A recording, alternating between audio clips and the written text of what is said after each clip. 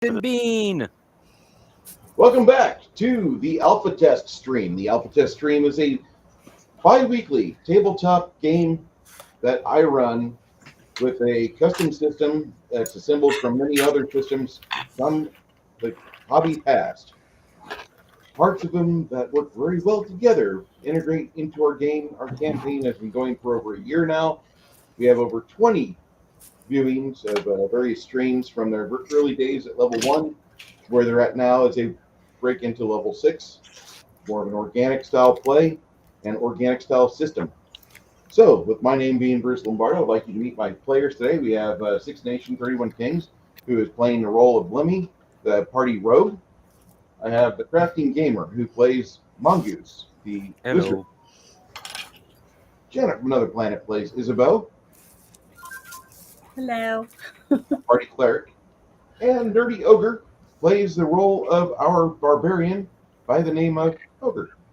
Howdy, howdy. There are some NPCs in the party as well, some of which have been previous players that had to retire due to things in life, as life happens. The bane of every tabletop experience. I'd love to be in your campaign for the next 4 years, but I have a job, or I have a responsibility, or I have a thing to do. And that happens. We look forward to people coming back into our game that have been here before, and look forward to you being a part of it as well. Last time on the Alpha Test stream, the heroes journeyed through Dun Eamon and discussed the nature of some thievery occurrences that happened within the city shortly after a fiendish menace started to harass the populace. The first person they talked to was a hedge witch by the name of Amaranthia. I believe that's her name, Amaranthia. Yes. And she said that there was a lot of weird things they took, just various knickknacks, but they are very important for certain items. And the players inquired about it, but they did not inquire hard enough. Anyway, now they have 2 other locations that they should probably go investigate as well, because they were a rash of burglaries at the start of all of this unpleasant events that have started to occur within the wonderful city of Dun Eamon. And Dun Eamon is a beautiful city that for many years has had a quaint and idyllic existence. Unfortunately now, it's a city that's under siege by numerous fiends. Trying to find the picture of said city. And like everybody, I was going to say something earlier. I was munching on some chewy nougat. Talk. Nougat. Nougat's great. All right, let me share the screen here in just a second, just so I can. There's me. Yeah. Into the abyss we go. Way in. Come on. Singularity. This is the city of Dun Eamon. It's a city located between 2 waterfalls, the Eamon River. There's 2 giant waterfalls. This is a little island in the middle with a large keep ran by the Angus family. Arb Angus, I believe, is the city's main ruler of the city. Because I don't remember being. I thought it looked like the same picture, but maybe I would. It is indeed the same picture. Maybe I was. Yeah, the original, I believe, the original look for this thing, Grace.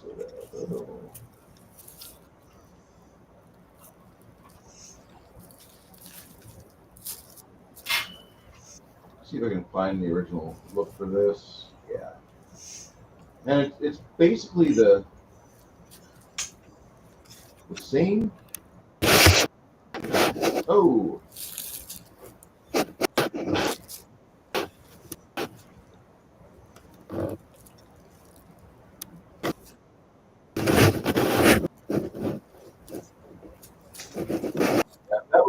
original look to the module. A lot thinner. We've got an expanded version with a lot more information.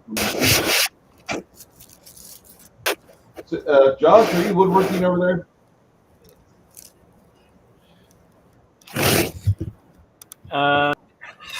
Looking. I was okay. Yeah, that we could tell the laptop was being. I'm sorry, I should not laugh, but it's funny sometimes when we have in booth colleagues.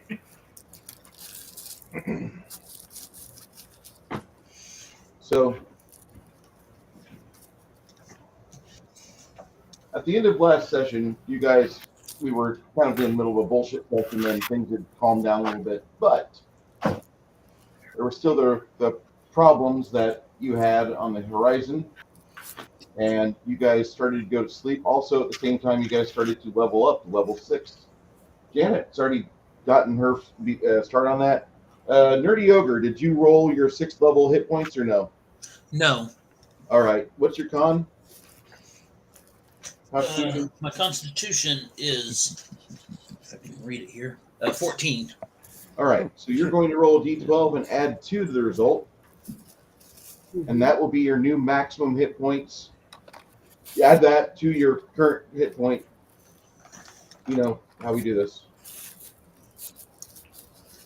Plus 2. This campaign. Roll a 12. All right, so you rolled a 12, so you get a total of 14 hit points to add to your maximum hit point total. All right. I kind of wish I had like a little celebration or fireworks display to go off whenever things like that happen. See, Janet, this is what happens. Do that. Janet, the last 2 sessions we played, Janet's die, have decided to completely just bend her over and treat her like Lindsay Mills. I mean, her die, like, see this result right here? No, not the 4. There we go. That one. Yeah, That 2. there. This is very common for what she rolls on fucking everything. It's her lucky number. Oh, it's more 2s. I wore lots of 2s. And For some reason. It's the best I can do. you did great. Janet, did you add anything to your saving throws last session? Yeah, you said. Okay. Remember, I have. You got another 5% to your fortitude and to your will, right? Yeah, it says my fortitude is now 35%. Yeah. My reflex is a 5%, and willpower is 35%. Yeah. Don't ask Isabel to be dexterous, okay? Don't give her juggling lessons. So I've got it right here in front of me, so now I can just look at it. Okay. Ogre, your fortitude goes up by 5% on your base, so your total should be reflecting an extra 5%. Alrighty. While he's doing that, Joshua, 6 Nation 31 Kings, I need you to roll a D8. What's your constitution? My constitution is 14. All right, likewise, it'll be a D8 plus 2, and that gets added to your maximum hit point total. In addition, the reflexes go up by an additional 5% on your base. So your total for your reflex save goes up by 5%.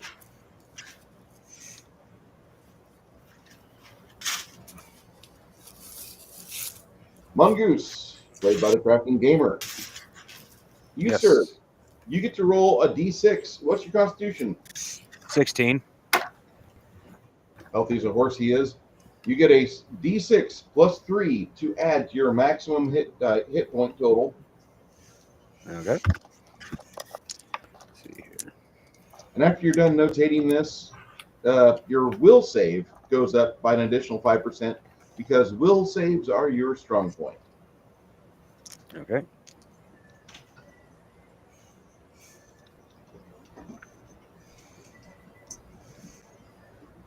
You know, So that's a woo! hit points. And I'm happy with because it could have been like.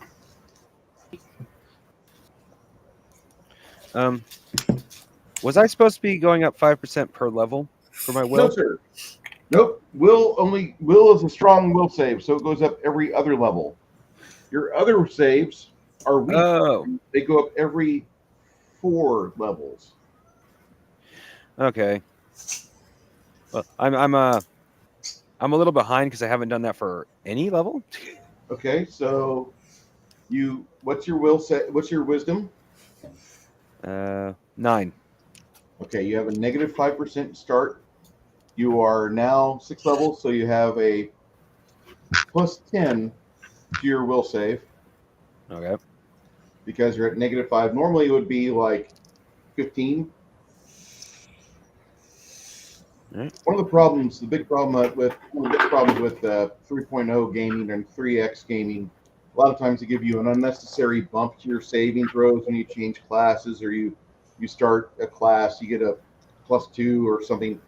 And I thought, like, that really doesn't seem realistic. Like, fair, maybe fair. It's not realistic.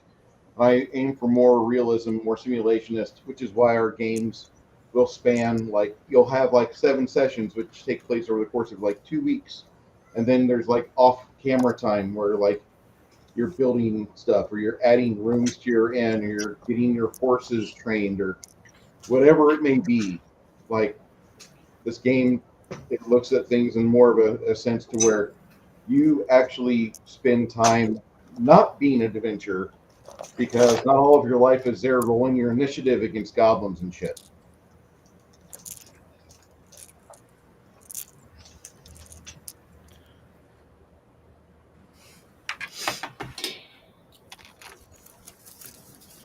Those are the first things that happen when you level up. Over the course of a few days, you'll have bonuses to your skills starting to kick in, and you'll have to locate your ranks to your current skill tally. If you have problems, we have time after this, or tomorrow, or maybe Monday. I don't know yet, but we'll make time between now and next game because it's not going to be today that we do the skills. The skills will be done at a later point. We can have a skill party. We will. Skill parties are awesome. This system, Gen. the way that I would prefer tables level up with this system is that we kind of, like, if we need to break off in our separate times, we do, but if you got a problem or question about the system, like, as a group, like, you bring them all to me and I can knock them all down all at once, and that way it's handled. Everybody hears the answer, the reason for the answer, what happened in the past with other systems, because this is not a new system in any shape or form. This is just a cobbling of various systems that work well really together. And I always question people are like, why would you want to get away from D20? Because there's a lot of reasons. And that's when you hear Bruce's lesbian voice come out. Oh, my name is Tammy.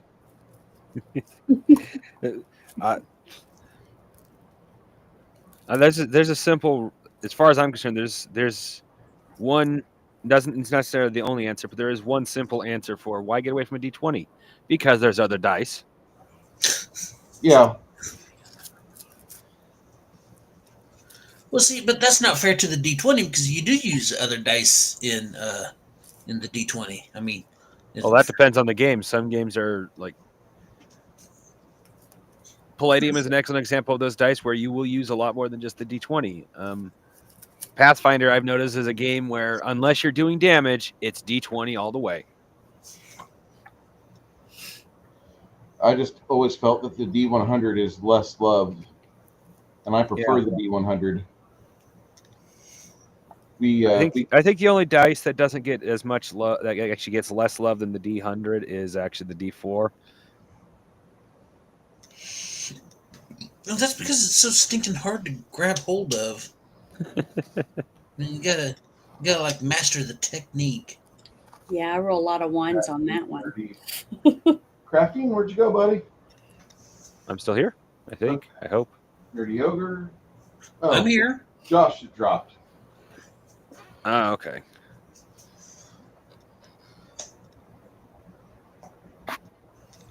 going on, MK? Not much right now. We're discussing a few things about leveling and a little bit of what happened last week. Or last session, should say. Welcome back. 60.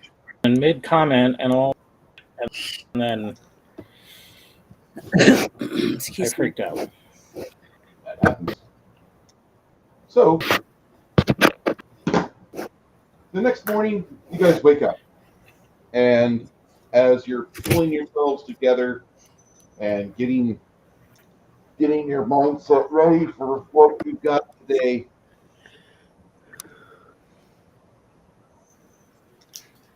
the first couple cups of coffee hit pretty well. Breakfast is just a regular affair. It's eggs, it's sliced bits of goat or pork, depending on what your style of food, what your preference would be. I'll bet goat bacon tastes pretty good. The pork bellies they have are Really good. thick, but goat, properly prepared, goat will give pork a run for its money until it comes to bacon. I'm sorry, goat. Goat doesn't make good bacon. No. Uh. But goat chops are fantastic. I've had a lot of goat leg roast. I'm a big fan. In order for it to make good bacon, it has to have lots of fat. Maybe not would make lots it of fat. great. It has to have a good amount of fat.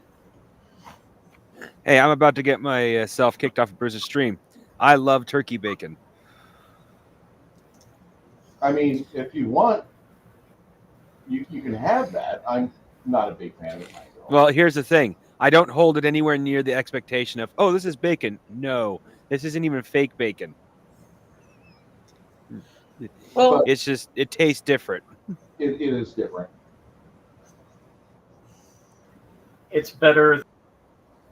Yeah, that I'll definitely agree with. Yeah, I don't know. anybody that would See, disagree. I can handle that. I can tolerate that. You know, saying, hey, this isn't real bacon, but I like the taste of it. But sit there and hand me turkey bacon and say it's better than regular bacon. No, you're lying. Don't piss on. Yeah, I like turkey bacon, but artificial is bacon tastes better than turkey bacon. We have a store here called HEB. HEB is the provider of food for San Antonio and for most of South Texas. They have a brand of bacon called Pitmaster, which every month they rotate a new variety of bacon in.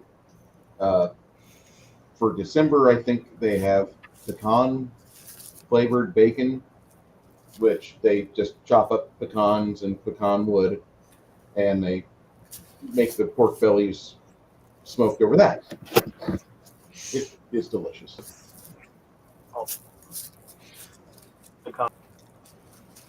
That's cool. Soy Base is trying to get kicked off.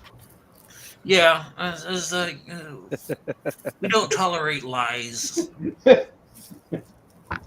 At least you didn't say soy bacon is better than better than real bacon. is there really soy bacon?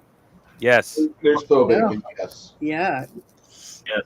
That doesn't sound appetizing at all. to me. they have literally made soy anything. Yeah.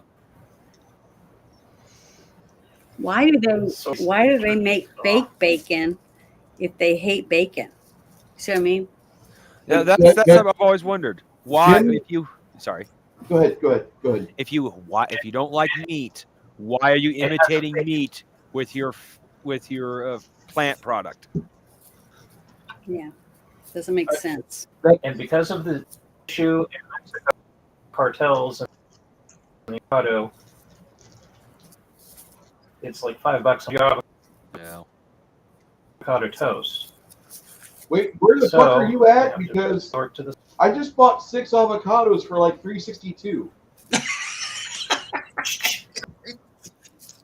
going on the ranch.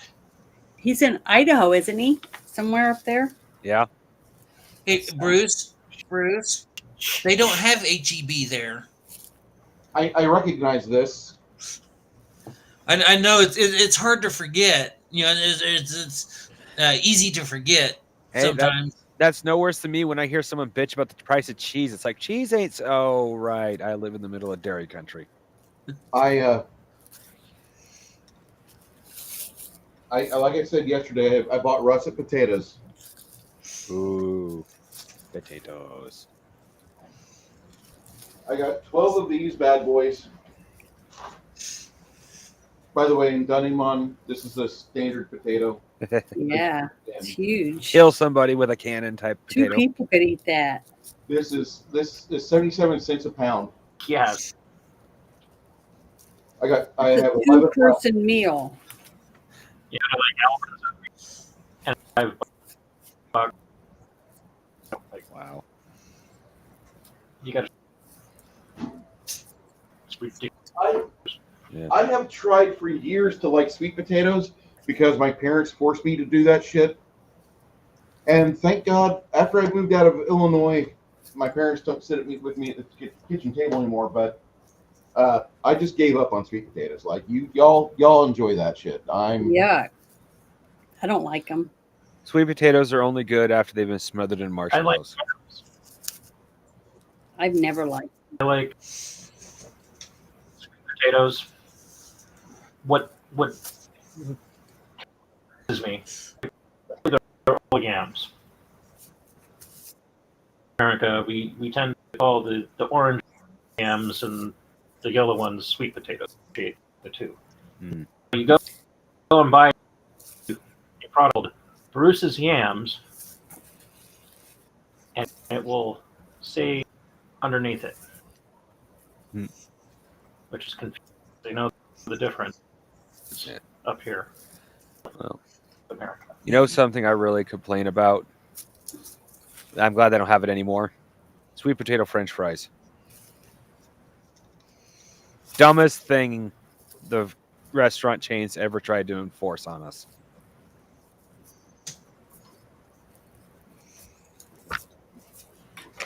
them. I've never eaten them. My sister loved them.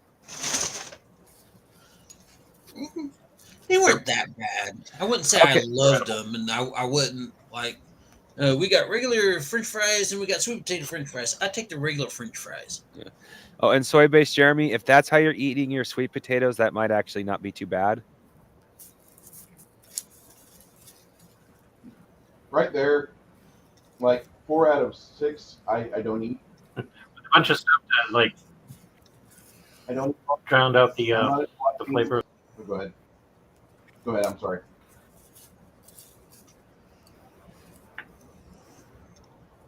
You said sweet potatoes rock with chicken, black beans, salsa, brown rice, and sour cream.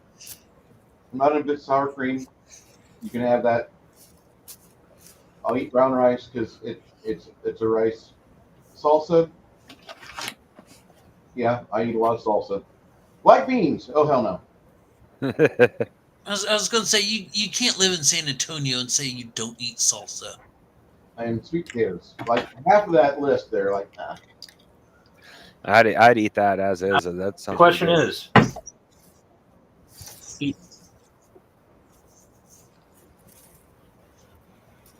taste Eat the country what? salsa. Oh, I heard eat paste. Come around from the 80s. P-A-C-E, pace. It's picante salsa. Pace.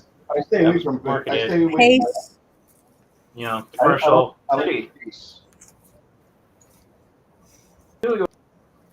I can't handle paste. That's garbage. Like I could just fist fuck a tomato, made in San Antonio. pepper on it, and Not I can anymore. Pace isn't made in San Antonio anymore. I don't know if they make paste here, but I know that it's well represented on the shelves. They make everything in China now. Paste is salsa for white, super white, liberal white women. Like women that they make videos like, here's a day at my tech job. Hey, Bruce, let me explain it a little easier. Pace is for people who eat picadillos and tortillas. What's in pace? Whatever that is. with their jalapeno cheese. What's in it? It's tomatoes, Mhm. green peppers. So it's like pico, There's definitely but it's like pico. it's like watered down for the guy. Yeah. Really watered down salsa is what pace is. Yeah. Oh, you mean for wussies like me that don't Stop. like spicy stuff? Is that what you're saying? I can help it. My I've lips burn I've off. never eaten with you, Janet, so I don't know the level of your wussiness. my lips burn if it's too hot. I just can't handle, you know. You lived in Nolens. What do you mean? The spiciest I've ever gotten was a medium, no, medium hot salsa. Jesus. We kind of derailed into fucking. Hey, most of us here anybody- have southern roots. I say that because my mother was completely sorry. I'm saying that because everybody here but me lives in the South, but I grew up with a Southern mother, and her mother spent a good chunk of her adulthood in the South. So You I grew like up with a lot okra, of Southern values. okra and stuff, fried bologna. Fried bologna, yes. Okra, I've never had okra because both my grandmother and my mother hate okra. I hated okra. I don't eat it. I don't like squash. I mean, my mother was a huge Southern, and I spent a lot of my time in the South, but I don't like a lot of Southern food. I don't like cornbread. I guess I like more Northern I love cornbread. foods. So, You're from the South, Jenna? I thought you were Midwest. well, I was born in Newfoundland, but I traveled all over the place growing up. But my mother was from Texas, and my dad was from Albany, New York. So it's just that I just don't like a lot of that stuff. She got her mom's taste buds. No, that's not bad, Janet. I bet you can test really well between different styles of pizza. I can tell a lot of different things. I can taste, something in something, that other people say they don't taste. But I can understand why they have problems because all you people that love all this hot sauce and shit. Oh, you burned off all your taste buds, so you can't tell. I've got one question for you, Spicy. Janet. I've got one question for you. Yeah. Dr. Pepper or Mr. Pibb? Well, when I was young, I loved both of them. Depending on where you lived, because some places you could get Dr. Pepper and other places you couldn't. You had to have Mr. Pibb. But the weird thing I did was because my grandpa did it, and he would put peanuts, a bag of salted peanuts, in his Dr. Pepper or his Mr. Pibb, and we would drink it and eat the peanuts out of it. I don't know if anybody else did that. Before.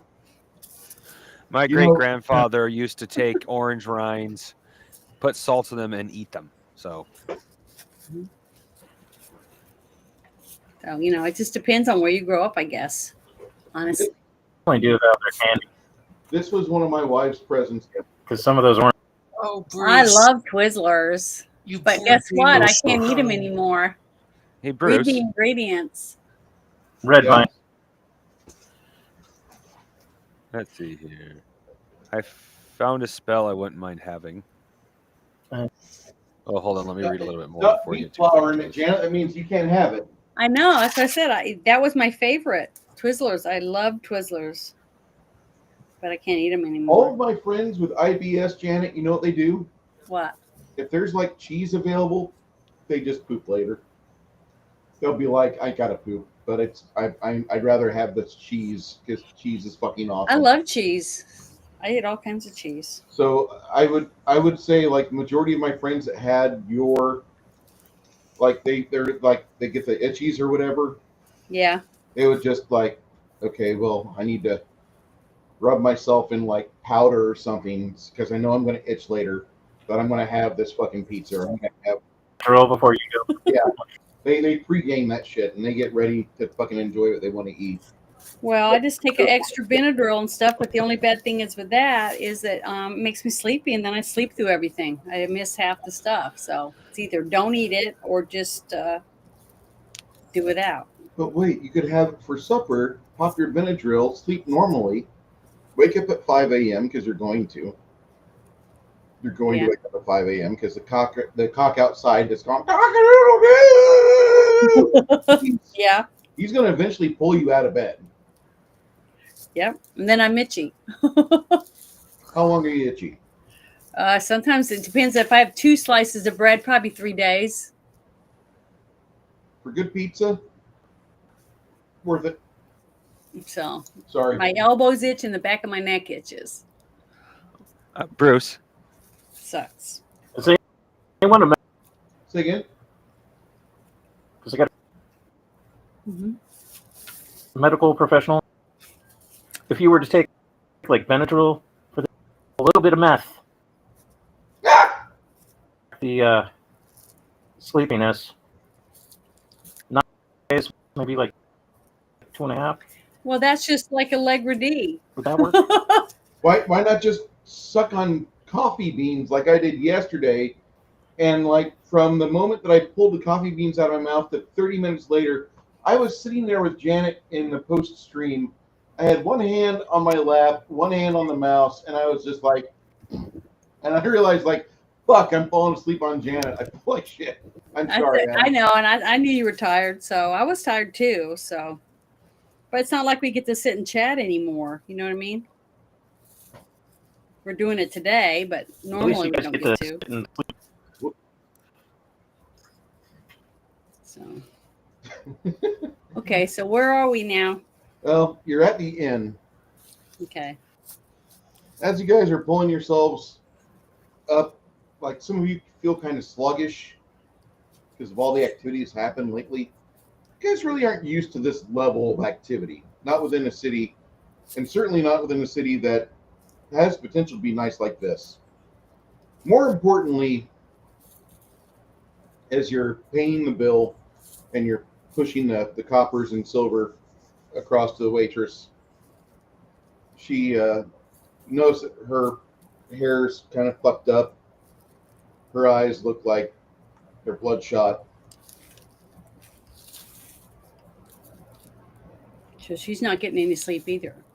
Nobody else is either. Start looking around the rest of the inn, and you notice that a lot of other people. This is an inn for visitors in the community, mainly the merchant class, which is where you guys securely fit in. These other people that are here, some of them from smaller guilds or arms of the Trader and Coasters, some of them from other guilds entirely, like a couple wheel white guild members. Another table, there's a team of dwarves that are wearing tabards for the Blacksmiths Guild here in town. And they're talking to a couple of the locals here. Nobody looks like they're doing well. The murmur here is even subdued. What are you guys doing? Everyone's exhausted. Everybody's got anxiety. Everybody's fearful. The fact that Demonic.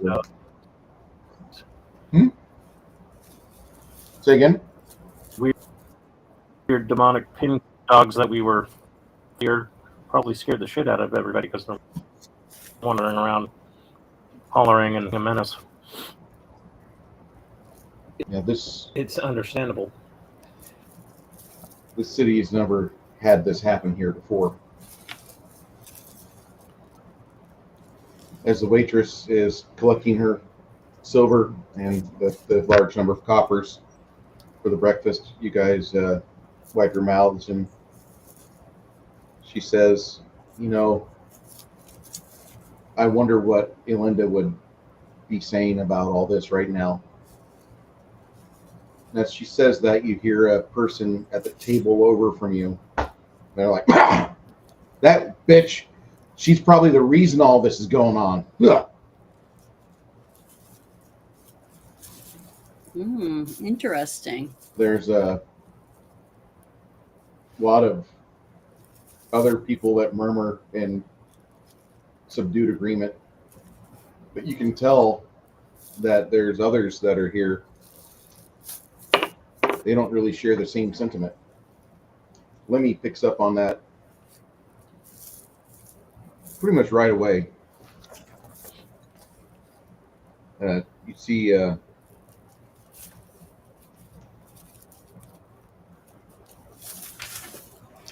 Well, I would want to talk to that guy, ask him a few questions about why he feels what he said. What he said. he Oh. hurries out. Is that Lemmy supposed to do that? What do you mean? Or is he the one that's supposed to ask the I think I'm questions? supposed to. Lemmy, make a knowledge local check.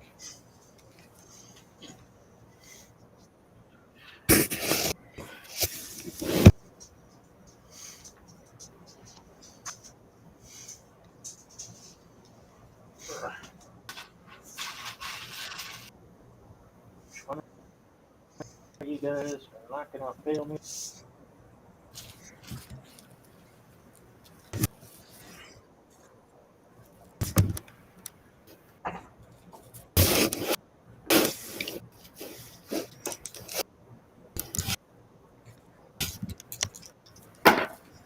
Ah, shit. I've failed. You know he's a person of some regular importance because the table he just left has a group of what looks to be like some sort of like gnomish merchant types. Mm-hmm. And with him, like he has a series of parchments, and he rolls them up, and he just leaves. The goblins or the gnomes look over at you, and their faces are worried as well. They're kind of unsure of what you're doing, especially paying attention to their guy. But the Slender Man hurries out of the inn.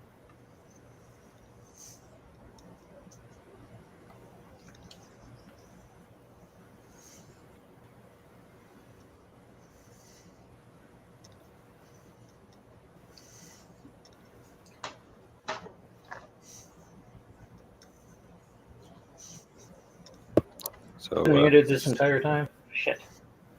I would hope not. Yeah. Well, it's sad that you didn't. You were talking. We didn't hear you. Fuck. No. Our friend Nerdy will be right back. Okay, so there was 3 people that had experienced robberies right before all this, or right as this was starting off. Amaralthea, Caledon, and Crenshaw.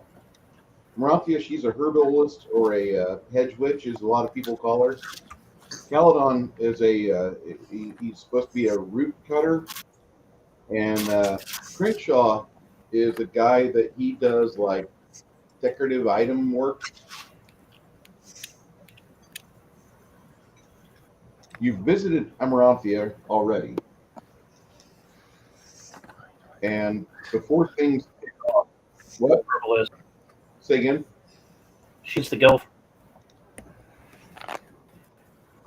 Because the Yeah, she's a herbalist lady that.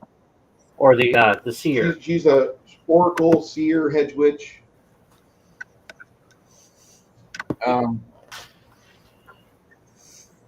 Think of her like a about as capable as Mongoose, but just with decades of experience.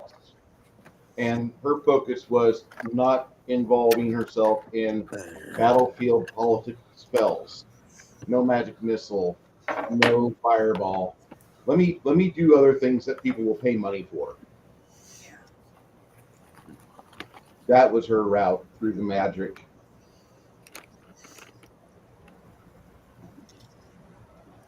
No, that's up to her. Yeah. Yeah.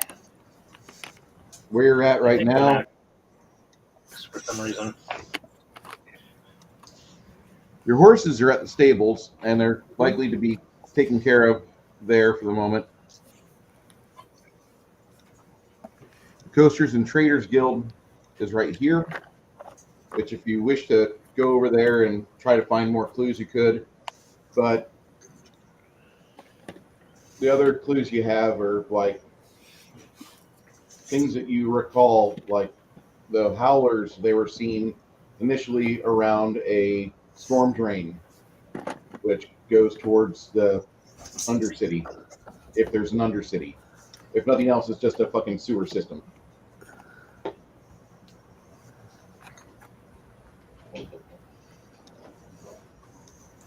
Why do these things always go for the sewer systems? I mean, why can't they all just?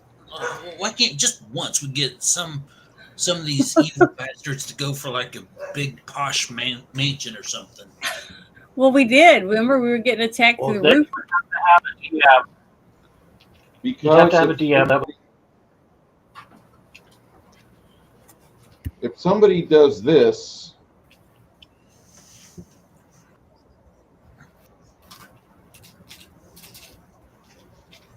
and they give you a spot or a map,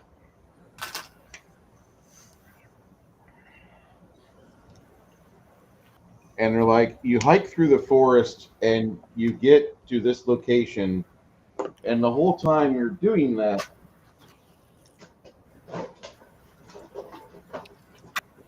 you're surrounded by big tall pines and trees and shrubbery and vicious animals and rabbits with big gnarly teeth. Vorpal bunnies? Yeah. Forgot where I first heard that.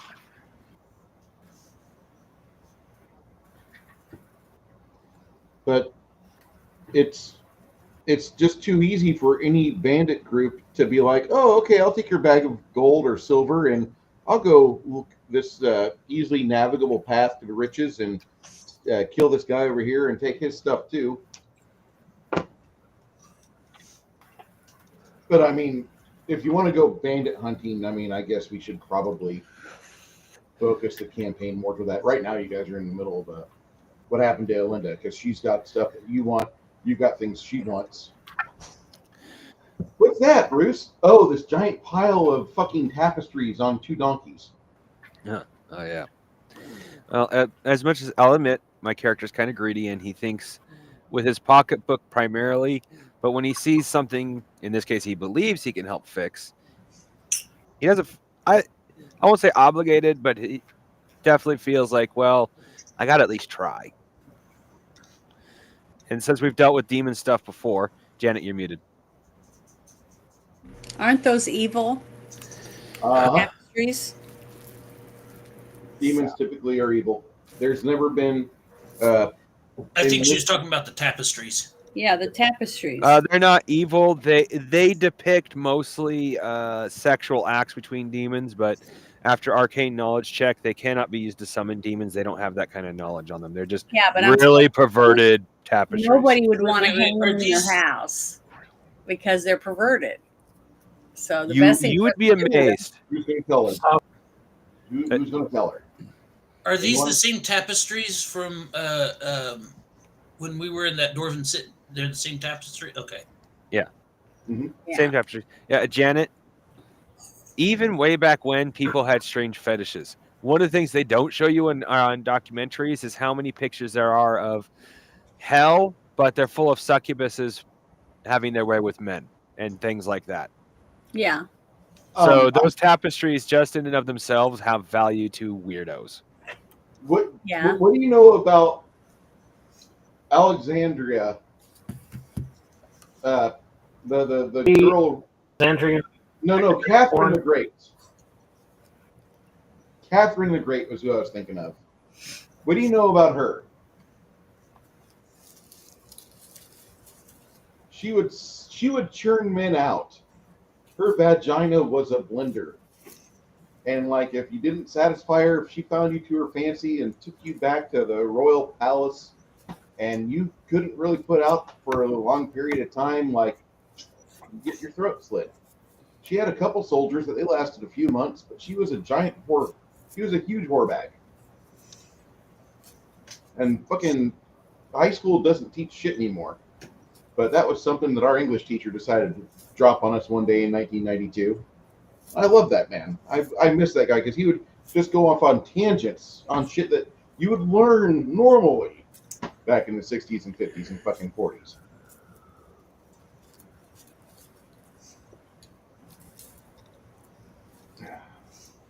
Damn that's okay. So there's always been perversion. There's always been nasty stuff. Elinda doesn't come across to you guys or most even people in the know around town as a giant whore bag or deviant. But what she does come across is that she's a purveyor of weird items, and she has a lot of people that are in her network that are very quiet. They don't say a whole lot about her. If they do, you've done your job and you've made them comfortable enough with you to where they'll disclose things. But her network of buyers and close alliances, nobody has said anything like, do you remember that giant dildo she had that was magically animated? Or do you know about that fleshlight that she crafted off of her own hips? Like, you haven't heard that yet.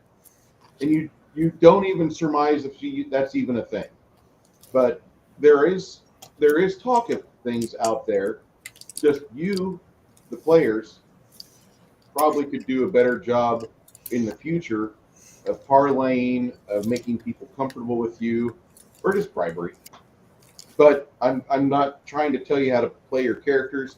I'm just telling you, like, this is something that, like, you do have to get people to where they trust you.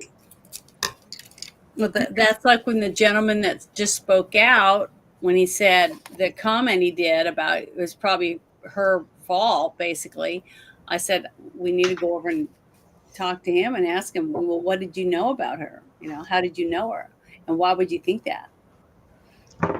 Sylvia asks the waitress. She's like, "Excuse me, who was that was sitting with the gnomes?"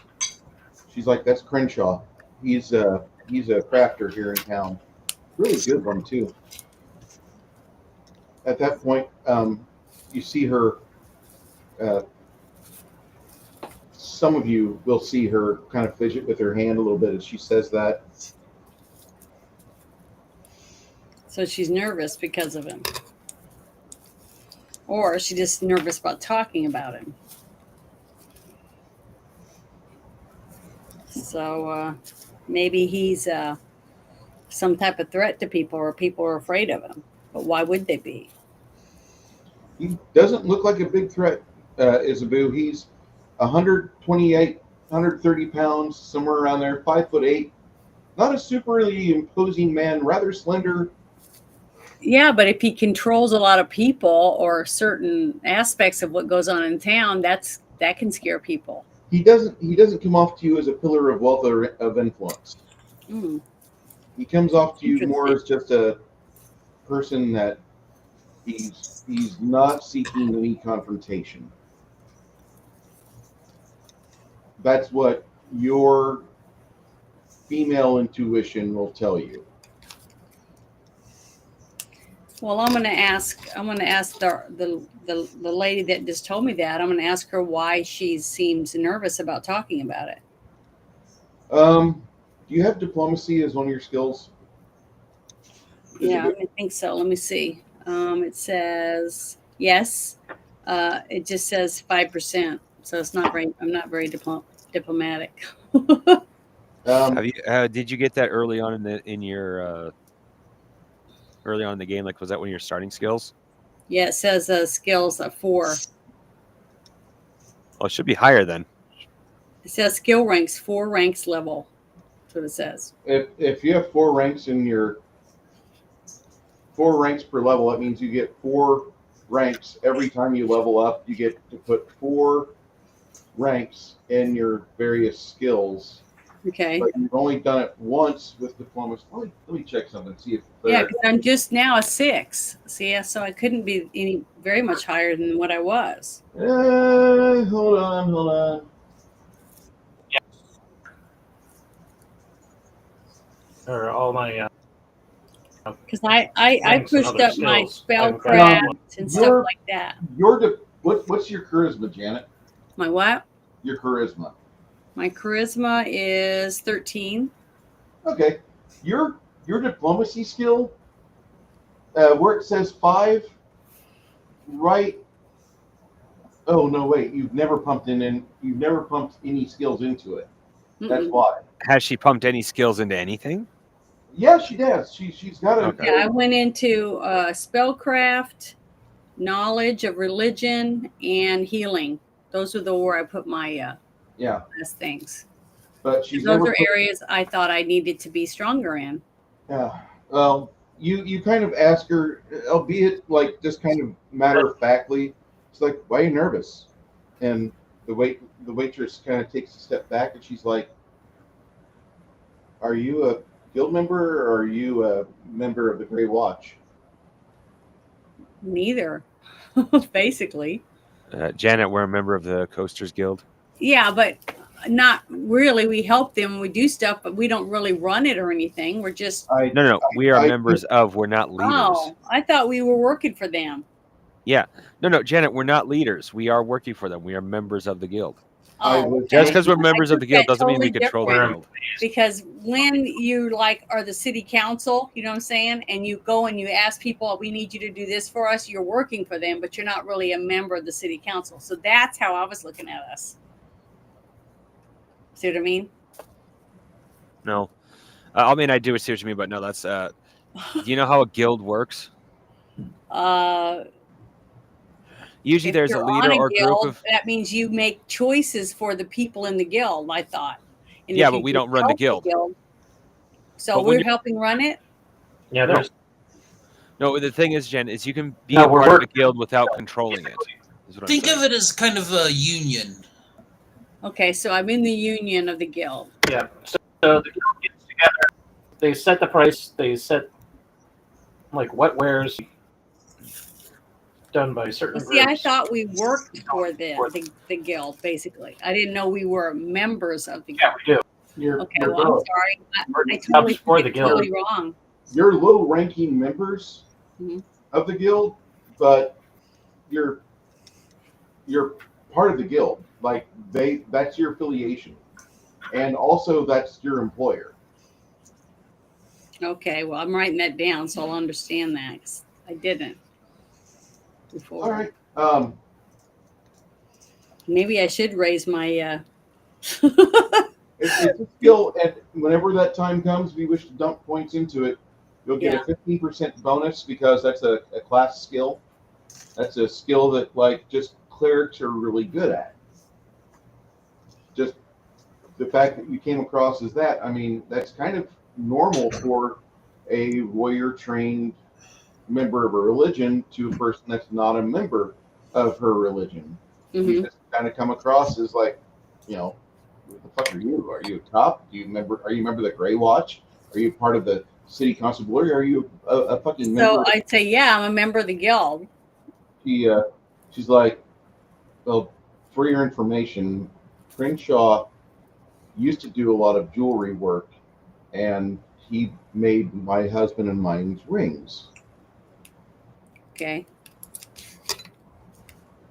So she kind of felt bad to say anything about him because she appreciated what he had done for her and her husband. He's really good. He's one of the nicest men in the community, but he's not articulate, and he's not really good with strangers. he stutters, and you'll find that out if you talk to him. She gathers up your plates and she goes off to the washroom. A fellow Tism.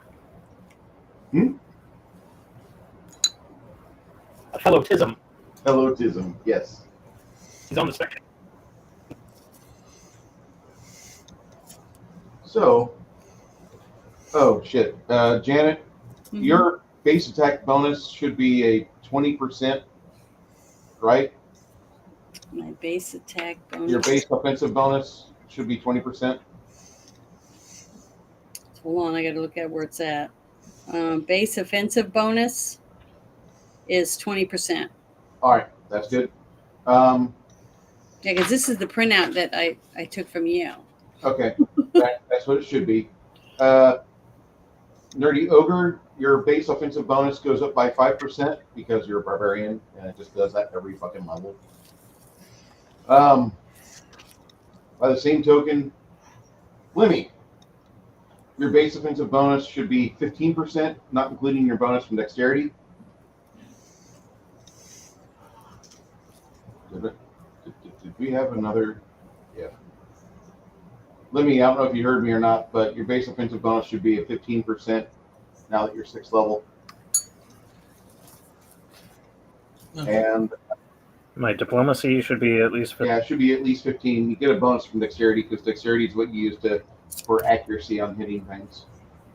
Okay. And then the crafting gamer, what's your dexterity?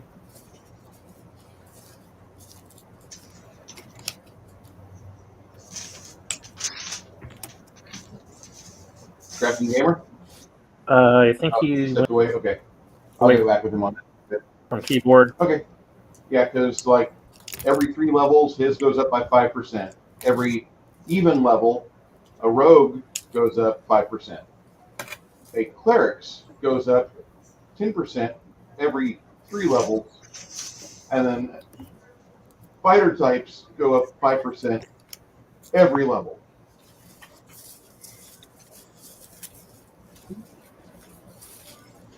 Looking for the high level gaming for this shit. Yeah, I was figuring once I hit level 6, I would just like start up and stuff and do Okay. All right. So he just left, or she just departed. After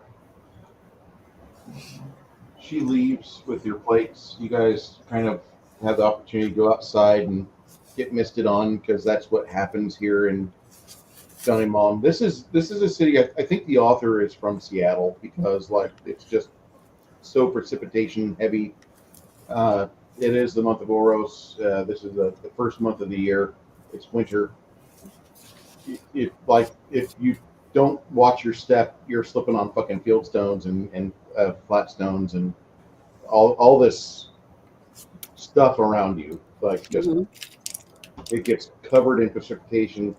And if you don't have the right type of boots, if you're from another city and your boots suck, by the gates of the city, by the dock area, there are people that they have general stores and you can buy better moccasins or better boots. They'll cost you a couple silver, a few silver, but you can get that because that's something that anybody needs. You guys have been here for a few days, busted your ass a couple times. That's it. Yeah, I was going to ask exactly how much does it cost? Because I will definitely get me a pair. Yeah, some good, comfortable, insulated boots. They've got some good beaver skin, beaver pelt boots at Darcy's, and Darcy's is one of the nicer general stores in town. Do they have it in your size? Yes. And so you'll spend about you'll spend 2 silvers on a set of beaver. How many? 2 silvers on Okay. some new boots. Well, before we get too far, I was wanting to ask my group if any of them want to talk to him about why he said that about her. Don't you guys think that's interesting? That's why I asked the waitress the question. Yeah. He's the one that said it out loud, and he definitely thinks that she had something to do with all of this. Actually, Crenshaw balked at the guy that said the nasty stuff about her. Oh, he did? There was another person at another table that said rather not unfriendly things. That's the guy I was asking questions about. Okay, the guy you're asking questions about, Yeah. that individual is a cobbler by the name of Edmund, not a nice man. Okay, he's the one that I was wanting to go over and ask why he would make that comment. What does he know about her that others do not seem to know about? If he feels that way about her and thinks she has something to do with it, with what's going on. That's who I was asking about, not the nice guy, the guy that said that balked out loud and went, "Oh, it's probably her." That guy. Don't you guys think he might have information that we might need or not? What race? Human.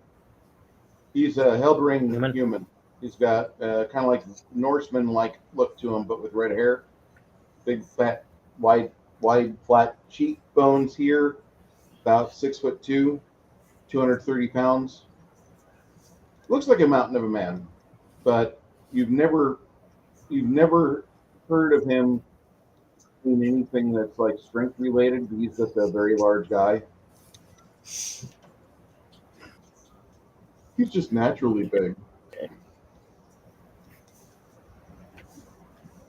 So you guys think I should go and ask him why he would say that about her? If you want.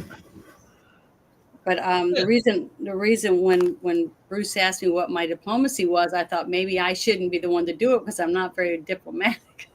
So if we have someone else that's more diplomatic, maybe they would do better at asking him about that comment. If you want Quinn to do it, Quinn will. Just go ahead and roll me a percentile. Yeah. I'll go with you and ask. You're asking about Edmund? Somebody The guy roll? that golfed about her. That guy. Was Okay. that Edmund or not? Edmund was the guy that was bitching about Ilinda Bannon. Okay. Well, that's the one I would think we need to ask. Or why would he golf? You know, it just, to me, that sounds like something that might be important later on. It may not be right this minute. Yeah. We may not see this guy again. Maybe he'll be the next one to die. You know what I mean? I rolled a 78. That's good. Quinn, as you guys are getting ready to leave, Quinn kind of slides over towards where Edmund's table is. He's like, "Hey, I'm kind of new here in town."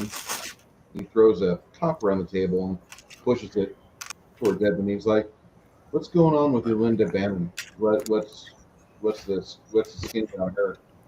And Edmund's like, "Man, that lady, she's been giving bad advice to the city council, to the Angus brothers this whole time. She's not a good wizard. She's not somebody who you want to have in your back pocket like so many people in this town believe. She's just a crazy hedge witch, and she's got bad ideas. More than likely, all these demons that are popping up in the middle of the evening and the middle of the night, crawling around, they're doing that because Ilinda wants to make a move on the city, and she's the reason why all this crap's happening." Mm. Miss Bannon sounds like she's bad news.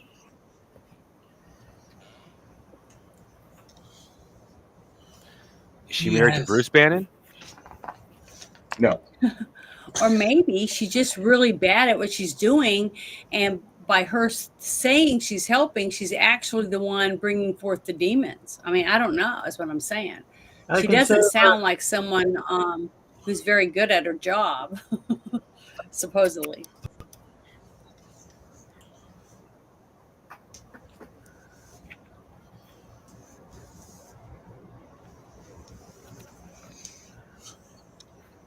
If Anakin, after killing younglings, can be saved, so can she. Well, those younglings deserved it. So is that who we were trying to find in the first place? Was to find her? Elinda Bannon, yeah. You're Okay. here because she wanted to buy, or she had a way to get rid of these tapestries. You've not looked at getting rid of them, but people in the guild had discussed the fact that you had gotten them from one of your adventures and that had gotten logged into a registry about a year later. Somebody's like, hey, if you still have those, we can upload those over here. And you guys hadn't quite put them to the sword, hacked them apart or burned them yet, so that's where you're at. Well, I want to ask a question about the tapestries. If somebody here that's evil and they know we have them, and they can take those tapestries from us and put them in like a temple or whatever, would that make them stronger or not? It has no value other than looking at them. They had I would when we think that when they're we more cast like, detect magic on them. Penthouse forum mag. It's bathroom material. So it's definitely not something we have to worry about them killing us to take from us because they're worth something to these demons, or not. I guess it would depend on. I wouldn't say they're worth. I wouldn't On say the they're person. worth something, but like you could either do like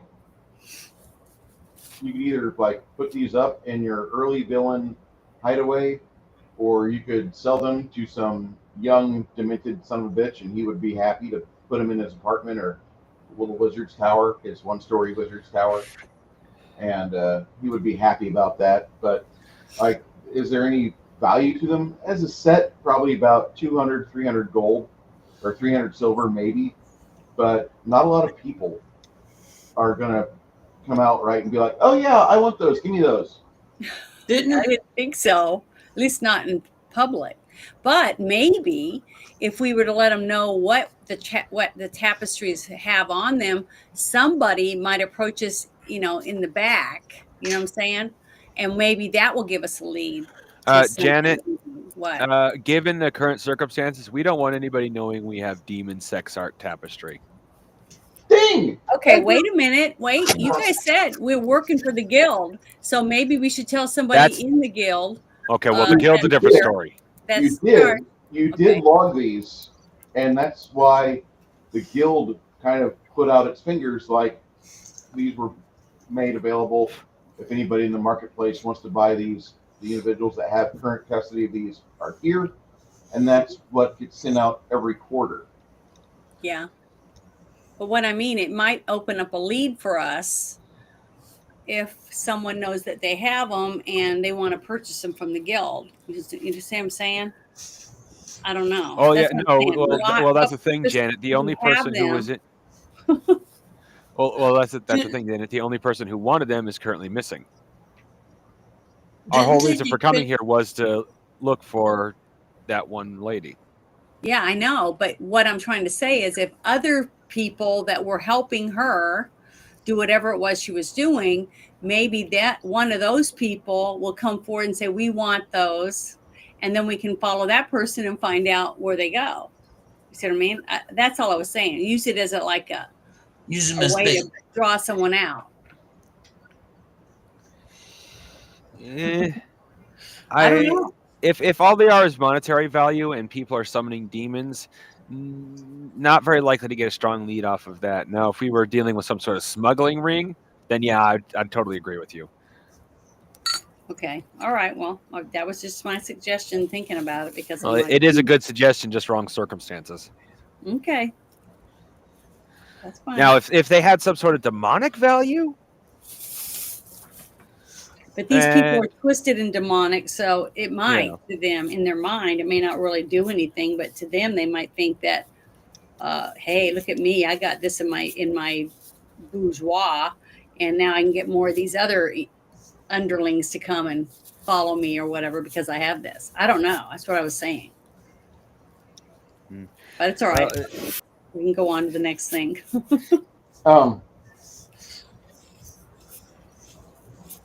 Still dirty. Me too. Like, Gross. like this is one of those flea market nudie films. Mhm. Checking the stuff out, and all you want to do is offload all this damn VHS shit that's been I unboxed. have VHS tapes. I have Betamax tapes. I have 15 copies of Anna Nicole Smith Playboy from 1996. Yep. I have 17 copies of Anna Nicole Smith Playboy from 1999. I have 14 copies of Vanna White from 1988. Mhm. I have all of the issues, 3 copies each, between these 3 dates. And I have them in boxes and in Mylar. I need somebody with money to come to me so I can unload it. It's not free. That way it doesn't end up in the hands of some 9-year-old under the blanket with a torch, setting his house on fire, trying to read the magazine. Oh, I didn't think about it that way, but yeah, you're right. Torchlight. But all right. So now what, guys? well, we still have the sewer lead. That one scares me though because I don't know if we're ready to take on an elemental of sizable proportions like he described. I don't think we are. Oh, yeah, the Ready? fire Especially with the element. fact we're not even high enough level to use dispel off a scroll yet. Yeah. Wait, you're fifth level as a wizard. Yeah. You can cast Dispel Magic, you just need to learn it. Well, when I asked last week, you said we had to cast off a scroll, and even then we were still too low level to use it off a scroll. Greater Dispel, yes. Regular Okay. Dispel, no. Dispel Magic is 4th level. Oh, okay. Well, then the question is, can we find it around here?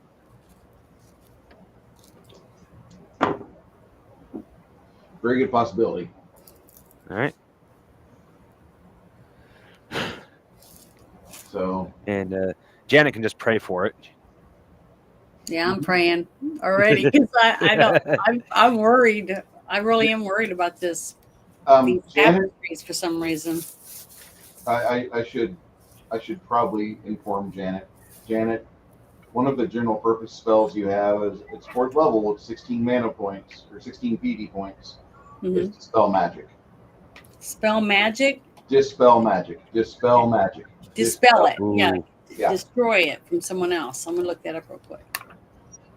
Well, that works for more than just on someone else. Like you could use it to dispel a magical trap or Yeah. Mhm. a full magical creature. I don't know if it count as an elemental counts as a full magical creature. Yeah, but that's if I sense it or I see it or I know it's there, then I can dispel or cast the spell and maybe dispel it. It depends on how powerful it is. But I'm trying to get it real quick. Yep. Yeah, you got it. Trade school that I went to learn how to disarm traps and magical traps and stuff. All that witchy woo woo BS. Yeah, but Well, that's part of the sometimes that might be totally different than what I'm talking about. Well, that's part of the reason why I've been avoiding the spells, if they exist anyway, detect and disarm trap, because it's like we have a rogue. I don't want to like take his place as the magic user. Yes, it could be easier and faster, Let the but thief do it. We got magic to back it up. yeah, okay, fair. Well, 10 But yeah, hole. So, Thomas and Sylvia, both of them come to you guys as they're like, hey, listen, the Finesmith is going to open his shop in about 20 minutes. Why don't we get over to that side of town and go talk to him before things get too busy? Because he's one of the he's one of the 3 people that had a break-in.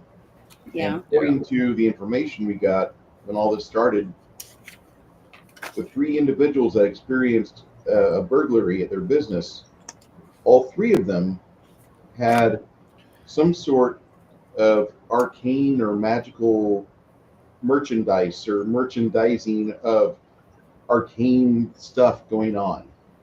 A finesmith typically is not a caster, but a lot of times a caster will use a finesmith or a jewelry maker to make something, and then they will add the spell benefit as it's being forged or created or what have you. Mm-hmm. So Sylvia is trying her best to sell this. She is a good rogue. She is not a good sales lady. If it comes to just being cute while naked, she's great. But whenever she starts actually talking, her diplomacy is. That's why she has her big beefy boyfriend, Ogre. And then she stands behind him and tries to keep it over his shoulders. Yeah. You've heard her say before, diplomacy is for the weak, but.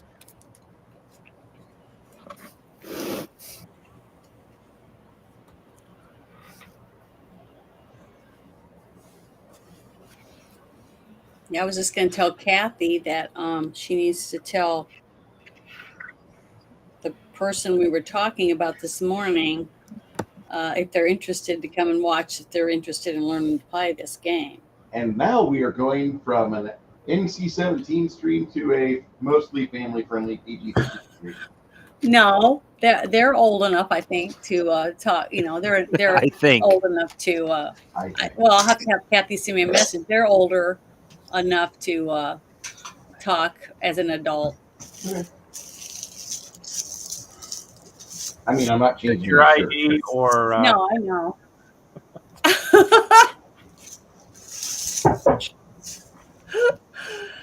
Oh yeah, I like that shirt. It's probably I love the shirt. Shit. Gets a lot of looks at HEB, I'll say. A lot of angry looks. This is a blue city, I might add. It's funny. be the grit and their Anyway, appointment, right? I need to get to be. Say again? Yes. Yeah, if you want to piss somebody off at a store here in town, San Antonio, just do the Trumpy dance. And like people get like either really happy, they'll sit right next to you and they'll do the same thing. They'll mirror you. But like 90% of the time, they're just like glaring at you like, I can't believe you elected a felon as president. And you're like, yeah. They were never sentenced. None of the fucking founding fathers gave a shit about what England thought either. They just shot them. Oh, look, another red coat. General George Washington's like, are they an officer? My entire career is going to be based off killing officers in the fucking British military. If not, I mean, killing a redcoat's great, but killing the officer redcoat, that's fucking peachy. Because then these guys don't know what the fuck to do. And then I leave my men, they go to default aggressive, and the U.S. military's been like that ever since. Did you see the interview with one of the village people? I guess is he was asked about Trump using the YMCA song, yeah. and he's like, it's great. It's back on the #1 charts. You know, he's using it to bring happiness to a lot of people. And if he asked us to do an event, we would have to seriously consider going. He said they would come and do it at the inauguration. Yeah. He said that would be great. He said they'd have to seriously consider it. Yeah. Could you imagine getting all the guys from the wheelchair or from the village people back again, and they're all wheeling themselves up to the stage and like they're helping the old guy on there? I shouldn't be saying that because like in a month I turned 50, but shit, you know what I mean? I think it's great. I mean, honestly, I really do. It shows you that the right person can bring generations together. Yeah. They're willing to make an effort. Ooh, that's way too.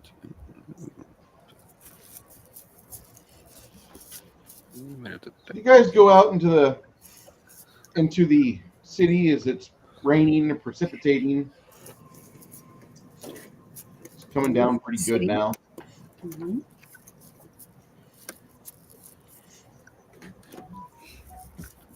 And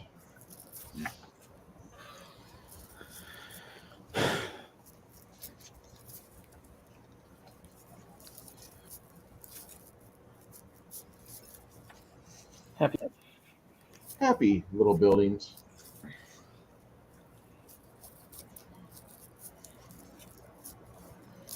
And that's when you head over to the Pinesmith shop.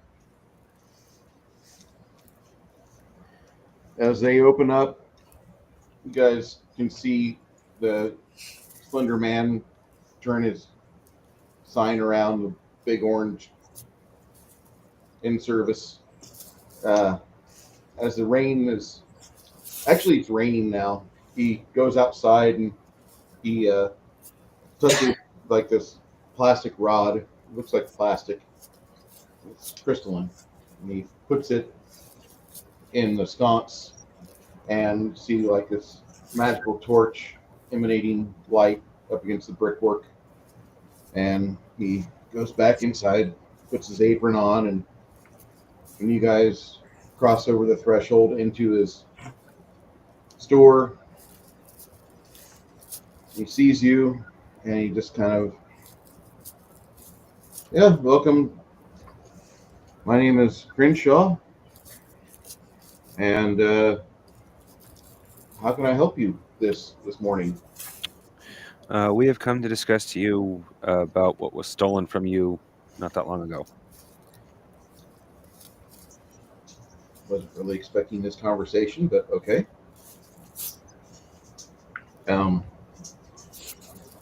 Before I start to divulge just some personal and business nature, I've only seen you in town for like the past 3 days. Are you members of the Traders and Coasters Guild, or did the Grey Watch hire you to do this?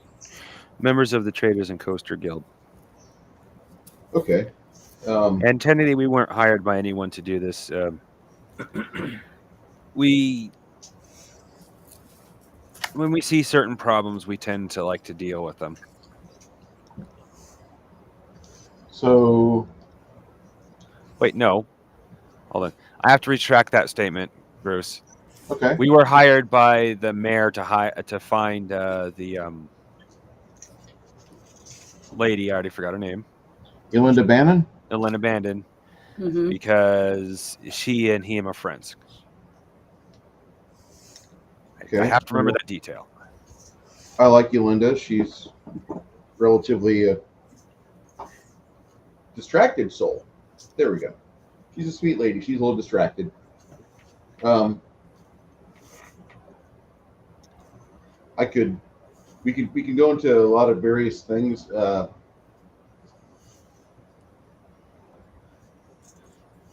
Thievery.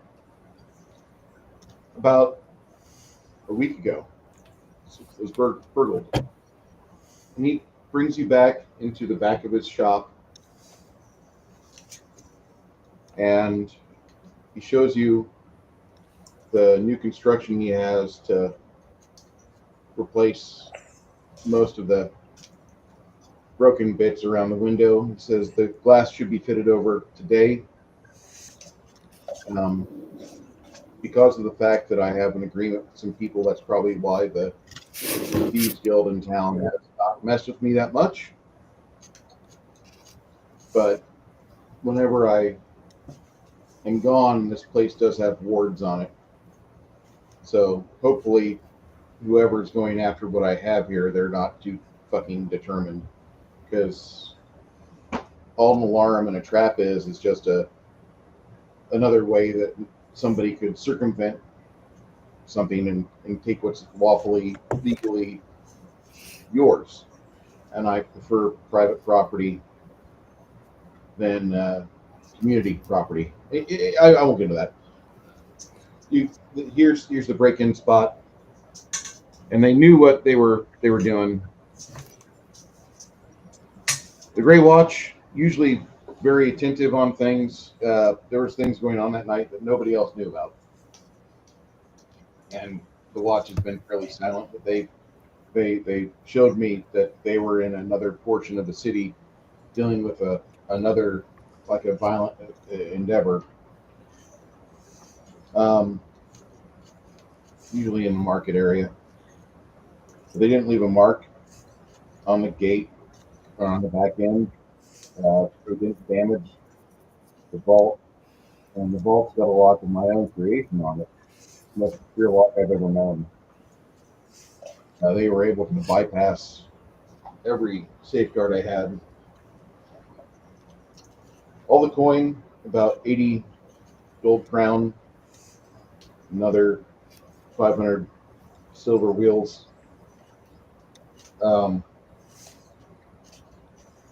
They took the powdered silver that I had. I use that for casting custom items. Silver seems kind of odd. It's not easily. You don't really trade in powdered silver. Powdered silver has a reason for its existence. It's for item creation, some wards, things like that. Other items are more valuable, no harder to liquidate. Gold and silver wire, gold leaf, small quality of mithril. All that's untouched. That's still in the vault. There's something to do with Belinda, and I don't know what it is, but she's typically somebody that when powdered silver went away, that was my first thought of something's awry, because usually Belinda is my main purchaser of powdered silver. And it was kind of shocking to me that she had gone missing. She was in here about 2 weeks ago. Okay. And whatever happened, she's gone off. There's a bunch of trouble in her wake. I'm not going to blame her for it, but being that she is the one person that the Arbus family will typically, I said Arbus, Arb Angus, his family, they run the city. Typically, anything of magical nature, they go straight to her. They don't go to anybody else. They don't go to our. We have a small. We call him the magic missile, or the sleep wizard, who's in charge of the arcane order. He's very, very small ranking power compared to other wizards that come through here. He looks at Mongoose. He's like, you probably have 3 or 4 times his ability to do things in stressful situations. That guy, first thing he does when somebody tries to be hostile to him, he poops his pants or poops his robes, and then he starts to cast. But he has a weak system. He's not good. I don't know why he's doing what he does, but he's where he's at. Apparently, I don't know who he's related to, but he's related to somebody in charge. But the Angus family doesn't claim him. Anyway, they stole the fucking powdered silver, the 80 gold, the 500 silver. But the mithril, gold leaf, all that, perfectly safe. I have a question. What is this guy? Well, should I say, can this guy do masterwork weaponry? I can. Yeah. Well, I Come back, Six Nations. Well- Start rain in Idaho. yeah, lovely. Well, it's fine where I am, but no, of course he's miles from where I am. He's south. I do have a dwarven dagger that I wouldn't mind having a plus on, is why I'm asking. Or at least have a dagger with a plus if he has to start from scratch. Typically, if you really want that, I can craft it for you. The magical enhancement, that's not really my thing. Okay, well, We do have a couple people. If you have the spells to enhance it, I can work with you. I'll give you a discount. If not, Okay. I'll charge you. You're a member of the guild. You're in town. You're trying to fix the situation. Typically, for everything, it's 2,000 silver. If you're able to do what I need you to do, if you're able to do all this, then I'd be more than happy to drop it down 500 gold to 1,500. all right. Well, If you're willing to do that, 1,500 silver is what it would cost, but I need you to. Apparently, there is some rain going on over at Six Nations House. yeah. Well, as a character, I would know if I could do that. I think I have spellcraft actually, so I think you said that means I can do that. But unfortunately, I don't have the time to do that right now. But I do have a secondary request, which is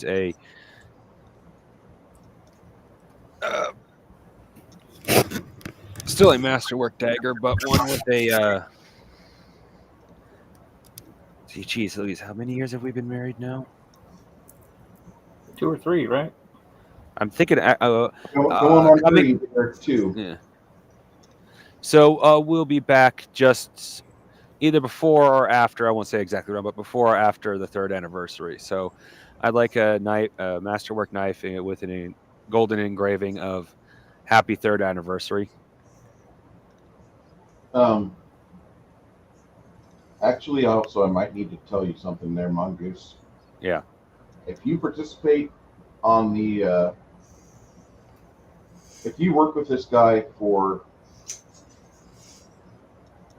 8 days, you can make a +2 weapon if you so choose. Ooh. And that'll only cost you 4,000 silver. If you do work with him. Okay. Well, like I said, I want to get the sound safe first, and then I'm willing to. Sure.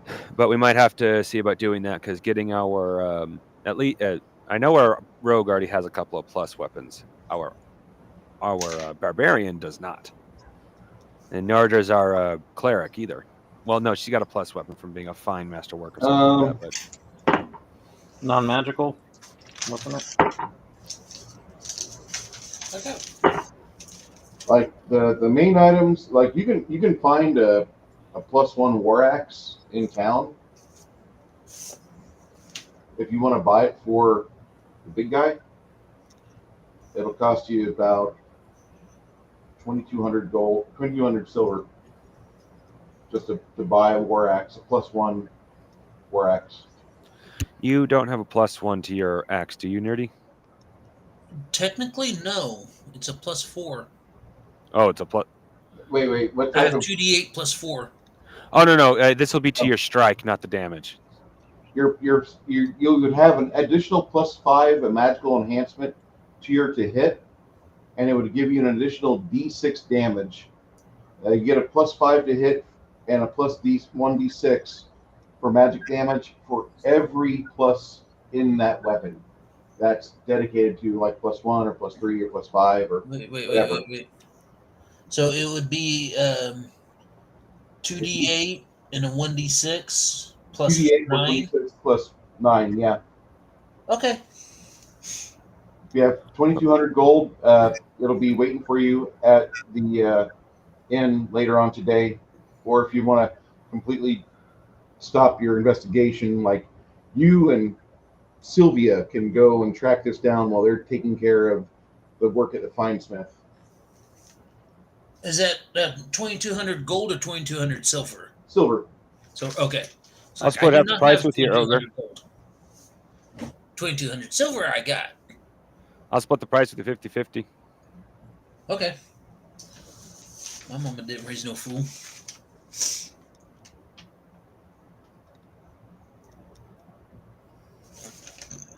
So yeah, as soon as possible, we'll head over there. You guys notice that Sylvia and Ogre, just great company. They take off, and they'll meet up with him in a bit. You guys continue to talk with Finesmith, and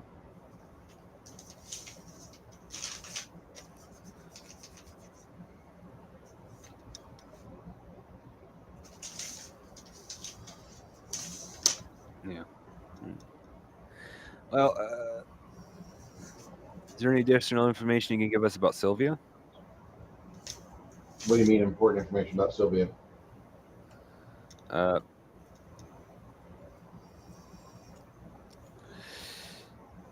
Does she have things that she?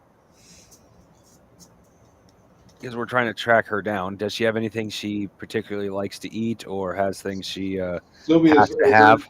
So Ogre's girlfriend. Oh, Yeah. Sylvia, crap. Alonda. You're asking about Yolinda Bannon? Forgive me. I had to take a half a muscle relaxation because my back was giving me shit earlier. So I'm not. Oh, I'm sorry, dude. I'm not in the best headspace.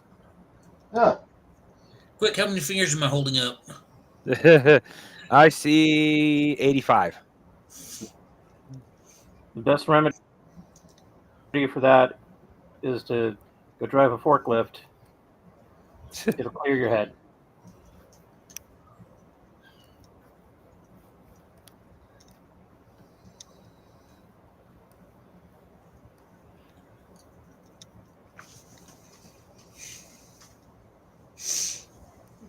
So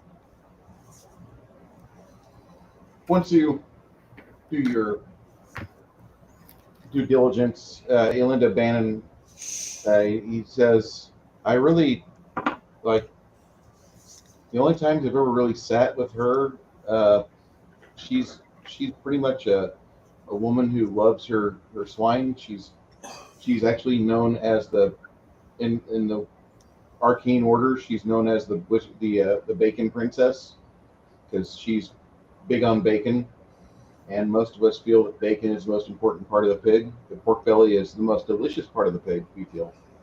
But as a man, most of us here in town look at Linda Bannon, and we can't. I mean, if you're a lonely man and single, and Linda's favorable to you, very friendly to you, you have thoughts in your head which probably you shouldn't have, because she's going to be your friend. She's not going to be your date to the ball. She's not going to be your tryst. She's not going to be anything more than just a woman that you transact with, a woman that you see throughout your travels of the week.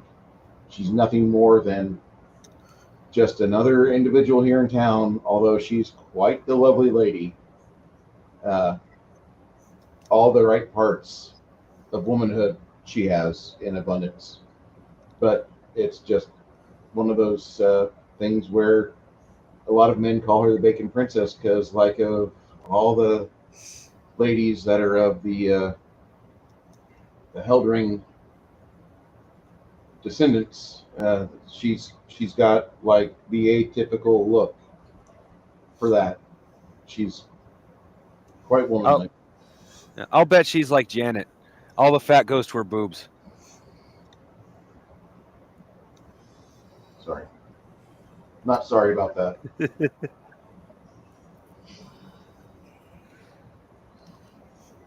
I forgot where I read that joke. I just remember that being, you're going to get fat eating all that. No, all the fat goes to my boobs. Even if it doesn't, they just put on a bustier and it all still goes to their boobs. Well, not a bustier. What is that? The thing that destroys their midsection. It squeezes it all up and down. Corset. Corset. There we go. Yeah. Why do I stumble over that? Because I don't wear fucking corsets. Because I'm not a fucking cross dresser. Yeah. They work. Well, you know, there were actually corsets for men too. Mm-hmm. They just gave you a different body shape. Well, when Schwarzenegger went to his first bodybuilding competition, I want to say in Munich, he was just amazed. Here's this 15-year-old kid walking around, all these people, and, like, there's a bunch of people like, oh my God, look at this guy. And, like, he had these huge 16-inch arms, 17-inch arms, you know, for a kid. And like he's looking at these guys that have these huge shoulders and like amazing looking pecs. But then they take their jackets off and they're fucking tiny. And they're not well developed. They don't have the same gift that Schwarzenegger had. Where Schwarzenegger, he had a great build. Don't get me wrong. He had a great natural set of DNA for this. But Schwarzenegger also was working out with a bunch of doctors and men of influence out in the woods. They would go and they do chin-ups. They take their girlfriends with them. And they go do like natural exercising on the weekend and do that, and then fuck their girls in the middle of the forest. And then like at the end of the time, they would swap out natural or not natural, but steroids and shit. And they would do this. That was what they were doing in like 1962, 1963. Because Well, now we know where all the Bigfoot sightings came from. we're German. We are chemical fucking hounds. We love chemicals. Because in World War II, the Germans and the Finns were so fucking coked up on shit. Like, they would just be sitting there doing something, they just pass the fuck out. Why? Because they were on every drug known to man. And the Germans didn't stop that habit. So, it was pretty impressive. Schwarzenegger had a lot of steroids given to him at an early age. That's why his nuts are probably shriveled like fucking raisinets. I don't know how the hell he got pregnant, but the nanny made it just like him. Anyway, but Schwarzenegger is a good example of that, and that's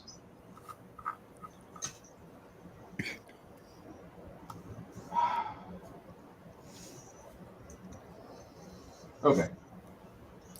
So here we are, and you guys talk with the Fine Smith a little bit further. On the other side of town,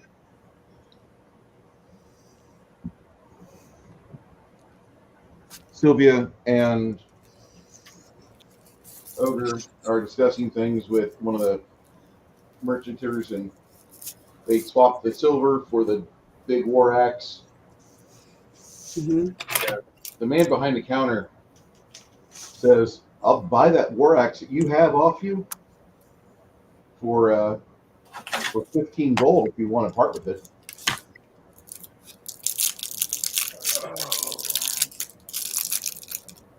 The one that you brought in, I'll buy that off you for 15 gold. Over. I know. I'm thinking. Okay. Because that's tempting. Because that sounds like a pretty good deal, but emotional attachment. I've gone through some shit with this thing. It's like your first rifle. Yeah. Mike goes on. How are you? No, I don't. I don't think I would sell it. Tabletop game. What was that? I was just responding to one of the chats. What's going on here?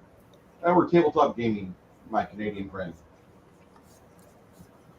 Okay, so you and her kind of go, and as you're headed back towards your friends, the two of you stop to grab a few pieces of meat. They're selling what looks to be like chicken on a stick. Looks like really well cooked. When you sniff it, it smells like somebody's got a little bit of garlic powder, some bits of like citrus or lemon smeared on the skin of it, and they're selling these for 2 coppers each.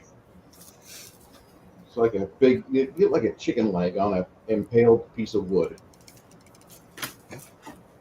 Sylvia looks at you over with eyes of want, and she's like, "I know we just ate, but I'm hungry again."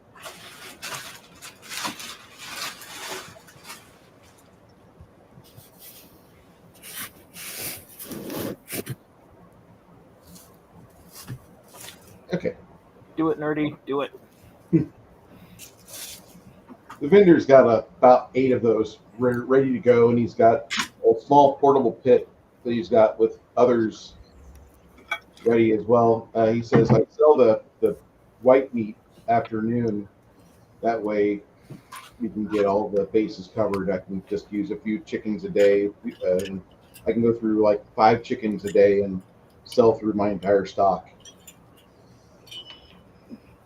You pick up a whole of those. What did she say? I didn't hear the last part. He picks up 5 chickens a day, and he cooks all 5 chickens throughout the day. The opening, the brunch meal is he sells the legs, and then afternoon he sells the white meat and the wings. And people they always buy. He's always done with his cooking work after 2 p.m. It's like after No, 1400. You said she said that I know we just ate, but Yeah, Sylvia wants these pieces of chicken on a stick. They've got legs, like chicken legs. yeah, But he's got the meat peeled off on a shish kebab. okay. I Selling mean, for $2 each.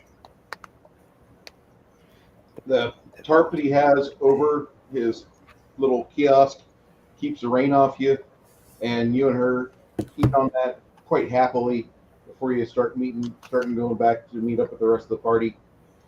Buried myself in bottles. As you guys are wrapping, meanwhile, back at the Finesmiths. Do-do-do-do-do. Wait, do I have the Batman? I think it's on YouTube. I don't do click, by the way. Hey, Jackie. meanwhile, back at the range. What was that doing here?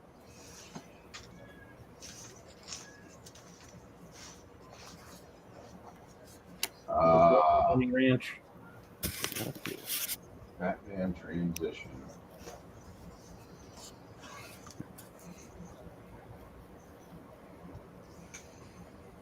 Yep.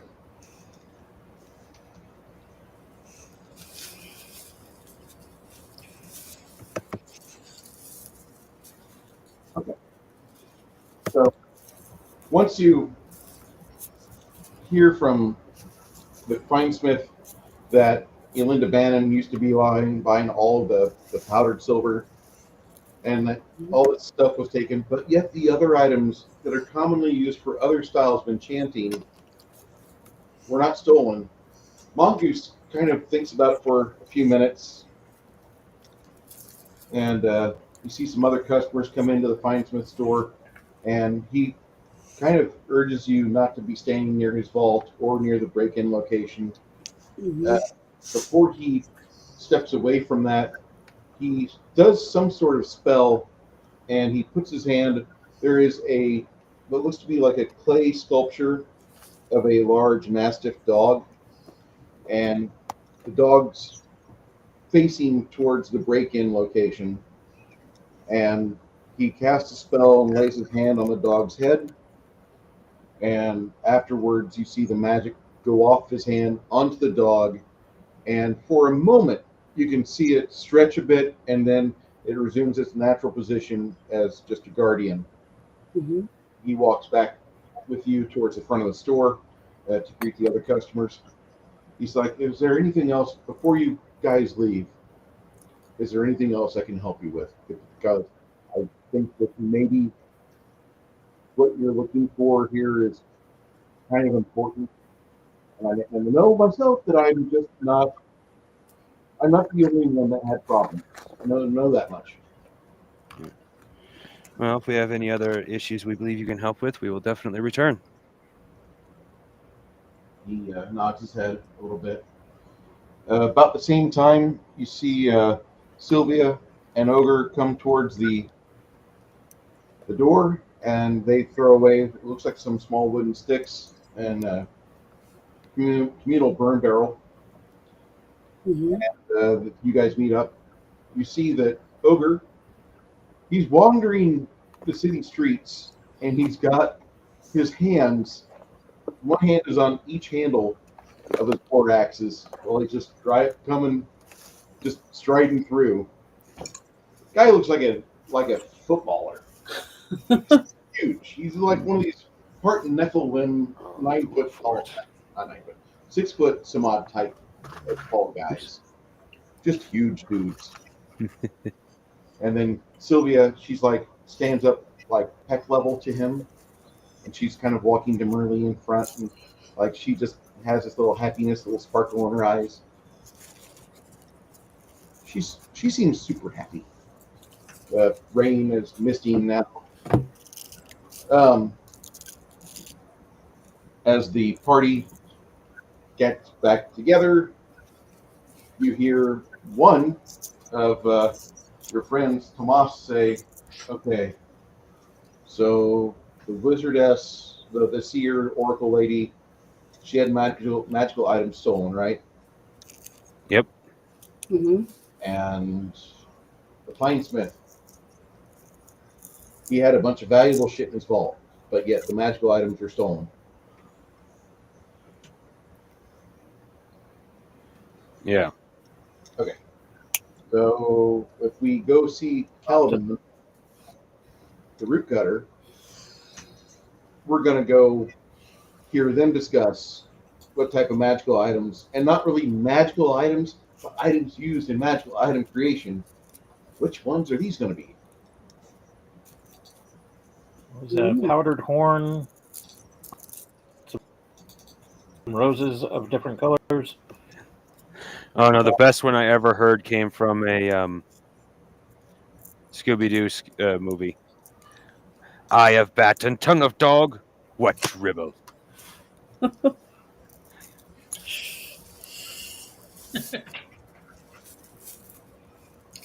I wanted to ask a question earlier, but I didn't want to interfere. Where does she get all the powdered silver? From him? Okay. Yeah. She can afford it? Powdered silver? Yeah. It's a little expensive. It's not as expensive as like gold leaf or other things, but powdered silver is mainly used in abjuration spells. War. Yeah. Powdered silver probably ends up in what I do a fair amount of times, Janet. It definitely ends up in your scrolls a lot. Yeah, I know that, but if you did, it sounds like she's been doing a whole lot of spells. Yeah. And bigger spells that use lots of silver, and somehow she's getting money from somewhere to be able to afford to buy all these ingredients, or is people stealing the ingredients for her? See, that's what I'm saying. I'm trying to figure out. Yeah. How she's able to afford all those ingredients just for the spells. Well, don't forget, she works for technically the most prominent family in town. Hmm. So there's a decent chance she's just getting paid enough that she can do it. But as for what's the break-ins, since they happened after she disappeared, it means one of two things. She's working with them, but if she's working with them and the town has good standings with her, she'd probably just could have gone them herself, or they're using her, and she is a victim in all this. Yeah, more than likely that's what's happening. They're doing, and maybe that's why some of the spells are messed up or something, is because she's purposely doing stuff to make it so the spells aren't exactly what they're asking for or something. I don't know.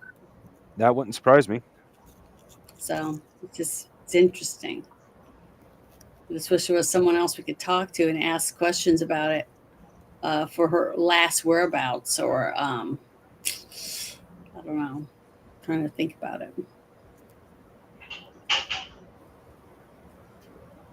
Well, that's part of what we're trying to do now. Yeah, I know. That's what I'm saying. I'm trying to think of anything else we can add to it. Question-wise. I never found one, but I wouldn't be surprised if probably a higher level though. The spell that lets you track somebody by having an article or clothing or something like that. But I have yet to actually find one. I'm gonna look through my things real quick and see if there's anything like that. Seeing Janet, whatever. Janet, I sent you a list. I'm sorry, what? Go ahead, Six Nations. Oh, I was just going to say the spell that we used earlier from the corpse to find out like the location of the killer. Something similar to that. But yeah, red-handed the killer. Buddy. Yeah. Yeah, I have that, but you have to put that on a person. What I was trying to think of is if we can get something Janet, from her house. Yeah, Janet, I sent you on Discord a link straight to the cleric spells. Okay. that Go to- Bruce. Not all of them Bruce allows. So you'll have to ask him first. Hey, Bacon. bacon. I thought you were going to That go all reminds me. hardcore. I am actually making. Go ahead. Go all hardcore and eat raw bacon. Well, depending on the Oh. type of bacon you can. I'm glad Some you you didn't. Some you can, most you can't. It's been cured properly. It won't Yeah. kill you. Exactly. But yeah, At least. that seeing the bacon reminded me. I'm working on a kind of a jokish game about being hobbit halflings in a Shire-like environment stealing food. You can't be killed in that game, but I'm also but you can be knocked out. One of the foods that revives you if you get knocked out is bacon.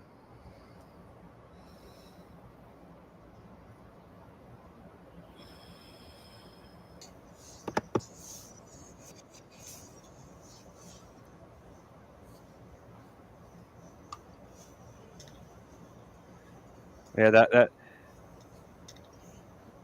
that was based off of an almost dare.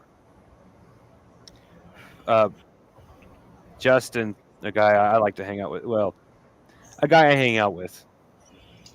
Justin's a riot, but man, don't get him started on the Heidelbergs.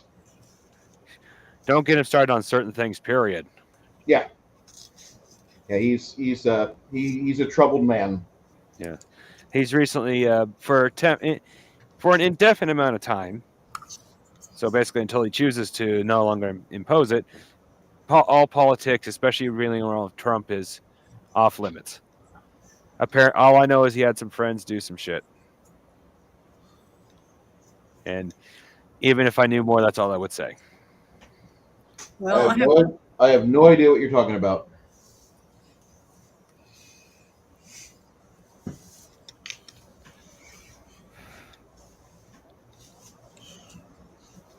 Nice pipe of smoke.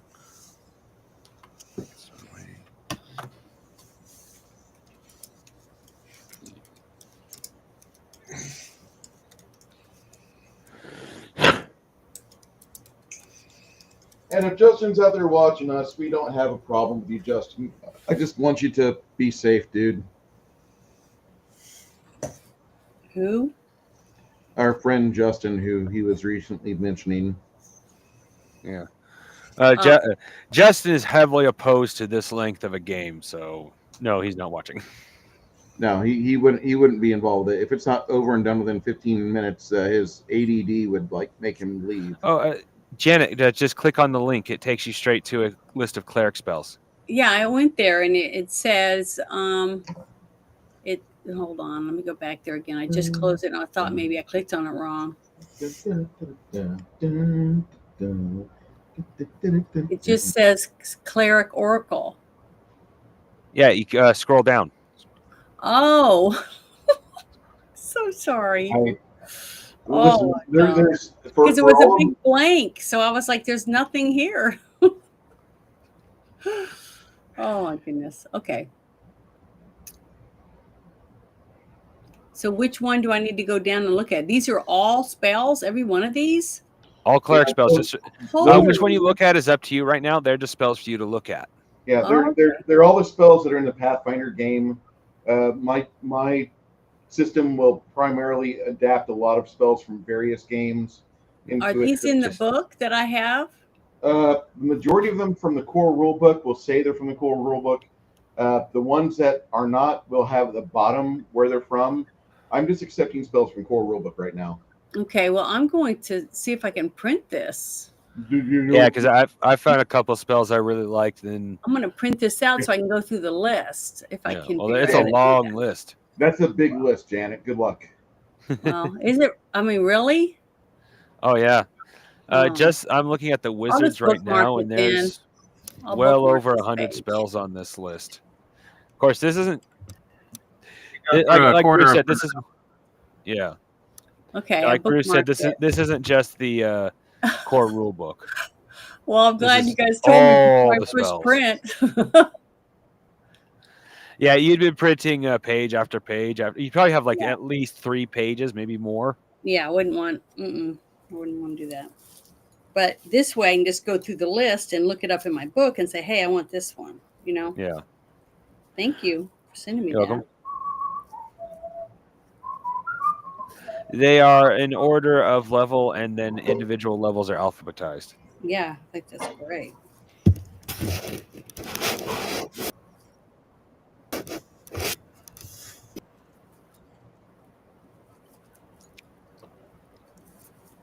Yeah, I found a spell that was like Dragon Turtle Shell. Basically, it gives the armor the caster magical armor. My thought was immediately, oh, that'd be great to cast on our barbarian. And then Bruce said, I'm only accepting spells from the core rulebook. And then I was like, I better double check that spell. Dragon Slayer's Handbook. Okay, even if Bruce was letting things outside the core rulebook, I doubt he'd let a Dragon Slayer spell in his game. It's odd that you find that spell because in our other campaign, the high level game, Yeah. that book, the Dragon Slayer's Handbook, which is like a 32-page piece, I just told the party because they're like 16th level now. Yeah. And I'm like, okay, you guys are focusing your efforts against what's going on with the dragon and with these giants here. So as you guys retreat and put your fucking druid back together because all you found of him was this fucking left arm, you also, Tate in his spare time gets access to where he can help bolster the party with the items that are found in here. Ah. Does that unlock the whole book? Yes, it does. But that book is only for that campaign. Yeah. This campaign. So Yeah, I had it pretty easy in that one. I just took a bath and ate. you come out and fucking. I know it pissed everybody off, I bet. But why not? They shoved me in a bag and wouldn't let me out. So I was enjoy myself. Oh, Bruce, did Janet tell you Bear's logic of her and the gang keeping everybody in a bag? No. She is their god. I can see that. Oh man, I'm on the second chapter of his story, and there's some lesbian interlude going on. Is it a good story? Yeah, I'm reading it right now. Well, Bear doesn't give off the I'm a perverted, dirty old man vibe until he opens his mouth. Well, it's interesting. An interesting story. And even then, not everything Bear says leads into something perverted. So it's still hard to see that whenever he makes some of those more perverted jokes, it's like a little odd because doesn't seem like that kind of person. And that's my preferred form of pervert. The person that can hide their perversion behind guys. I don't need a fucking 17-year-old. I don't want a 17-year-old Japanese kid to tell me how big of a pervert they are. I want to hear a 55-year-old man talk about their perversion because they've been alive longer than me and they are probably more perverted than I am. You guys. In the middle of polite company when the perversion hits. And you don't tell everybody, hey, I'm a pervert. You just pick your teeth with a feather. Never mind.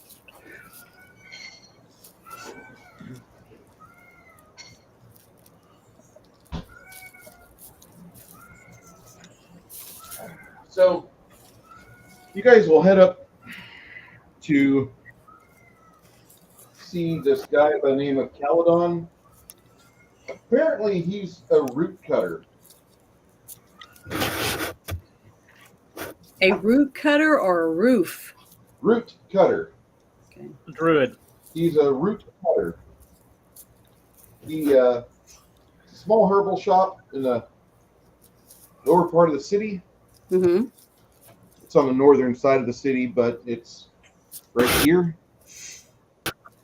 And there's a kind of the way the city's laid out. It's down a little descent.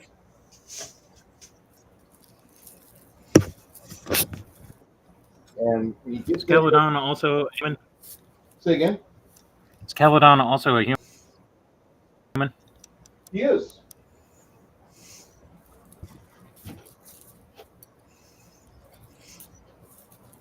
All indications tell you that he deals with the green faith. Or for those that don't understand what I said there, he is a druid. Surely would have given him away. Around the community, like you guys know that he's kind of like a potion maker. Yeah. That's about all you really know because you've been here for 3 days. Hey, Bruce. Huh. I know you haven't had a chance to read it yet, but this is the type of character I'd love to sell my summon honeybees spell to. Because when I first created it, as much as I'd like to be able to cast it, my first thought was cleric, druid, summoner. Because it actually summons honeybees permanently. It's by no means a defensive or offensive spell. Honeybees are not very aggressive. A permanent summoning spell is going to be at least 7th level, even if it's just fucking bugs. That actually makes sense, honestly. I was kind of expecting, that's like a 10th level spell, but I'll definitely take 7th. But either way, I don't expect to be able to cast it myself. Okay. But this is definitely the type of person that say, hey, I have working on this honeybee spell. Would you be interested in buying it for cheap since it's not finished? Literally, because I can't finish it because it's not my domain.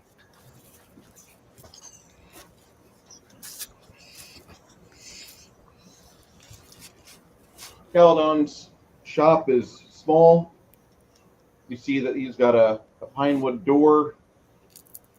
Looks like he's got a lot of oak as the main supports.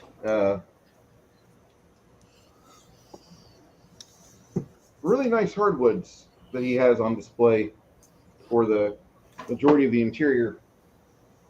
He's got racks of various jars of clear liquids. Behind his counter, he has tinctures and potions, and looks like he has a couple of salves and jars waiting for purchase.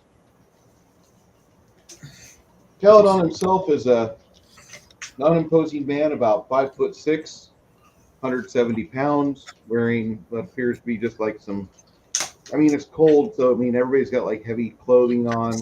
This guy's got like what appears to be like deer skin, and he has a deer mantle with a rack at his temples. Hello. Hello. We have come here to discuss the break-in from about a week ago. Okay, right to business, I guess. I'm sorry. It's just that most people are like, most merchants are like, let's get to business and then get the hell out. I appreciate that. I can truly appreciate that.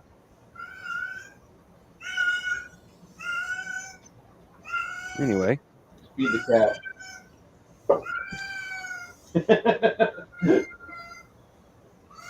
So, I would have never figured nerdy for a cat owner if you just look at the guy. Okay. So, Sorry. It's okay. Caledon's like better than barking dogs. I fancy myself the least likely to be burgled. People know I take most of my work in trade. I have very little value here. It was the oddest burglary I could imagine. These items, and they were stolen. All body parts from exotic creatures. I experiment with them in some of my preparations. I can't even fathom the concept of somebody saying, I need that. That's foreign to me because these items here aren't coinage. They're not something that a casual caster would say like, oh, give me that quartz rod, give me those rose hips, give me the petals from the tulip.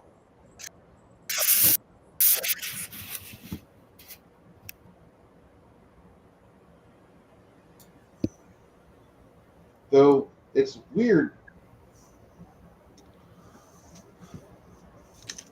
Starts looking at all of you. Just kind of studying all of you. Okay. Herrick Minden was in here the day before the robbery. He's asking me about flowers, of all things, and he's not a romantic man by any stretch. Herrick, he's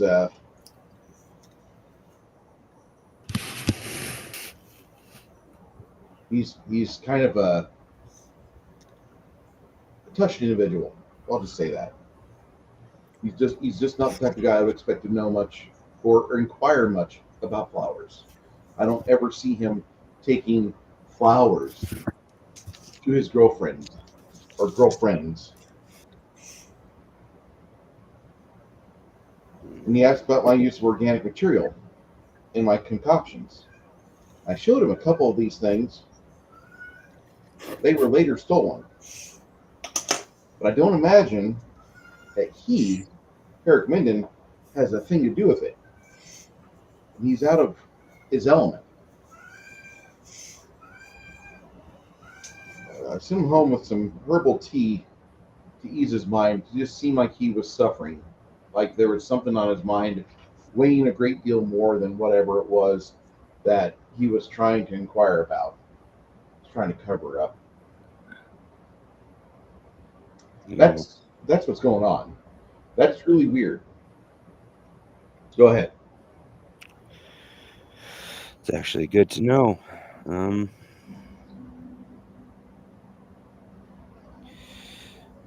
We have been hired by. Sorry, Bruce, I'm bad with names. The leader of the village to find Alina Bandon. Arbed Angus. Arbed Angus.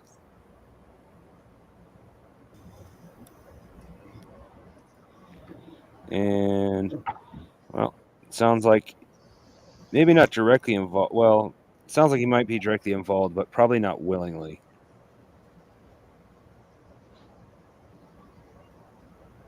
Let's see here.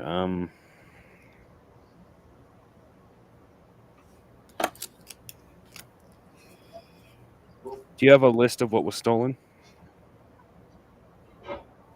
Yeah, I do.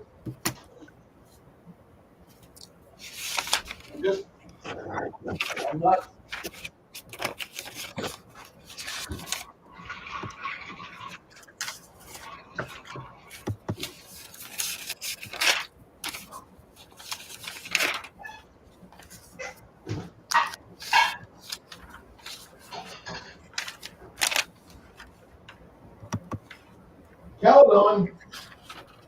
Caledon will tell you, he's like, yeah, I've got a list of what was stolen.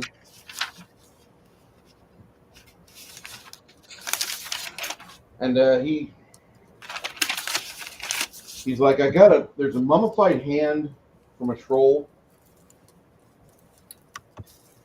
the antenna of a rust monster, the claw of a rast,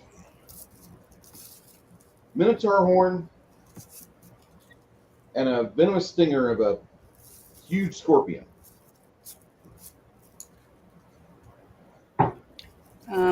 Darn it. Can somebody write that down and share it in Discord? I'm not fast enough to write that quick.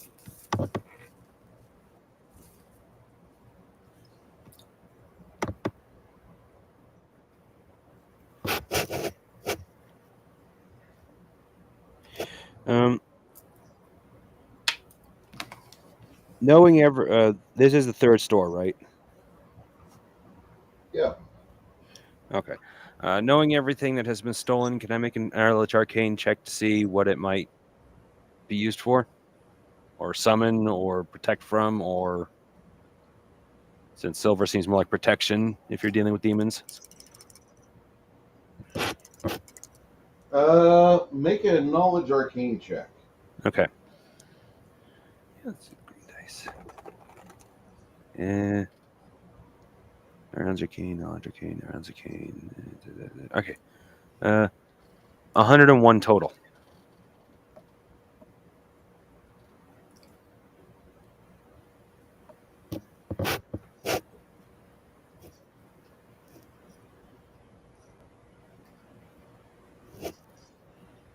So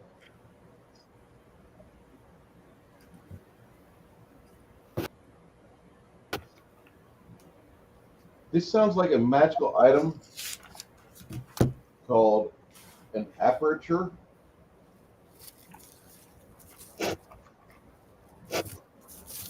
Okay. Have you ever heard of that before? As a player, no. My character probably has a pretty good idea as to what that is. Okay. My hand's a little busy at the moment, but I was about to look that up in the magical spell section of the. Sorry, it saved sideways, but you can see the photo there. Oh, okay.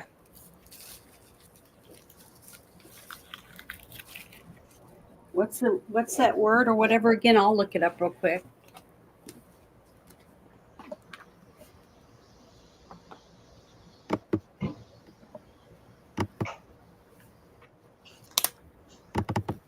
Oh no, this is the list of things that was stolen. Oh, so it wouldn't be in our book. Oh, that's what I was going to go look up now. Yeah, that's what I was going to try to look them up and find out what they are and what you could possibly use them to make or to conjure. In the book. Yeah. Oh wow. I'm kind of afraid to look, honestly. I don't mean to laugh. The aperture is something. It's a device that lets you scry.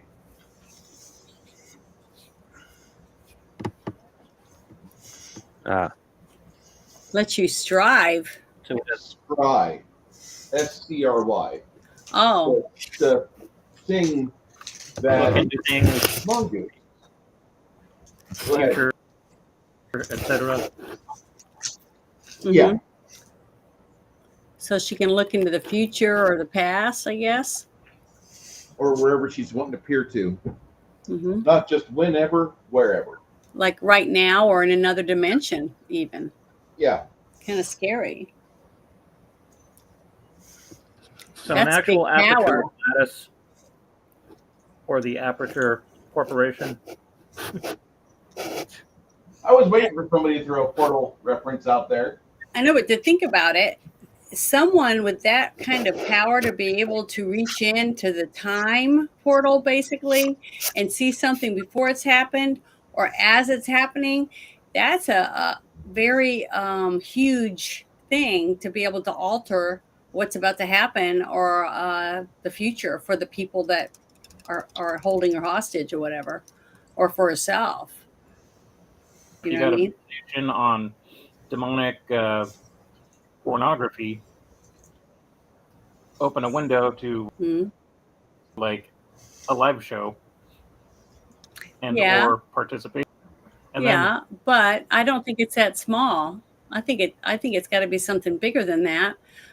Just think about it. If you were someone who wants to own half of the countryside, hundreds of thousands of acres of land that has silver or gold or other things that might be available to people, and you could look into the future and see who is going to own that land in the future, well, then you can set it up to where you make sure you buy the land or get it from someone before they have a chance to make something of it. Get it from them before it's big or something like that. That's what I'm saying.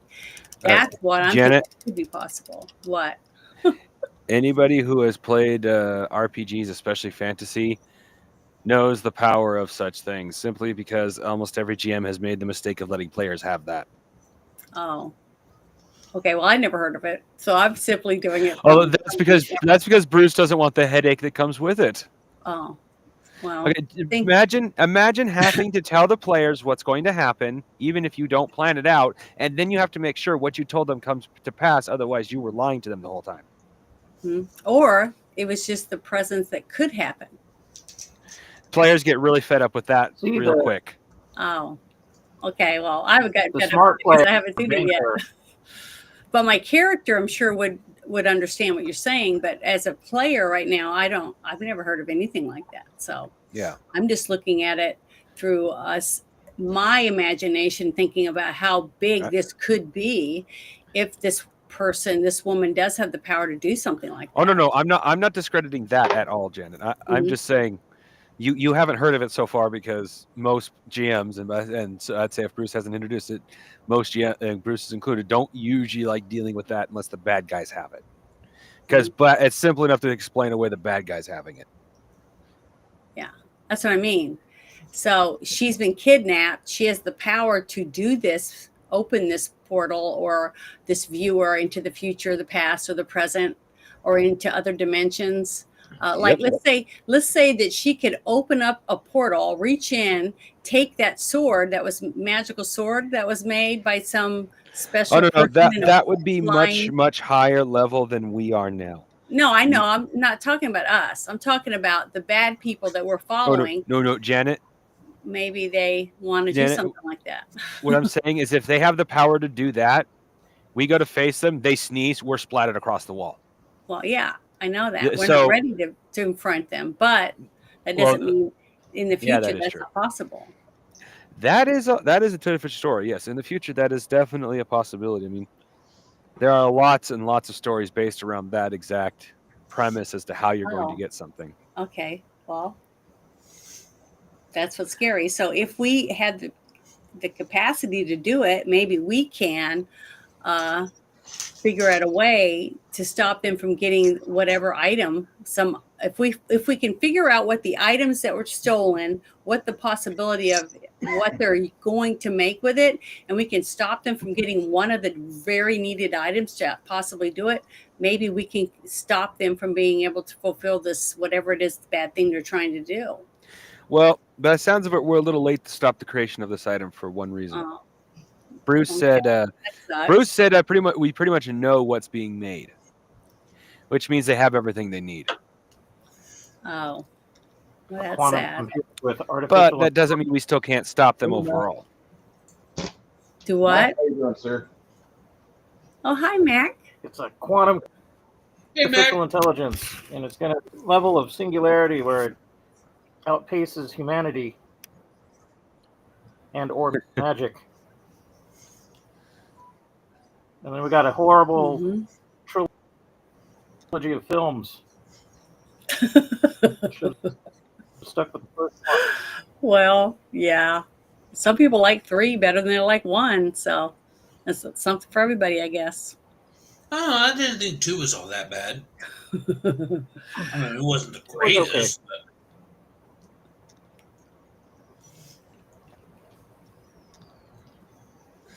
You know, I still say 2 was an excuse to give Arnold Schwarzenegger a chance at being a hero in the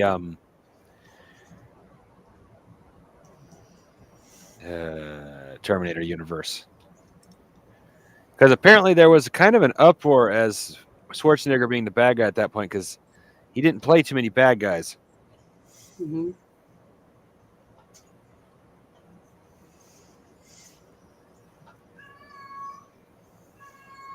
Anyway.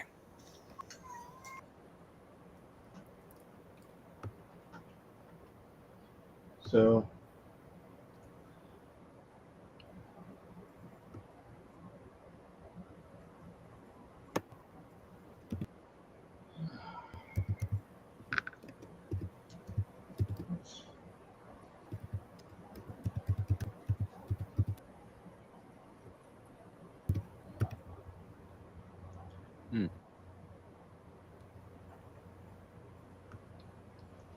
after you discuss things a little bit with Caledon, the root cutter, you find out where Elinda's actual location is. Her residence is on the upper portion of the city. And if you haven't noticed, the mapping south is at the top of the map. North is at the bottom over here. But That's one place you haven't really looked for clues yet.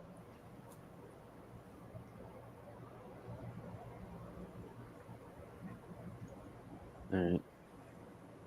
And Linda's residence might be one of the places you want to go check out. Well, before we go, I tell the druid I never turned down the opportunity for a business opportunity and hand him the incomplete summon honeybee spell. I can't cast it, but you might be able to. Mm-hmm. I lean over and say, I probably can't even finish it.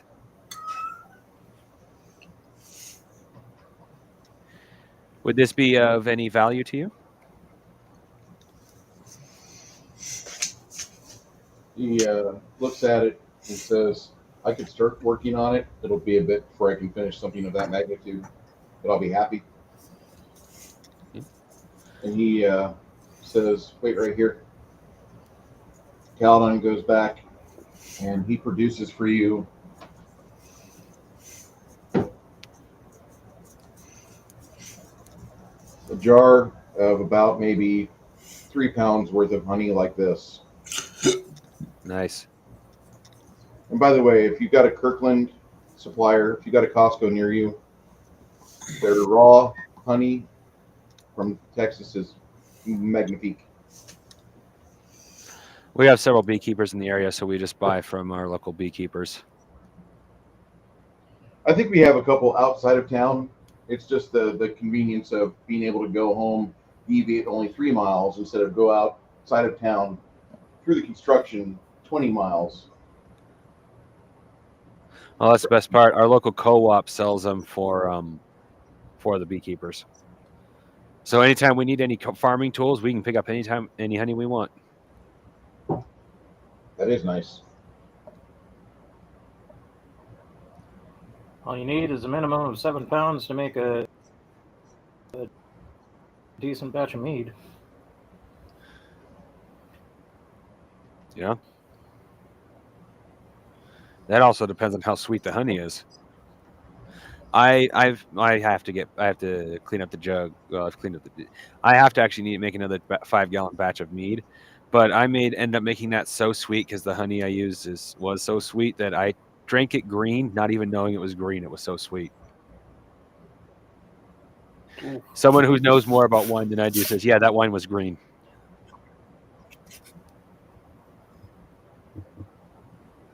So I gotta try again.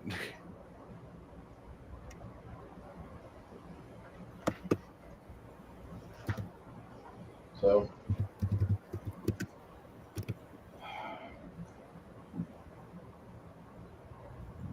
for lunch, you guys will make your way uptown and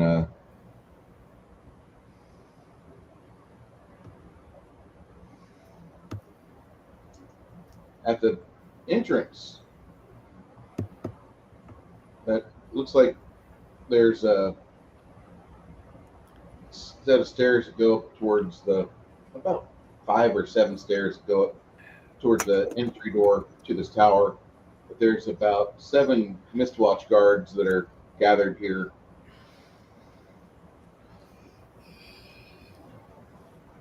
As you guys start walking up towards it, one of them steps forward a little bit and he straightens his tunic.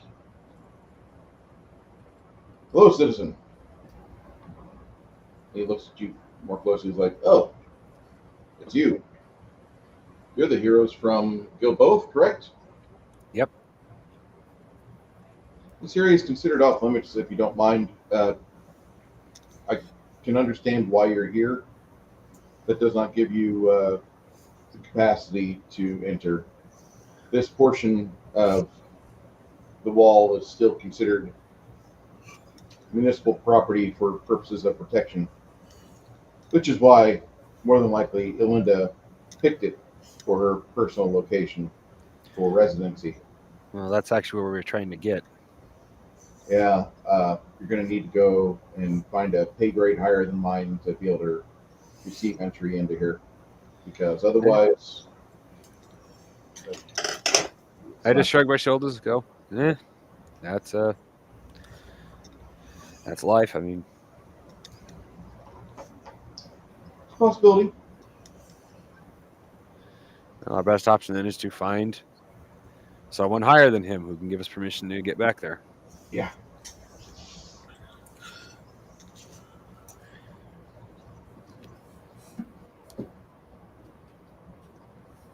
And it's nothing against you. It's just the fact that, and we even understand that you are here on more official business than anything else. But until I'm told otherwise, you are to be treated like anyone else.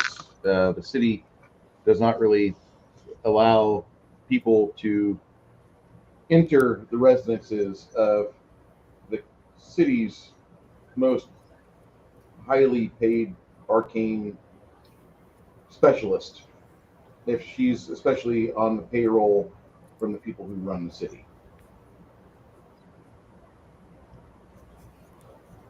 So they won't let us go in her house even though they want us to find her? Technically, they're following protocol. That sounds like We'll they have to don't want us file- to find her. A search warrant. Not really filed. The city probably would be just it's one of those things where you need to go talk to either Carl or Arb, somebody here in the community that has quite a bit of sway.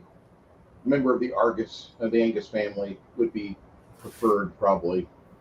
Or why can't we ask the local police or whatever that run the stuff to go with us to make sure that we aren't doing That's the anything? ones we were just talking to. The Oh. Mistwatch guards that are stationed outside that portion of the wall, Mhm. they're not going to let anybody get in. That Janet, right now what we're dealing with is a classic case of bureaucracy. Yeah, I know. We were told to investigate, but somebody forgot to tell the guards that we were allowed to go to her house. $5 says we find anyone from the Angus family, and we'll be able to get through just fine. Mm. And now, if we have problems getting in, What if- then I'll start suspecting very heavily. What if we were to contact the guild and say, "Hey, you wanted us to do this. We're here." It and wasn't they the want us- guild. It was the Angus Mayor. family that hired us to continue. The guild right now, as it sits, they don't have anything for us to do. So the Angus family said, "Hey, why don't you help us find our wizard?" Okay, well then, we will need to go back to see the Angus family and tell them, "Hey, we can't get in their house. We need to go in there and look around." well,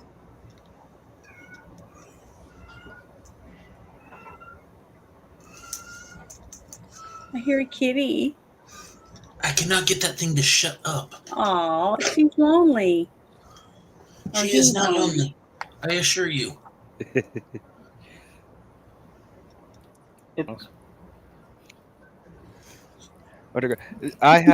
I do not own this cat, but I currently have a cat in the corner of my shed who has decided I do not feed her.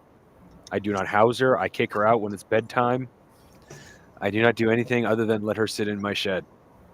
She has grown a deep attachment to me. Oh, almost sneezed. Sometimes you choose the pet. Sometimes the pet chooses you. Yep. Tuned to you, she'll swallow your soul. Well,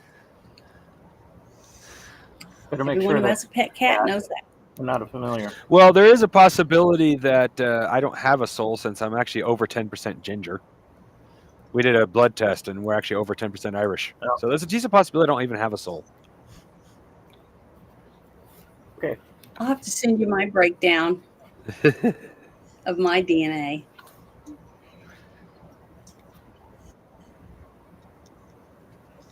I'm 5% Italian. Of course, my favorite soulless people joke will always be from South Park. Kenny gets sent to heaven because he's the ultimate general for the war between heaven and hell. Then mankind manages to bring him back. Then one of the angels go, well, there was a kid from Tokyo who managed to get to 99 to the 99th level. You idiot! The Japanese have no souls. Yeah.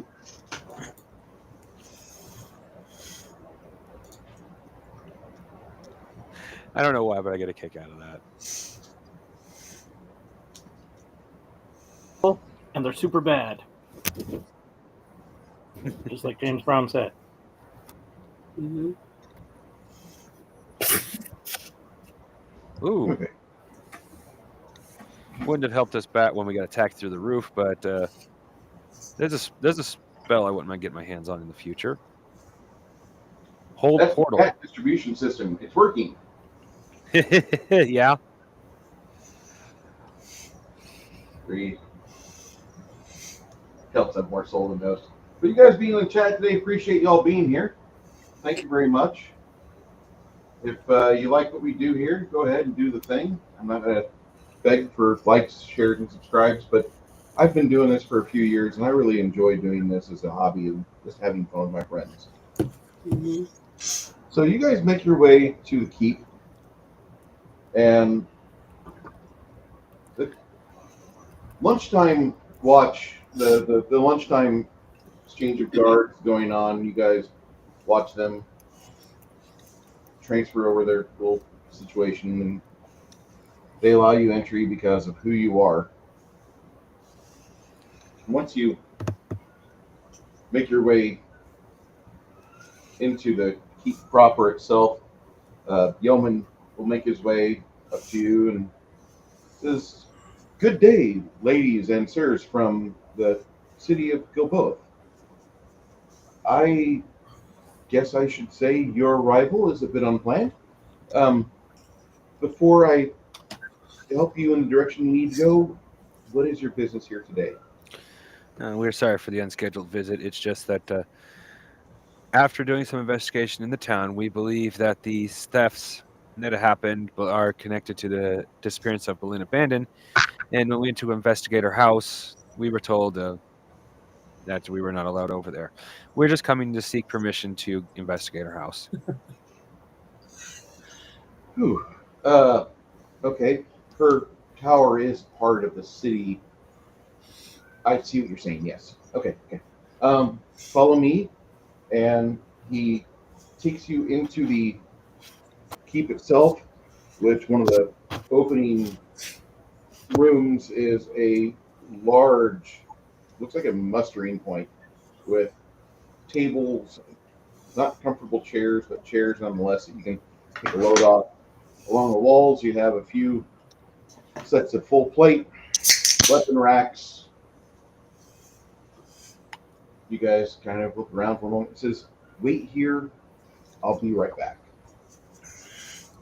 And as you sit there, you see in the corner of one of the tables, there's a scribe transferring some items from one set of parchments to another. He doesn't really regard much of you. Another man will pop in. While you wait, do you need food or drink? Are you good? We don't have like a full lunch prepared, mind you, but I do have some rolls that are available from the brunch we had. I'm good, thank you. Okay. One of the ladies forward with a pitcher and some mugs, and she's like, "It's water. I'm sorry. We just weren't expecting this." Yeah, that's totally fine. It's all right. Thank you, Well, anyways.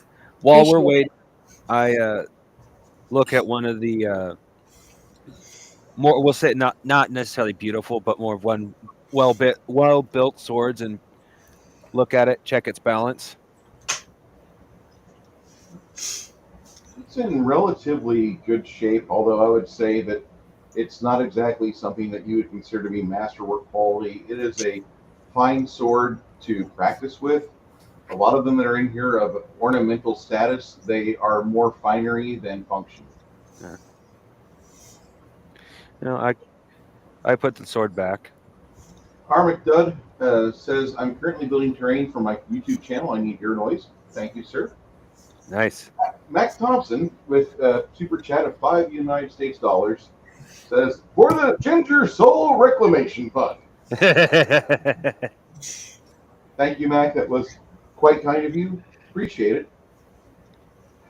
Mac has been a long-time friend of ours. I'd like to have more time with him on streams and such, but that may happen come January, sir.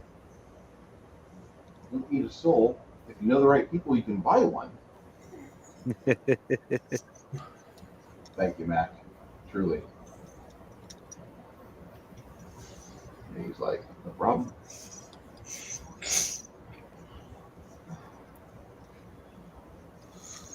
So, also, I'd like to give a small shout out to our friend who might be here right now, or she might be in the background, or maybe she'll be here later. That would be Baby Girl, or Baby Girl Loves You, who always is there to comment on the streams.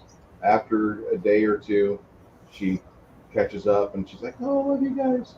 And we love you too, Baby Girl. You are a fun, great person, and it's always good to have good friends available for such times. Mhm. Would like to recommend for those of you that do have YouTube channels that do use them for your promotion of whatever items you do. For those that have like streams that do this, this is kind of like just inviting people over and just having them hang out with you throughout the day. But I've got to say that don't worry about things if you get an average of like 3 or 4 or 2 viewers per stream at a time. A lot of us are not gifted with charisma of the gods to where they can entertain thousands of people at a time, although it's nice when you can. But when you're doing things that are kind of academic in nature, like gaming is an academic nature thing. This is not something for people who are philosophy majors in college that have no skills. This is something that's for thinking people. A lot of people get turned off by the academia required for this. But I can say that when you have a steady group of people that show up each and every time, 3 or 4 people at a time, that's like having 3 or 4 of your friends come over that just enjoy bullshitting with you. Okay? There's some reason why they like doing that. Very few people will hang out at your house and just hate click. Okay? That's your tribe. Treat them nicely. They're good people. If you and them get along well, where you can just transact in that discussion of ideas and such, you found good people. Don't worry about numbers. In the big scheme of things, really the numbers don't matter. They do for consistency for YouTube and Rumble or whatever service you're using to stream with. But if you've got good friends, that's what matters. A lot of people don't have the ability to bring everybody over to their house. Say again? Check the chat.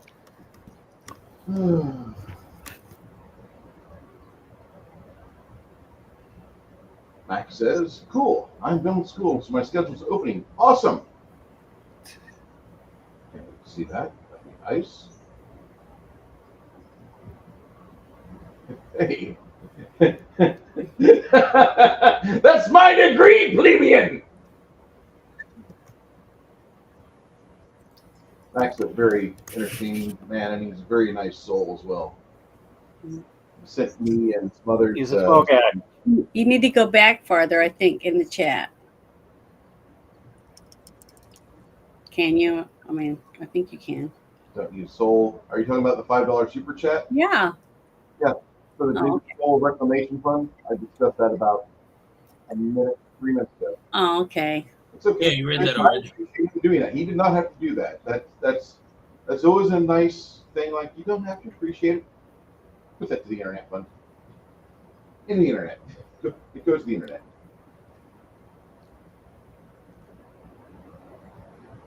Face screen smiling. Awesome. So, no, that's the emoji. Face screen smiling. Awesome.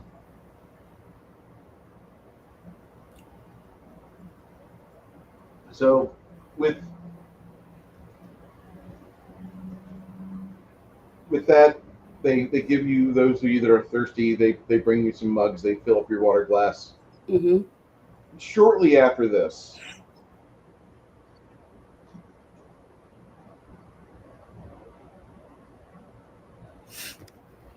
Don't encourage. what did I do?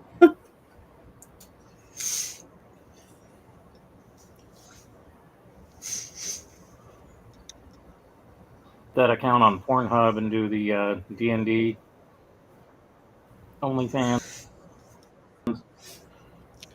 No, it's X video now. Oh, X video. Yeah. Pornhub allowed questionable content. I found questionable content on X video, and it was gone within 24 hours. Yeah, I heard a really terrible story from OnlyFans. So Isn't it questionable no, I content mean though? really, really bad content. No, I mean like seriously, like isn't it all deep down? If you know, you know. So, Arbangus and his assistant come in the room after Mhm. you've been doing your discussion, and Yeah, there. That's a good one. Yeah. so Arb comes in the room pretty warmly, like unexpected visit. Hello, heroes, ladies, and lords. How are the group of you today? We're doing fine. We're Excellent. just we're over what I presume is a simple oversight. You asked us to investigate Alinda Bennon's disappearance. Over the Yes. course of the investigation, we have come to heavily suspect that part of the thefts in town are related. So now that we have done that, we are wanting to naturally investigate her abode, and we have been told we're not allowed to go that part of town. So, as per, I'm pretty sure Uh, your pleasure, or pretty sure by your laws, we are trying to get permission. it's understandable. What we have going on, that she does live in a portion of the tower, and that's a portion of the wall. And if you're to go about it, if you're to go about this and break in, it would be really bad for you. You Yes. coming here and talking to me about it, this is good. He looks to his assistant. Walter, I'd like you to do me a favor. Walter turns to Arb and he says, anything you wish. Walter, I need you to accompany these people into her abode. They're going to be able to access it with, he fidgets for, hold on, let me give you the key. He gives him a silver key. You can access it with this. She has traps. And as good as you are, let me see if I have something to help you with those traps. Because otherwise, you very much could end up more damaged than what you want to be. And I don't think that anybody wants that. Traps. Oh yay! I let us say, Lemmy still has nightmares about certain experiences. So yeah, nobody wants that. Angus says that, and Walter says, "Why don't I think I know what you're looking for. Let me inquire and see if Alinda left the wand here. And if she did, we'll go off and take care of this business. If not, we're not going to enter because I'm not going to be responsible for their safety, especially if we're going in her private abode, which has been quote unquote abandoned. Not into it." And briefly, just for a moment, our friend Baby Girl says, "I stopped in earlier when you first started, but I'm doing stuff around the house. Hey, Baby Girl." And I'm like, Bruce, Baby Girl's here. Yeah. Yes. Hounds are hounding. Be back in a minute. That means they are being hounds. They're being like baying dogs, and that's awesome. They want to go outside. Thank you. For those of you that are here, I appreciate that. I really, truly do. So Arb looks at Walter. Walter says, "I'll take care of this, sir. Thank you."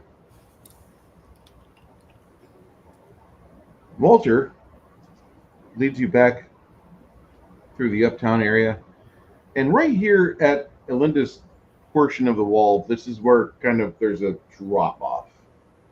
There's a like an actual like a 20-foot grade difference where the city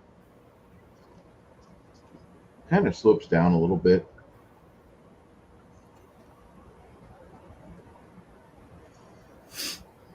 There's another descendant right here.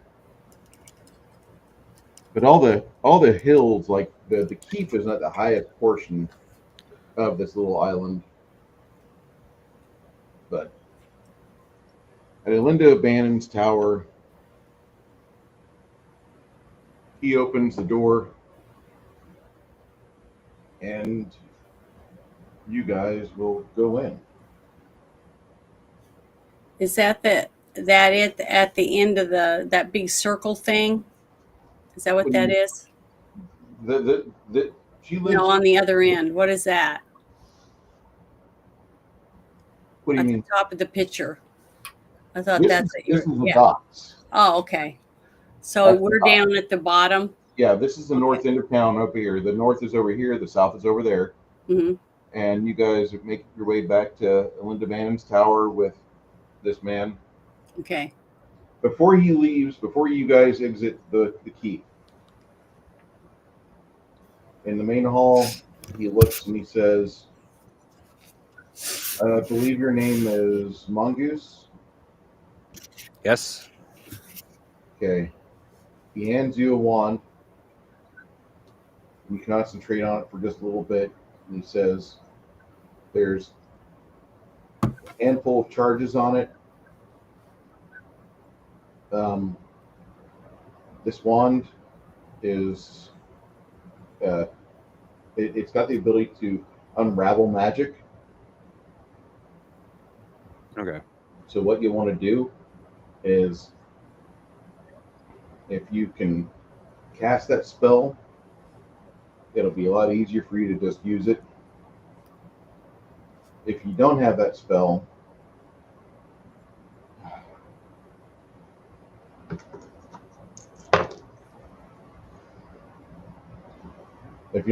it's going to be harder, but you should be able to still get it to trigger off.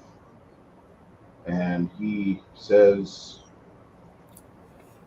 he hands you a small note with the magic command word. He's like, point this at said direction and hit that. Just hold a wand, point at said direction, utter that word. Don't say it aloud right now.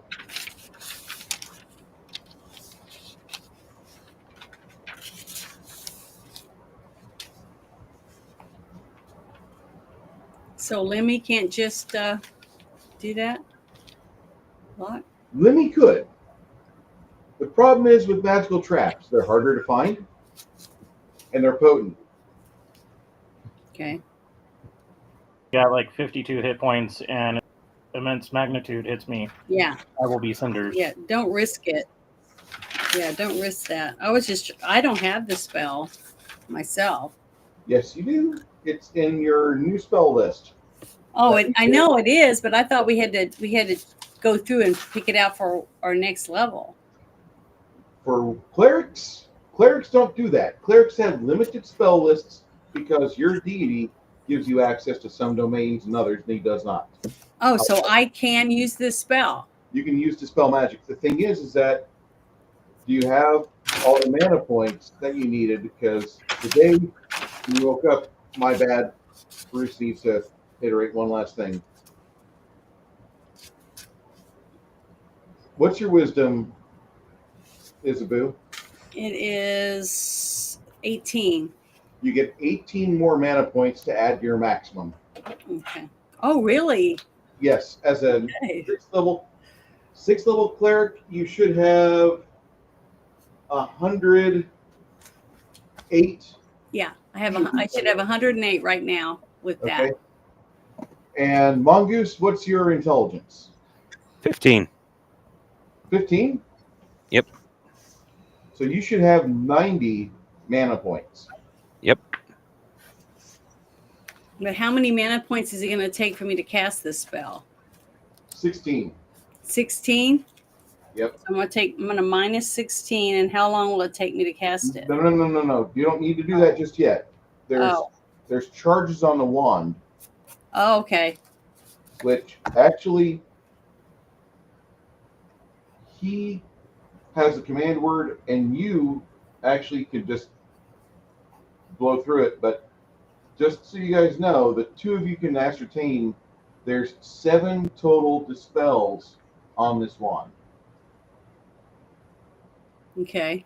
And I'm going to copy the command Hey, word Doc. and get this to Mongoose, so Mongoose knows what to say when he needs to say it, if he wants to.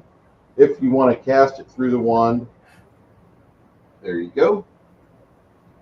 And I know that sounds chintzy, but that's actually what came through in the And translation. what's the name of the spell again? Dispel magic. Dispel magic. I'm going to write that down so I'll remember it.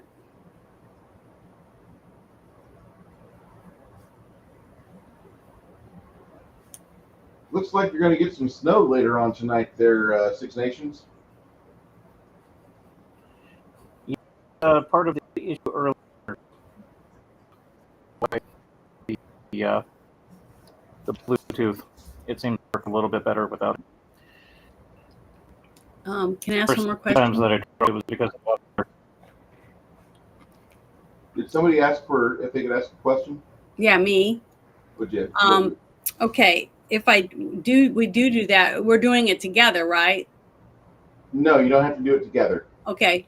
But if I do it, how long does it last once I cast it? Dispel magic is an instantaneous spell, okay?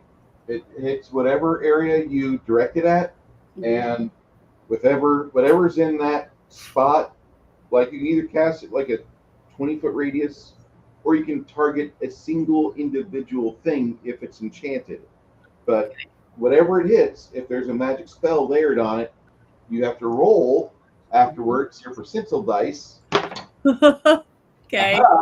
and you add 5% per level that you are. Okay. And that kind of goes against the target AC, or the target difficulty of the spell you're trying to unravel. Okay. I'm trying to write all this down so I remember it. You don't have to worry about that, Janet. I'll explain it to you here in a bit. Well, I know, but if I need to use it later on, I want to have my notes. True. Okay, you can do that. So I'm writing it all down. Go. Sorry. So. And when we were encouraging people to talk about like buttons, Armicdud. Hey, Doc. Yeah, I hit that like button like a redheaded stepchild, which that for some odd reason. So we got 2 docs in the chat. That's Doc Flamingo. Oh, And- it's just one. Okay, I thought that you said two of them. Two other ones. He mentioned 2 times. Oh, I got my channel taken down again for medical misinformation from. Janet was a bad girl. She said something like the vaccine. Oh well. We'll see what happens. Everybody now wants to know about Janet's channel. Listen, guys, whatever Janet is saying to the YouTube, like there's a scrubber perched over her channel like a fucking gargoyle, waiting for her to say anything about medical information. And they're like, Or cyberbullying. like Hi, it's, Janet. Cyberbullying and medical misinformation. Janet. Yes. They got a whole The wing internet, after you it. should know by now that there's no room for the truth on the internet. Apparently not. But oh well, I can't help it. So I just do it on Rumble and X, since YouTube doesn't like me. so every time Straight up, Mac. that Janet says something about anything medical, this is YouTube. Pretty much. The Marxist clock gobbler came after I her. need that picture, and I'll make some sound effects for it and have it go ring, ring, ring every time. It's one of my favorite movies from the 70s. Yeah, how come we haven't done that movie? We need to do that on the list. There's there's a lot of different Invasion from the Body Snatchers movies, though. That's the fun thing. Like, we have to pick one. It's like, what personality of my girlfriend do I get today? You have to pick one. While you're sleeping in a cocoon. Yeah. Yeah, you know, they're fake as shit. And it's coming out now. Like, I don't Yeah, know, but you still can't talk about it. I don't know why YouTube wants us to not talk about it. Like, I talk about stuff that's the government's putting out, and I get taken down for medical misinformation. It's just funny, I think. We've never said for them to drink drain cleaner. We just told the liberals that they need to stop trying to be authoritarians. Yeah, the original's amazing. Oh, anybody? I think it was Jim Belushi, Yeah, the guy who voiced the Crow from the cartoon. Secret of Nim. Oh, Secret of Nim. Yeah, I think it was him, wasn't it? Yeah, I'm not good with names, so I'm just making sure. There is a movie he did, Troll in Central Park. I Is love an Secret of absolutely- Nim. That's It is an movie absolutely we need to adorable movie. check. Yeah. I I thought still that was cry Dom when I watch DeLuise. that movie. I thought that was Like- Dom DeLuise that did the voice for the Crow. Yeah. What? No. The Crow, the dumb Crow. Yeah, it was Dom DeLuise. Yep. I don't know. I'm terrible with names. That's all right. That's who I was thinking he said. So I was like, what are you talking about? Oh, yeah. He did say a different name. So that's all right. That's who I thought he said. Yeah. really So you've seen Hey, it from wasn't Central Jared Park, Leto the Janet? Crow? Huh? Oh, sorry, Six Nations. What? Go ahead, Six Nations. No, I'm just throwing shit out there. Don't mind me. So have you seen Troll in Central Park, Janet? Mm-mm. That is a good one. But I want us to do Secret of Nim now. That's another good one. That's a great The Last movie. Unicorn is another good one. I've seen that once. I remember enough to know I never want to see that movie again. Not because it was bad. But I want it. I'd do It it. was again. awesome, but It's as a me as an 5-year-old, emotional nerd. Yeah, in fact, it's dramatic, but it's still good. In fact, it is kind of informative because I have always wanted to. The only problem is there is no GM that wants to do it because it either has to have a chart or, well, in the case of I've never played with any game that has wild magic, I probably could, but I've always wanted to play a character like from the wizard from Last Unicorn. Magic, do as you will. Magic, do as you will, and just random shit happens. Mhm. But most DMs don't want to do that because they have to Basic come up with Depended a on spell, or they faith. have to think He of the depended spell on themselves. faith. Yeah. Faith to pick what it was.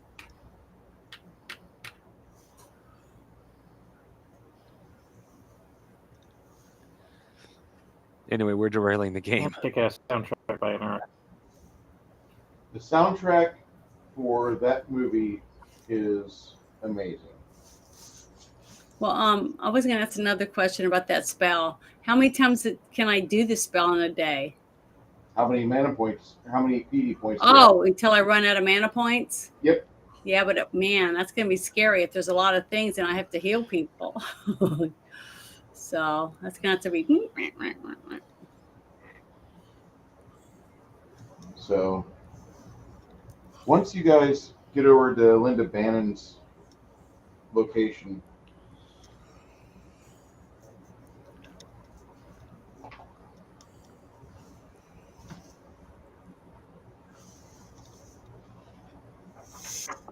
okay. Oh, I was going to tell the guy in the chat, the R. McDudd. He was talking about the crow in the movie from the, what was the name of the movie again? The Last Secret of Unicorn? Nim. The Secret of Nim. The goofy crow in that movie is who he was talking about. Not the movie The Crow. This is the newest one. Thank goodness, Mac, that Twitter has changed hands. I'm even on Twitter. I can't believe it. Anyway, What? What happened? he got perma-banned from Twitter for pointing out the most infected demographic of monkeypox a few years ago. If you say back in old Twitter, if you say like all of the furry fag boys get monkeypox, and people who practice missionary sex with their spouse of the opposite sex do not get monkeypox because of monogamy. That would get you permanent banned from old Twitter. That might even get me permanently banned off of YouTube today. I don't know. You just said it.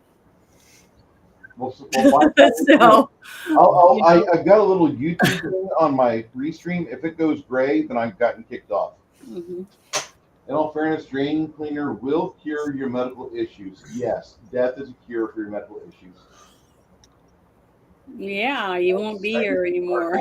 Guardian. Yeah, the thing is, you could cite professional sources with the U.S. government, but if YouTube's idiot scrubbers don't understand that, and most of them don't because they're retards and faggots, they just fucking get rid of your channel. Well, the thing is, when they said, "Do you want to appeal?" and I said yes, and then it said okay, and that was it. It didn't let me put anything in there, and it didn't let me fill out anything to say anything about my appeal or why I would appeal. Because one of the things I talked about was something that's still up on Tucker Carlson's channel, but he's allowed to say it because he's making them a lot of money. See, I'm just a nobody. He's not making YouTube a lot of money. He's making Tucker and Twitter a lot of money. And then it was on his YouTube channel. Oh, I don't think he's I took and used. I don't think he's making tens of thousands of dollars off YouTube. Well, it's still up though. It was up over 3 weeks before I even took a snippet and put it on my show, and they said it was medical misinformation. You know, it was his interview with the Florida Surgeon General. This is something I have to say this with a European accent. That it is no left or right. There's only the virtue, and this is the bourgeois. Oh, it's just if you ridiculous. want to understand that, then maybe you need to eat more bugs. So I'm just going to try to do a special show just on Rumble. Maybe get some people to follow me over there. You know, Rumble's amazing. Rumble, I give them money every month, and I'm happy to do it. So check out The Plague Dogs, an animated film by the same author as Watership Down, only 1,000% more depressing. Aww. Nothing will make your children fear life itself than watching Watership Down and being forced to watch. I've never seen it.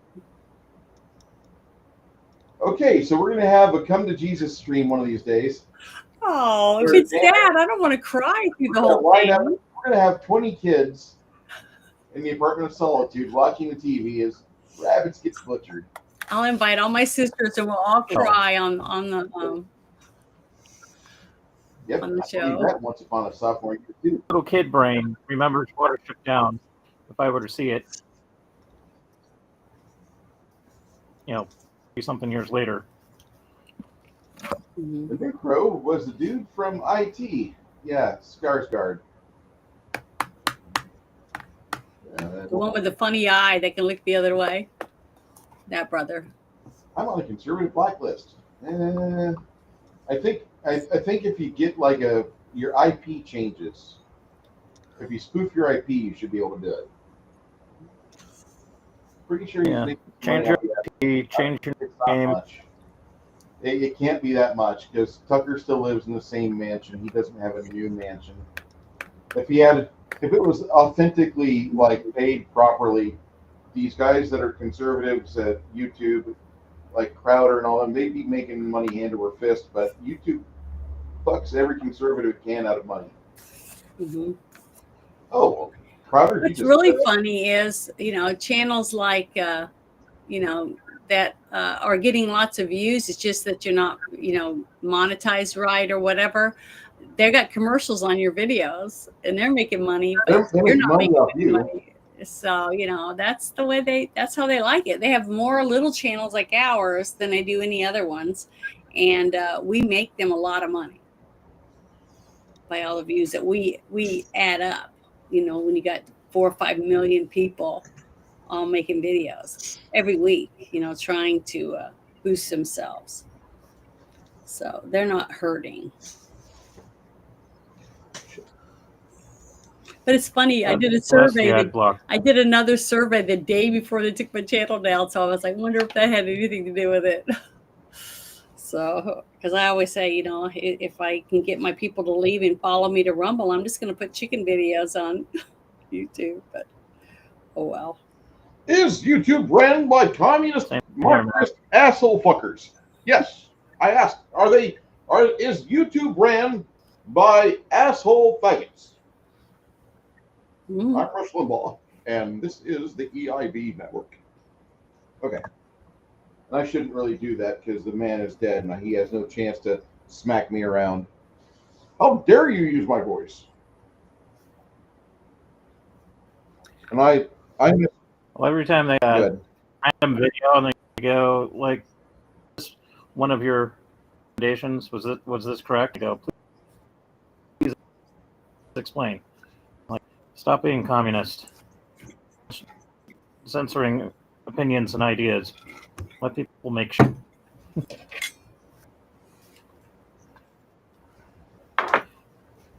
Let us fail because people don't want to watch it, not because they don't let us put it up. That would be nice. But didn't I have Lady Hawk on the list of movies to review? Mm-hmm.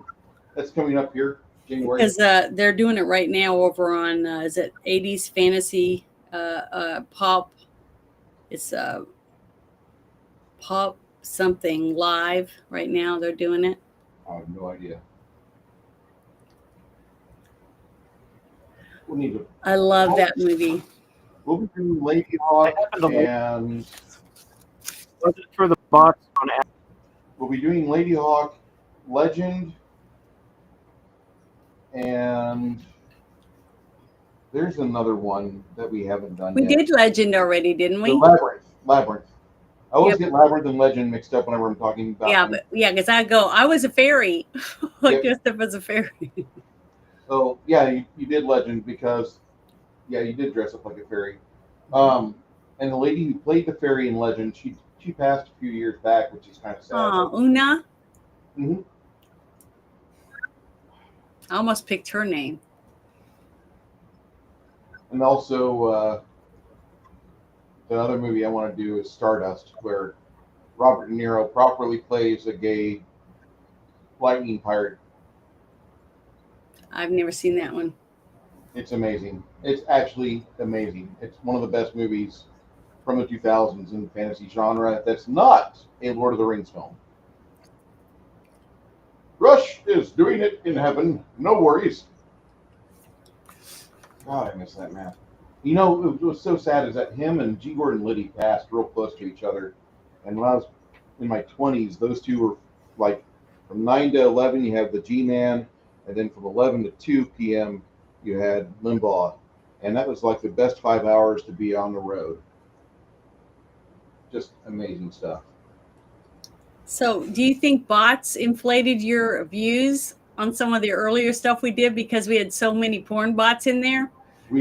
Not porn bots, but I think what happened, like there was a period where like when I shot to 1,000 subscribers, like I was artificially getting, I don't know what happened. I didn't do it. I think Garrett might have or others might have. And like we got a bunch of subscribers that weren't true people, flesh and blood.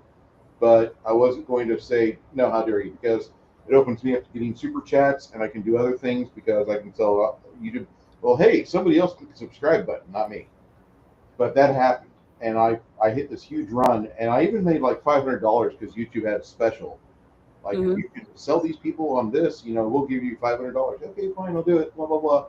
And so I pushed really hard and I managed to get through all the YouTube special shit. I just remember I used to make lots of promos because I had plenty of time to plan for it, make my costume or whatever. And I'd share it on all my platforms. But if me and Jeremy work together, if me and Big G-Man start working together, then more than likely we're going to have time on Fridays to do stuff. But what was neat is that it seemed like the numbers, because we don't get porn bots anymore. But when we got the porn bots, it seemed like all of those streams seemed to do really well. So maybe they need porn bots for people to click on. Hold on, Janet. There's porn in there. You sauce up the promos or you do something on social media and like I'll see a spike for like Blast from Past or like I did for Bad Girls and a few others trying to boost it. So Bad Girls is one of them. The Great Raid is still probably the best viewed video on my channel. So okay. I'll also do it. But let's go. We'll keep going now. Where are we now? So We're going into the house.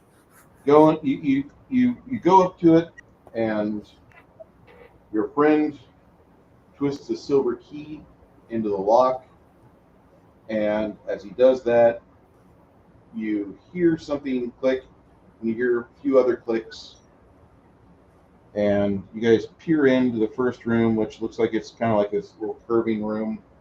Mm-hmm. You look in there, and Tomas looks at you and Mongoose. He's like, somebody needs to use the spell or just detect magic. That way we have an idea as to what's going on within here, because otherwise it could get bad. Yeah, she was trying to protect herself, but the thing is, she couldn't have been at home when they took her then, because a lot of these traps would have been set off. See what I mean? Maybe. So you think she was captured from somewhere else? Okay. Maybe. That's what I'm Unless saying. she knew them and let them in. Yeah, that would be. Yeah, you're right. I didn't think about that. Hold on. Compelled.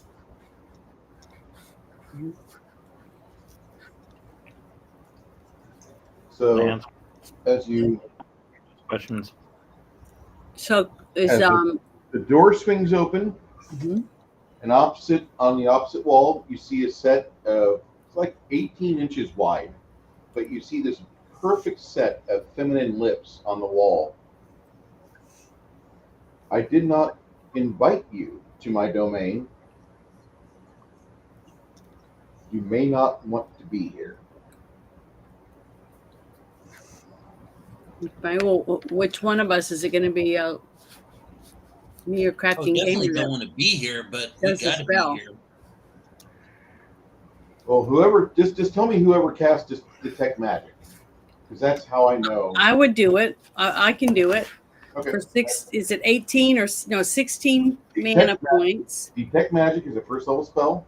Uh-huh. It costs you 1 mana. Oh, okay. -1 mana. I'm going to do detect magic.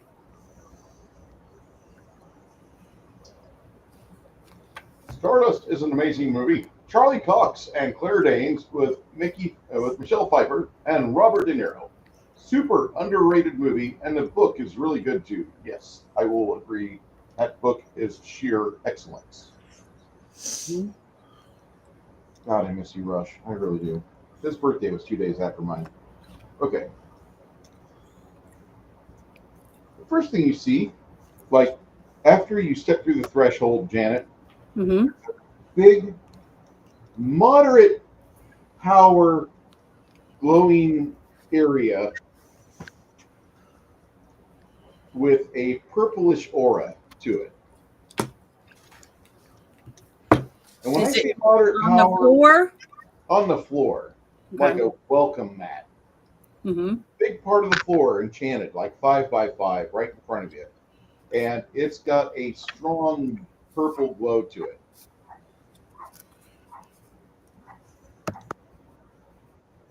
Beyond that, you can tell in the center of the room, just beyond that 5 by 5, is another 5 by 5, moderately glowing, almost identical in intensity spell as ensorcelled upon the floor. But Mhm. this is a yellow tinged aura.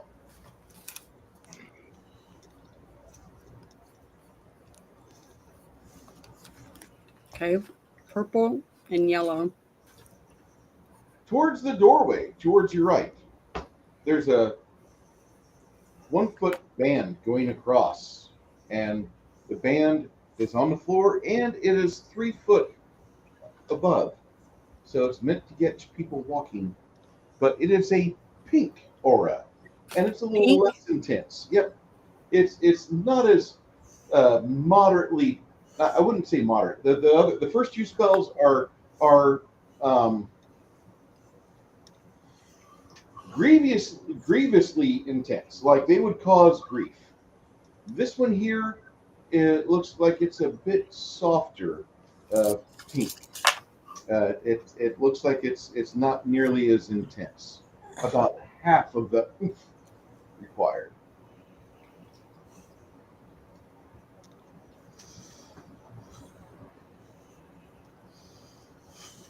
Speaking of Michelle Pfeiffer, if you've not seen the newest Murder on the Orient Express, she's in it. It's a very good film. Highly recommend, especially if you're into old-style murder mysteries. And for those of you with time to listen to audiobooks or to read, all of Neil Gaiman's books are good, to be fair. The worst of his books is one he did with Terry Pratchett, Good Omens.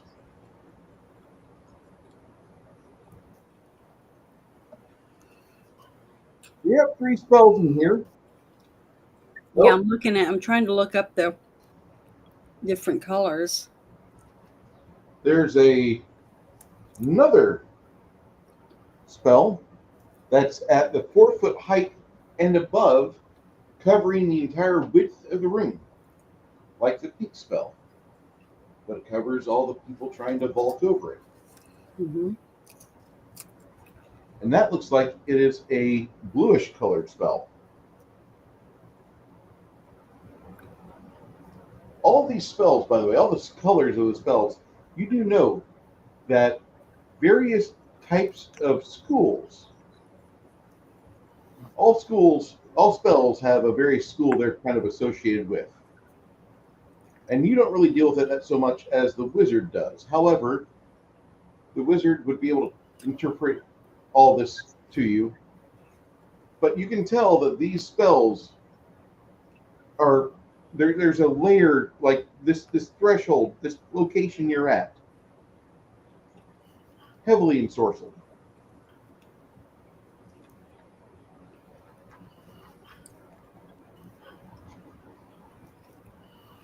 Because I know that each spell color means a different type of magic, but I don't know. I'm trying to find a list. Find out what they represent. Just off your I'm a 6th level caster. I'm a 6th level cleric. Mm-hmm. Purple's the color that comes off your hands whenever you cast a curing spell, right? I can't hear you. I hardly heard you. The purple Yeah. spells are the ones that come off your hands when there is a curing spell. And you've heard Mongoose talk before, the curing spells have an element of conjuring and summoning to them. Okay. Trap is much more powerful in its intensity. When you cast a spell, it's like somebody's got a light purple brush they're just drawing in the air. If somebody used that brush, they would be using a stamp in the air because it looks so intense. Okay, so it's very powerful. Yes. The brighter the aura of the spell, if the fainter, it means it's either older or just a weaker spell. Mm-hmm. But it's a color of it, because one's necromancy, one is, another type of spell. Yes. So you don't think this is a curing spell, but it's like from the same school, conjuring summoning. Mm-hmm. Now, your brain will tell you that that's also where the schools of the spells of teleportation come in. Mm-hmm. This first step might be a doozy. Regardless, you have a wand of dispel. Oh, I thought Lemmy had it, or Mongoose had it. I thought you guys had it. Figure it out, guys. Whoever has it, if you want to use it, you'll be the one that can use it easiest. He has it, and he can use the verbal component to cast it. But there's still the fact that now, after you cast it, there is the dice. You have to roll high in the percentage. Okay, so you guys want to risk that on me? That's why I'm asking. So, Mongoose, do you want to do this spell or not? Let's see here. The wand. The wand? Let's see here. Y'all are the spell checkers. It's between y'all. So, I couldn't hear what he said. Sorry. Y'all are spell checkers. going on with Janet's? I Y'all don't are know. the spell chuckers. It's between y'all who does what. Okay. Oh, So how do you want to do this, Mongoose? I'll do there whatever. it is. Just beware. Does my use you magic hear device come Siri into? play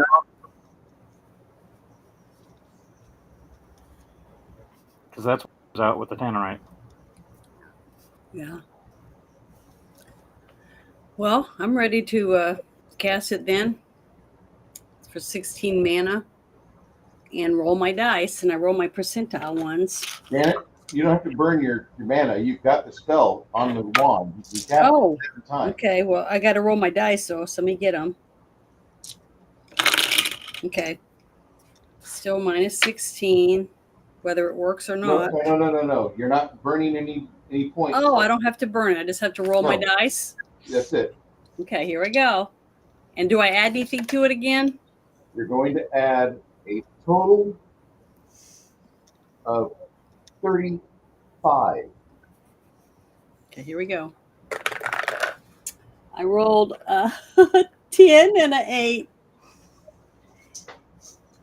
So I'm The purple is still there. okay. And back to the question I was going to ask. Mhm. Does my use magic device count in for this? No, sir. All right.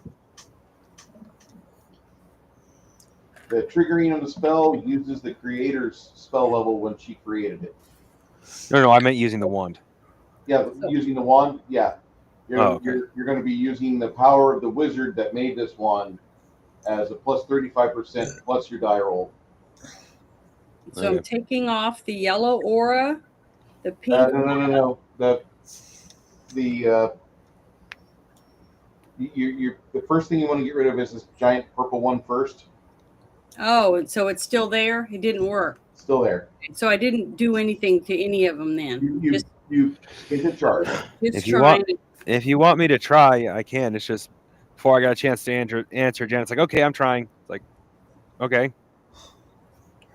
Well, you guys figure it out between the two of you. I'm not gonna be like, okay, kids, you guys can fight over the wand. Well, I thought you said you didn't. You didn't respond, so I figured you didn't really want to try it. So that's why I tried. But Janet, I tried to respond, but I'm not as forceful when it comes to saying things as I should be with this crowd. Sorry. But go ahead. Okay. I did the best I could. Let's see here. Yes, kitty, you are on my lap.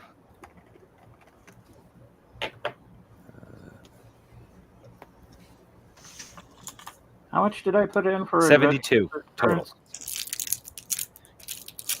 Wow, that's a better roll than me. Not really. It's only good because the 35%. The power is still there. The purple is still there. So I can try again. Might as well. I mean, I don't get to roll dice very often, but it's still fun to roll dice for everybody. I'm gonna try one more time. Here we go. I rolled a 60 and a 6. 66. So that's over 100. That's 101. Is that high enough? Okay. Well.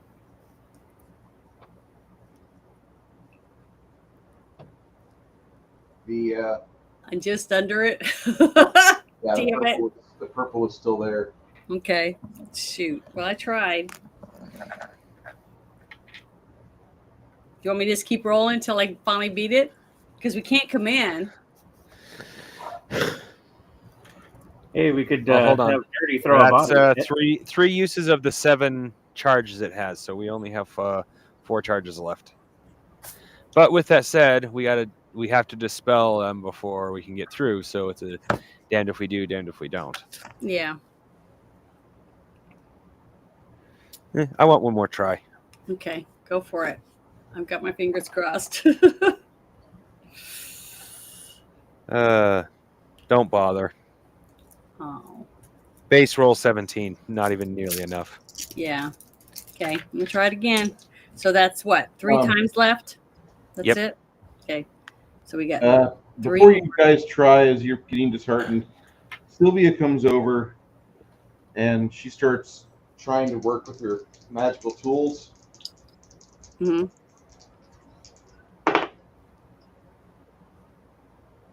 She starts working on it, and she disappears. She disappeared. Yep, the purple is gone though. Oh, And she boy. along with it? The purple was gone, and so was Sophia. That sucks. We've got to find Sylvia. Yeah, I'll start to go after her. The ogre comes over and he screams, but you don't really see. Like you look in the room, she's not there. Like whatever it was, the purple mote swirled around her, and off she went. So she went wherever the purple mat took her. The purple spell, yeah, that was a teleport spell.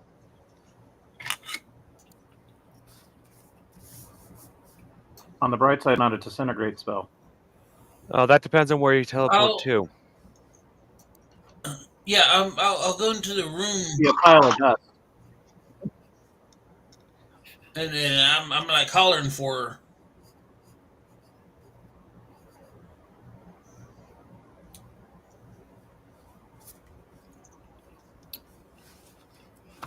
Well, I guess now I You have. yelled for her a lot. There's no response. She's not invisible. She's not there. Okay, well, It looks like the teleport spell took her away, Janet.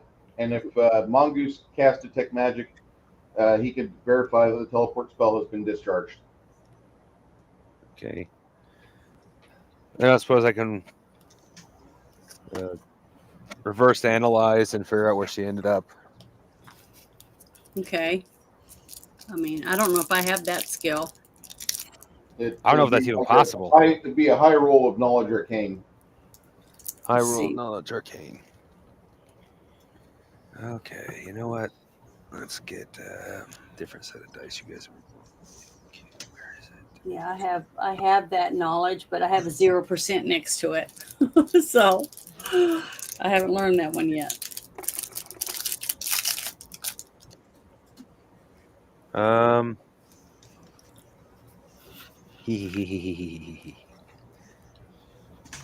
Looking at my dice upside down, I thought I rolled a 60. I actually rolled a 91 before bonuses. That's good. You're thinking that she can't be farther away than maybe 2 miles. Okay. Because the trap was layered more for speed than for distance.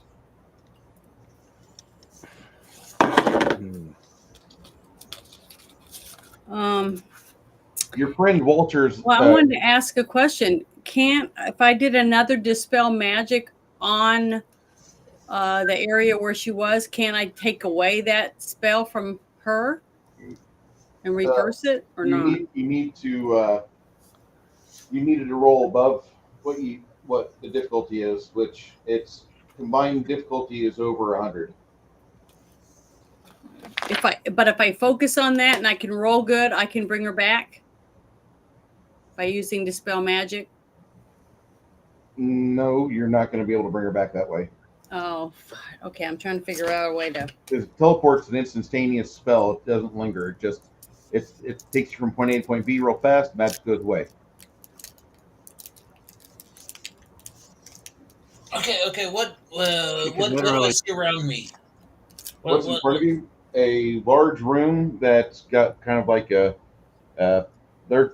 others are blocking your way, ogre. They're saying there's other spells that are ensorcelled within there. Yeah, there's you will say, I will say that there's the pink spell's gone, and the purple. The blue spell is gone along with the purple spell, but there's still a very yellow. bright orange spell beyond that, and the yellow. yeah. If you guys could sidestep the yellow, that'd be best.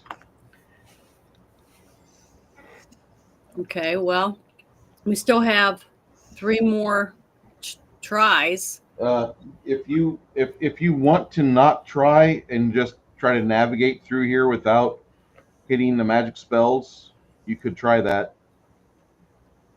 Okay, I guess we should just try to be one person at a time and try to weave our way through without stepping on these or getting anywhere near those spells.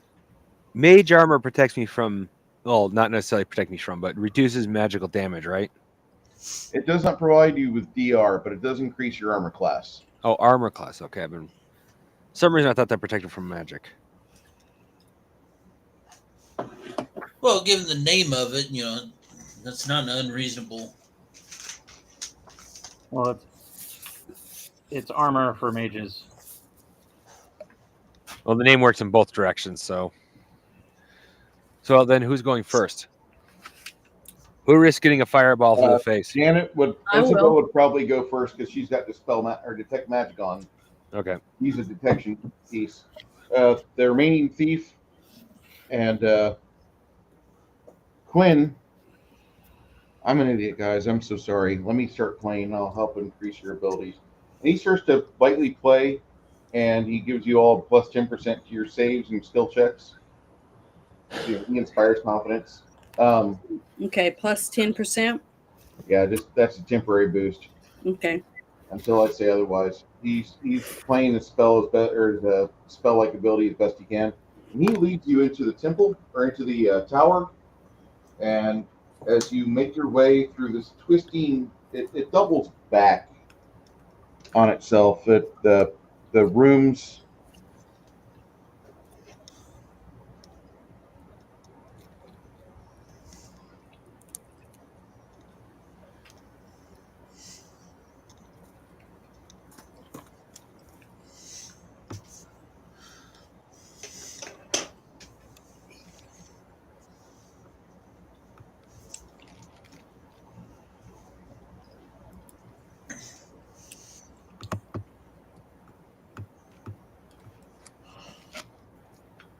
And as you continue to push further inward, the last thing Janet sees as you guys round this little portion of it here, there's a large bluish spell, like just taking up the whole of the doorway. The doorway. This here is less blue or less intense than the previous blue that was at the front that you guys sidestepped. If you want to try to dispel it, it'd be preferable. Otherwise, we're going to have to try to test Is it still add the same percent, whatever, to it? Add 35 to your die roll. Okay. I rolled a 50, so it's an 85. That's what I rolled. Is that high enough for blue? Okay. You erase that spell. That spell goes away properly. Okay, so I got 2 left. We put that down so I don't forget. You have a twisting spiral staircase here that you guys will go up slowly as Isabel continues to observe.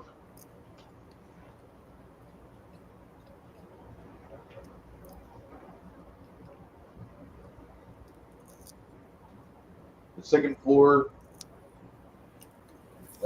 opens up, and there appears to be like a hallway that goes down a few rooms off the sides.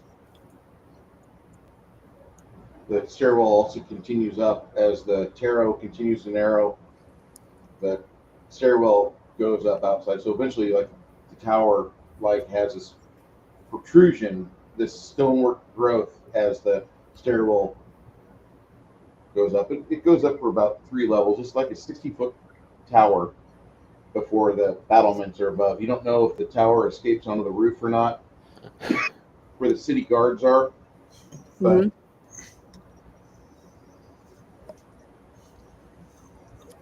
the second floor, you guys kind of peek in the rooms. You don't see a whole lot, Isabel. Like one room is like a sitting room where it's got like a few plush chairs, sconces for torches. Across the hall, there's a rudimentary kitchen, stove, cauldron, and the next room over appears to be a chest at the foot of a large four-poster bed. Mm-hmm. Bed's empty. And then the very end of that hallway, there's a privy. Okay. Well, can I do detect magic on the cauldron to see if she was making a spell before she disappeared? There's no residual magic on it. The spell magic will continue for the next 10 minutes, Janet. Oh, it does. Okay. All right. I guess. It lasts you about 10 minutes plus 1 minute per level. Okay. Spell magic's kind of nice. Is there a map or Hmm? is there a map or anything that might indicate where that teleportation spell took you, or well, took Sylvia? All you guys can ascertain is that she's within like 5 miles. You don't know where she went.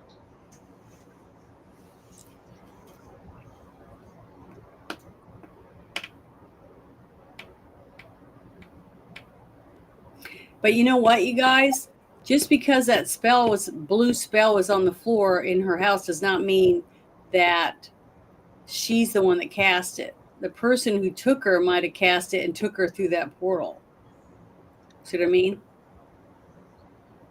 Possibility. Now that I'm thinking about it, I was like, oh, maybe we should have just jumped in.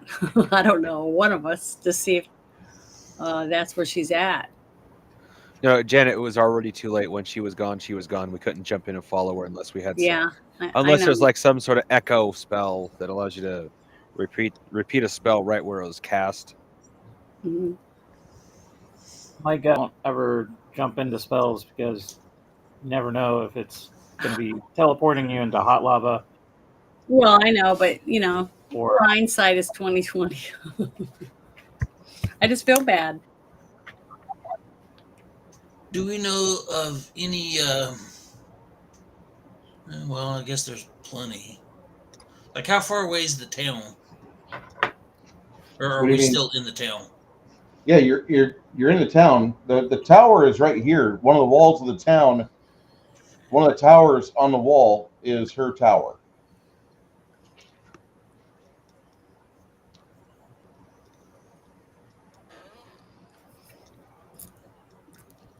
The third floor. When you guys look at it, this is your money shot. Uh-oh. See, I was trying to see if there's any books or anything laying around, so I kind of get an idea of what she was looking at, or if there was any special, like chemicals or other objects, bottles of things on the table next to the cauldron or whatever. That's what I was looking at, but he didn't say there really was anything, so.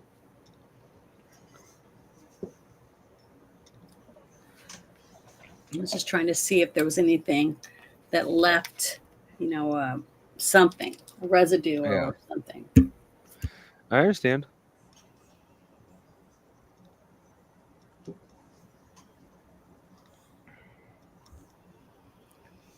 You know, I made that too small. Let me redo this. Janet,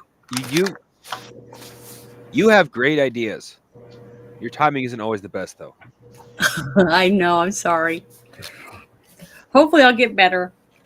I think you're fine. Oh, it's through as it goes, repetition. Janet. The fact that you're even having those ideas, even if they're not for the scenario we're in, is a good sign. It means you are thinking. It means you are trying to come up with a solution. If you were going through all this on autopilot, that wouldn't be a good thing at all. No. Just intriguing, trying to figure out what happened to this woman and what happened to Sylvia now. Yeah. But I have a feeling that Sylvia is where she is. I don't know why. That's what I'm hoping at this point. If it's a trap she set up to just straight up defend herself. Wait, Yeah. Bruce said these Bruce told us these traps were set up beforehand, which means she set them in place. Mhm. There's a decent chance we should check the city dungeon. Yeah, and also you got the scenario that That she could be in the sewers, yeah. also though she could have set these traps and was setting them because she knew somebody was coming for her, and when they broke into her house or whatever, or came in through the wall or whatever magically or something, she jumped into her spell. You see what I mean? Now that is also that the spell in and of itself, the guy knowing that the spells were there doesn't suggest too strongly to that, but in and of itself is a really good idea. So we're not going to check it off the list either. Yeah, that's what I'm saying. We need to have all these open ideas so that we can have something to fall back on if we don't find anything else in here. Yeah. Okay, so into the room you go, the top floor, fucking library. Interesting. My character goes, oh. Oh yeah, this place is crazy good.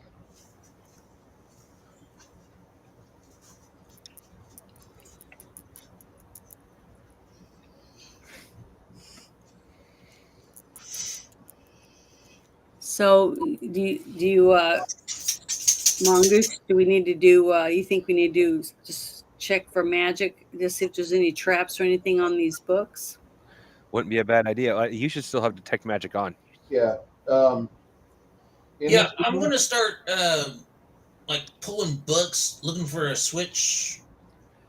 You know, the whole this book isn't actually a book; it's a switch that opens up a secret door. As you move forward, Isabu kind of halts your progress for a moment, and she's trying to scan the room.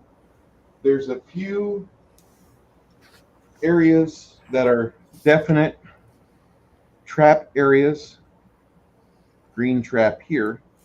Green.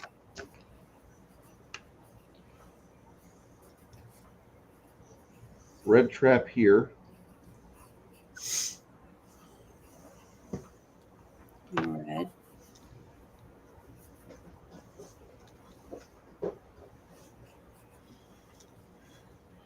And there's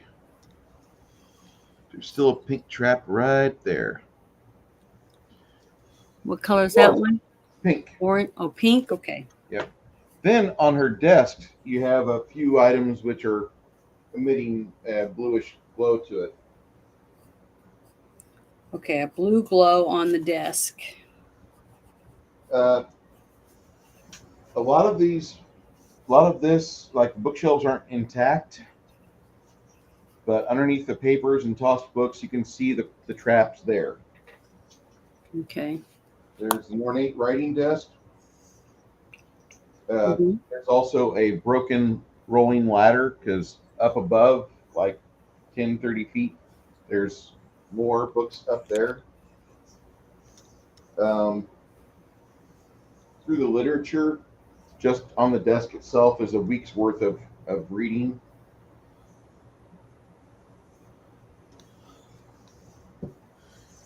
Is Isabu relaying all this information about the traps, the color traps? Yeah. Yeah. Okay. So not to step on these areas or go in these areas or touch the stuff on the desk until we can, because I only have 2 of the other things with the wand to dispel magic. What color was the teleportation? Purple. Purple. And there's no purple in here yet that we've seen. I'll take a book off the shelf and I'll throw it into the green trap. Nothing happens. The book sits there inert.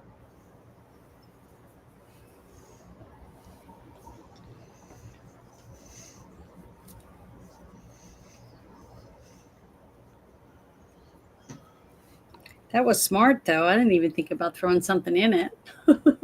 I'll Okay, I'll throw something else into. I'll throw a book into the red one. These traps are magical in nature, not mechanical. If they were mechanical in nature, they'd probably activate. If we threw bodies,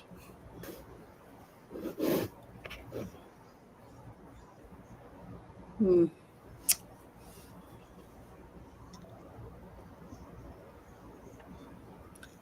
Well, so I have 2 spells left. Which one would you guys think I should try it on? On the desk or on You don't see as you're looking at the desk. It looks mhm. like it's you got some papers that are there. If he wants to perceive this, let me go ahead, roll your perception, add your. Do you have trap finding, Lemmy? have Lemmy, do you have finding trap no. finding? No? Okay. You're a box man, right? You're a trapper, right? I've got You the disable device. okay. This is for your 6th level.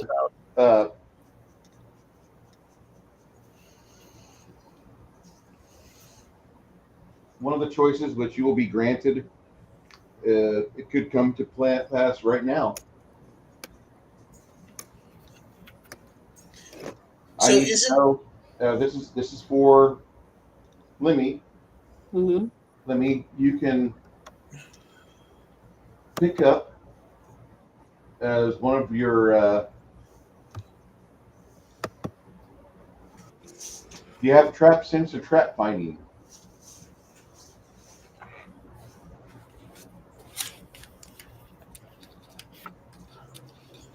No, I do not. Just your Okay, basic. so your rogue edge you get at 6th level.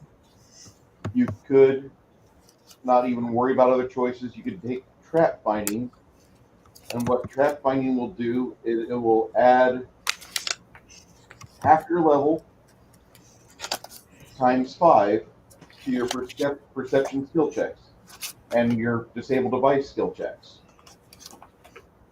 And you can use with trap finding disable device to disarm magical traps. So if you wish to not even worry about other rogue edge abilities, you can take trap finding now, and this will give you a plus 15% to any perception checks to locate, and a 15% to help disable device skill checks. As you go up every even level, that will add another 5% to your roll. If you don't want it, I don't blame you. That's fine. But I'm offering it to you now as like it's pertinent for your ability, and your brain is like, we could go this direction, we could go this way, we can pick up other things later. I was Plus 15%, sir. juggling the idea because like this is one shot. I can wait till next level to do the other stuff I had in mind. Yeah. This would probably come in handy. So I'm gonna go take that edge. Okay. Write down trap finding upon thine paperwork.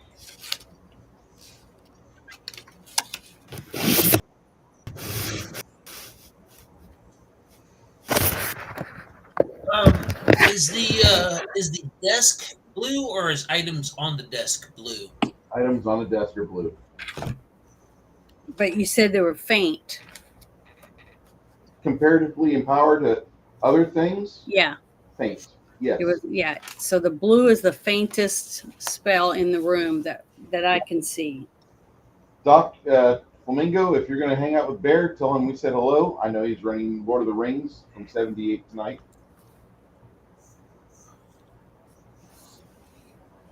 Okay, so I need you, Lemmy, to roll your perception check. Don't forget your plus 15% from trap finding, because trap finding is what we're doing right now. We're seeing if there's fucking traps on this shit. Mhm. And then, don't forget your plus 10% from Le Bard. Mhm. Don't forget, Quinn's over there trying to make sure that you succeed. Please, please don't let the other Yeah. rogue die. I don't know what happened to Sylvia. I What the hell was... Shit. I I'm love going, Lord of the Rings. Go ahead. Go ahead. I'm going to pick up one end of the desk, and pick it up, put it at an angle, let everything slide off. Okay. Smart. As you heft and you get behind this desk is like the size of my dining room table, which we play upon right now. Mm-hmm.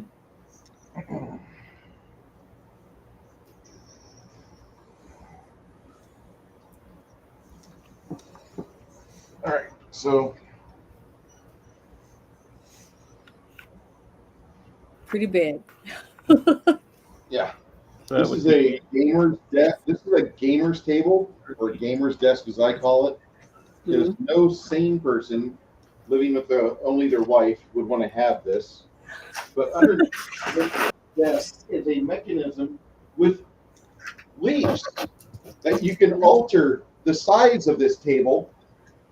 So I'm just trying to impart to you that this is not a light desk. Mm-mm. You get into it and you start to heft, and you guys see Ogre's arms bulge, and he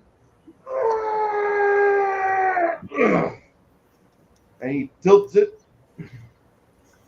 See a lot of paperwork go off the side.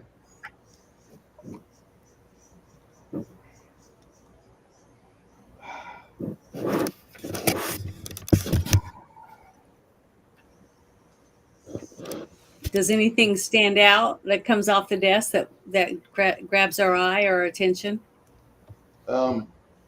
Spilled ink, a little mess. On the back side, there's like drawers and such. You see that there's a few things between you and the rogue. Investigating the desk afterwards, both you ascertain that the drawer that opens up, there's a trap inside the drawer. As you can see, both of you can see another trap, like the light from the trap spilling out. And there's a lot of intensity in there. What color is it? It's kind of radiating from blue to purple to green to red. So it's like a mixture. It's like my tower unit with the RBG fans. So it's No, pretty. I was thinking more like your mother-in-law's chili, something you don't want to touch. Yeah, it's very strong. Whatever she's got in that drawer, she doesn't want anybody bothering it. Yeah, Mac Thompson's like, I've got one of those. So tables. that's where we need to try to use our spells. Thankfully, we got 2 left. Yeah, we got 2 left, and we'll each roll and see if we can roll Would high you like enough to go place first, or would spell. you like me to? Do your best. I'll go ahead and go first. Okay. Might as well. Total of 110. Oh, you did? That's awesome. Okay. Yeah, I got 30, 95 plus the 15.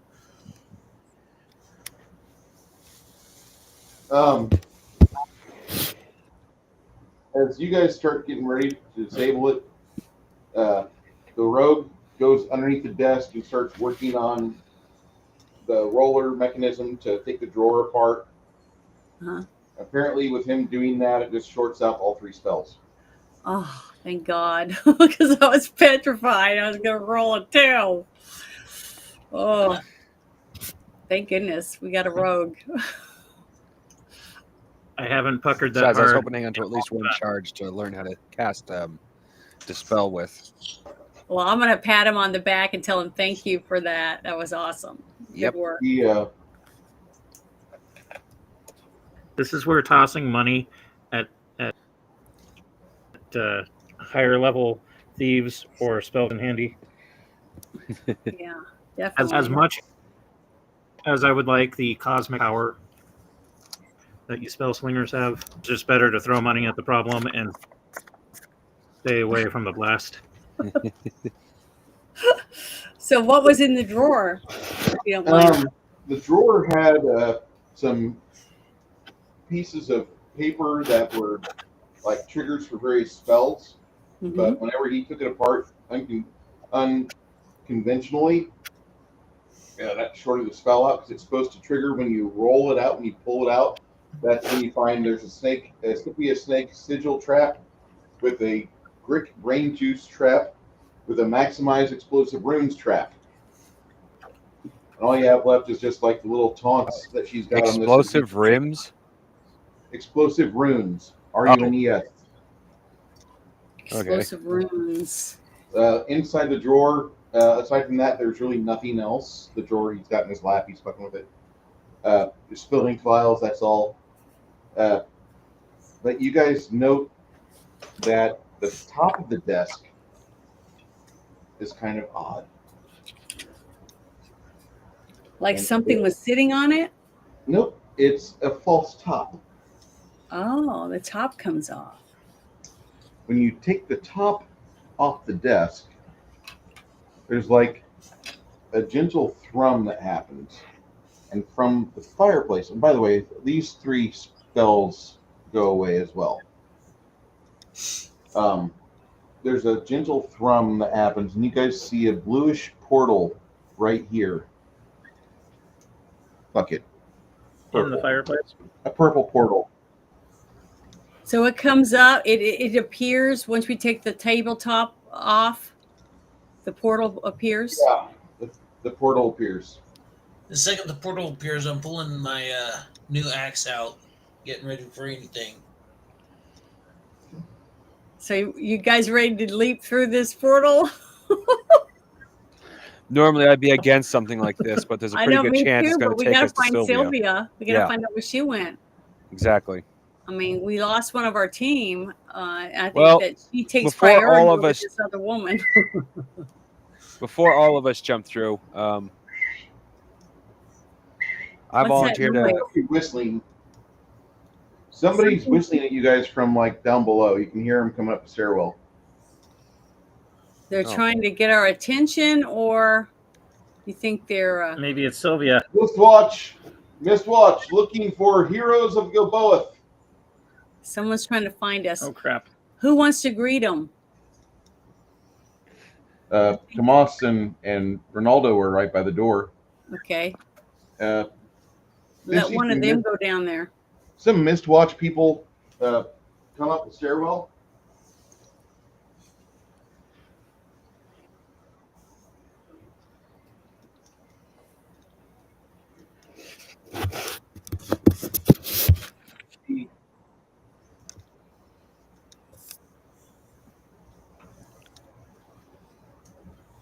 The Mistwatch people, there's 2 of them. 2 Mistwatch guys from the city.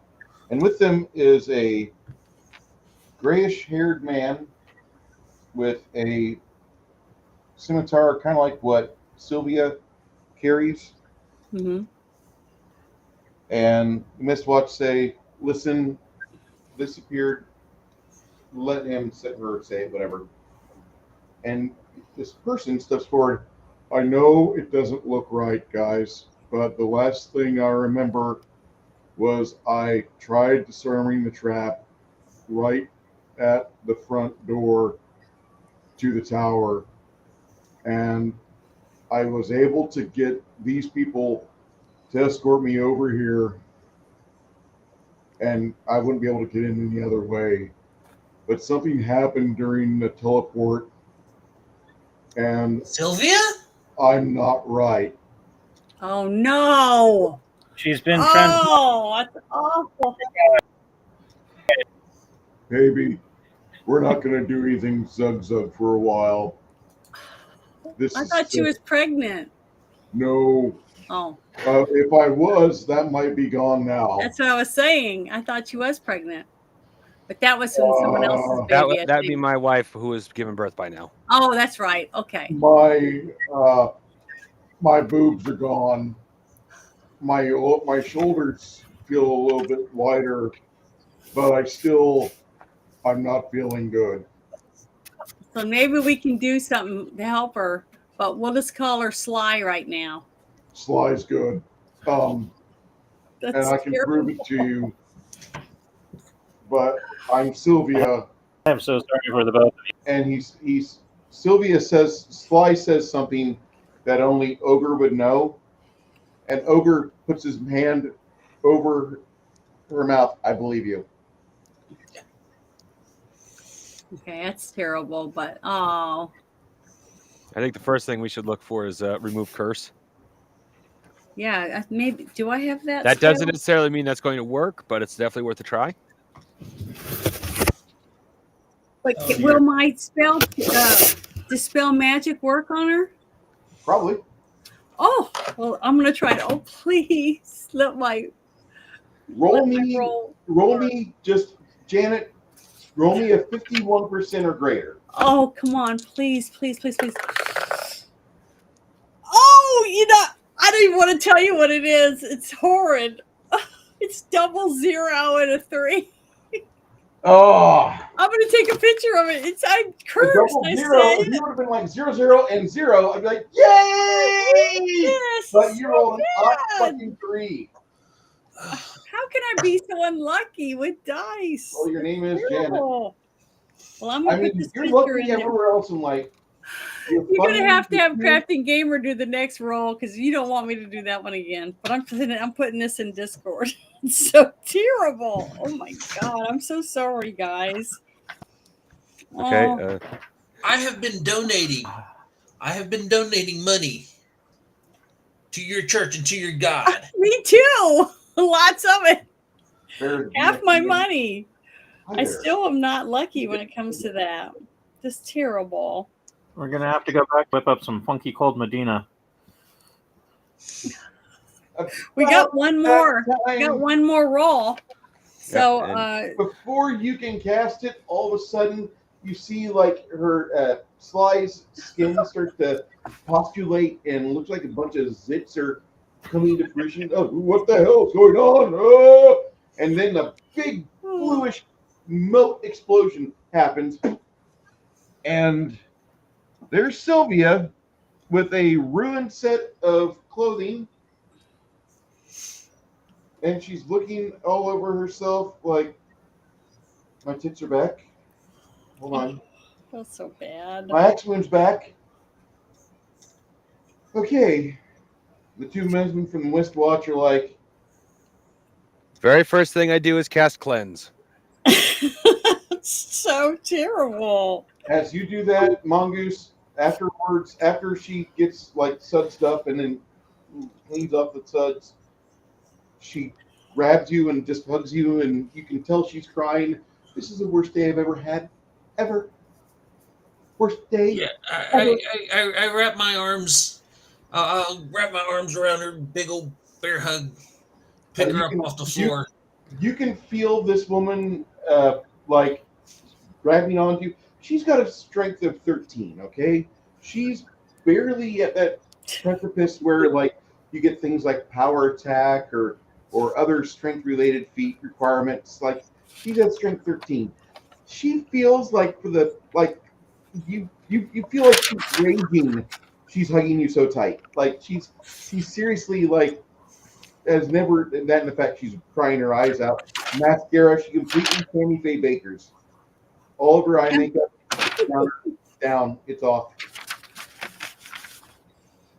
This poor girl just had like the worst spell happen, the worst twofer spell. She appeared mostly clothed inside the city market, she tells you, and her sex was magically altered enough for her to be like supremely inconvenienced. Hey, Lemmy, I just found a spell that would be really good as a 1-2 punch. Thief Ward grants a 10% plus 10 perception bonus to notice someone taking a specific object from you. Where's that spell out of? I have no idea. It's just I just found it amongst the rest of them. That being the 1-2 punch being, I slightly misread that. I was thinking you could from you. I was thinking from around you. You distract someone and then they take an item. Okay, I slightly misread that. I thought it said I'm around you, not from you. I put the picture in the alpha test. That's our room, right? Yes. Okay. It said never ask Janet to roll for you. I put a picture of the 00. It's like Jesus. I swear. If you were playing a roll under game, like first off, I would have you in it, and then I would also have my friend Mike, who is Jade from Table Breakers, because he's a very nice man, but he never rolls high. It's like He never rolls high. He always that roll that Janet has there. That's his atypical average roll. It goes between from 001 to 006. The man is amazing. that's me. I don't know why. Well, Is it because our hands are cold or something? Maybe I should get a heater, put gloves on. Don't believe that. If your hands are fine, Janet. It's a sign you need to play a Palladium system. Well, I put those dice up and I got me another set. So hopefully after this, maybe I'll get a better roll. I just found a spell that'd be great for any crafter in our world. Glue seal. Make a 1 5-foot square or one object sticky. That would be actually useful in game too. Yeah. That sounds kind of nasty. Well, I'd have to read deeper into it, but I'm pretty sure it's something like if you stick it on the floor and somebody steps into it, they can't break free that easily. Yeah. So I've accepted my fate. I roll like shit. So I'm just going to get me a tag, a big old one of those tags that says shit roller or whatever, and wear it around my neck. And just wear it with pride, I guess. I don't know what else to do. I'm sorry. She could have died because I rolled so bad. Well, at least she's not a man anymore, so that's good. That's it's good for nerdy. Yeah. Oh, that sucks. Play the Call of Cthulhu, the OG COC. You'll do fine. Trust us, or me. Yeah, Call of Cthulhu is another roll under system. Warhammer Fantasy Roleplay, first or second edition, great roll under system. You're fine, Janet. Don't worry about the low rolls. Yeah, that's as low as you can get. Losing is fun. Well, what if I'd gotten the 00 and the 0? That would have been the worst roll ever, right? Nope, that's actually a critical success, Janet. Really? Yep. Because you can win big bucks if you roll that in Vegas.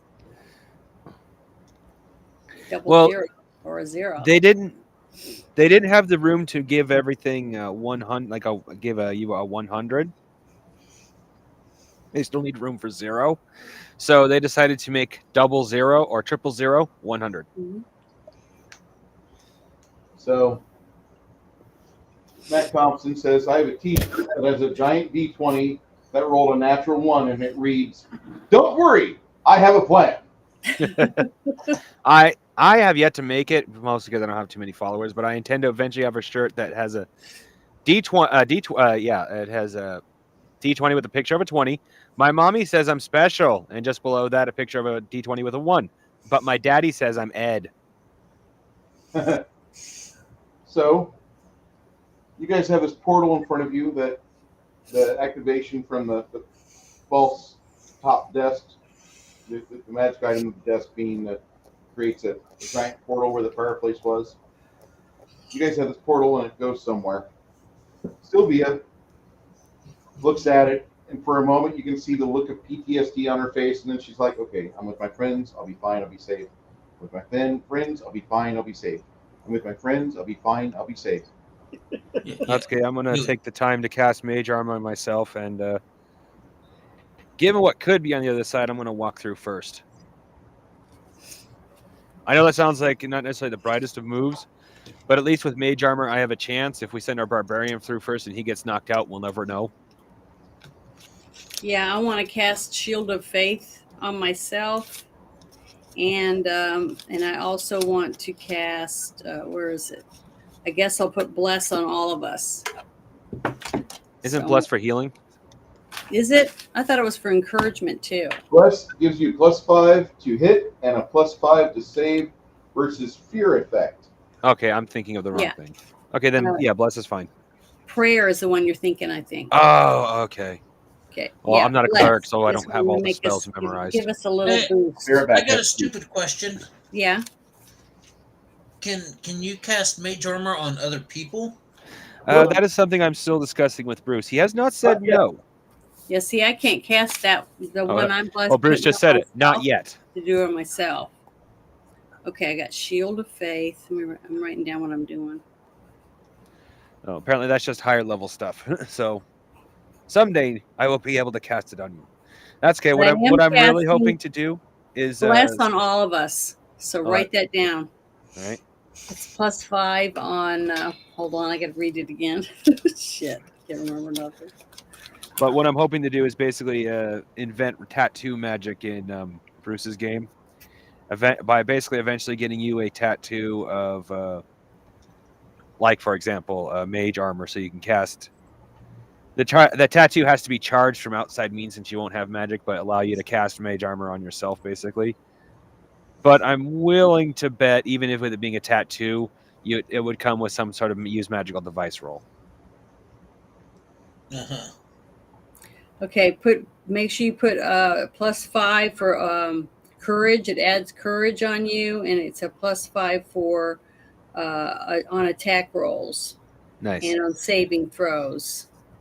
nice. Yeah, that's atypical bless spell. It'll last you a few minutes.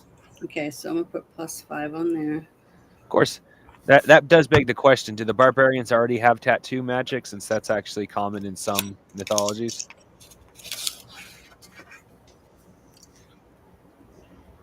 Does she what? Is mud Say on again, it?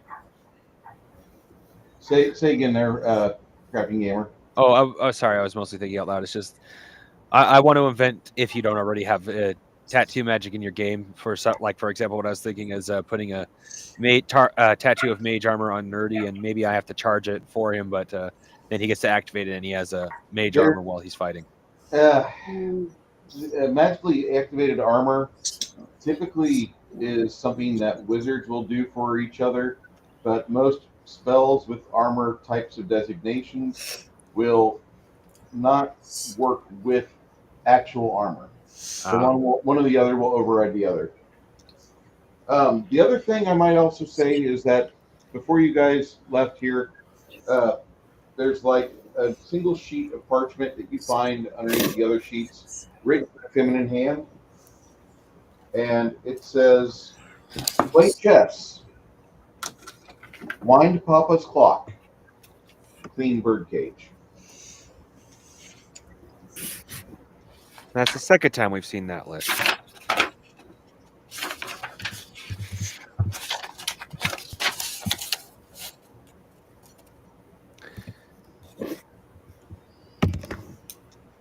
Should I ask, are you guys good with bio breaks? Or I know Six Nations just took off for one, but you guys need a few minutes to refill on drink or what have you?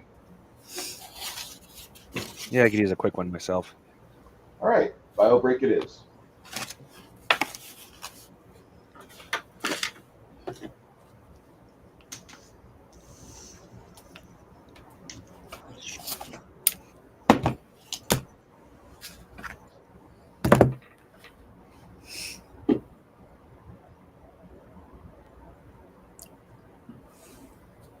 Oh, did you see that Bear was in here? I did. I don't know if Bear's still here. If he still is, that's great. I read his chat. Hi there. Because Hey I there. have to go to your thing to say hello to him. So Yep, that's in Bear's Discord right now. Mac Thompson says, I had a friend years ago. He played a sorcerer and magically tattooed all of his spells on his body. He would trace or touch the cat instead of speaking. Blammo! Yeah, that's a style of casting that's available for some types of prestige classes. Eric says hello. Yep. Yeah, we saw that. He was actually in here right there. I love seeing Bear. Here's a good guy. I want to read his story, but I'm waiting for the collected works to get put in. He's got a lot of it uploaded already. It's pretty fun. Yeah, he's even adding it to where it's voiced. Ooh, You just have to listen to it. But I just got past the lesbian lewd acts in the bathtub and in the bed. So on chapter 2, and let me show you what I'm doing. Let me get it. That's a pretty set of dice, but they don't work well. Yeah, see what I'm doing? Let me show you what I'm doing first. Look, see this? Final Age.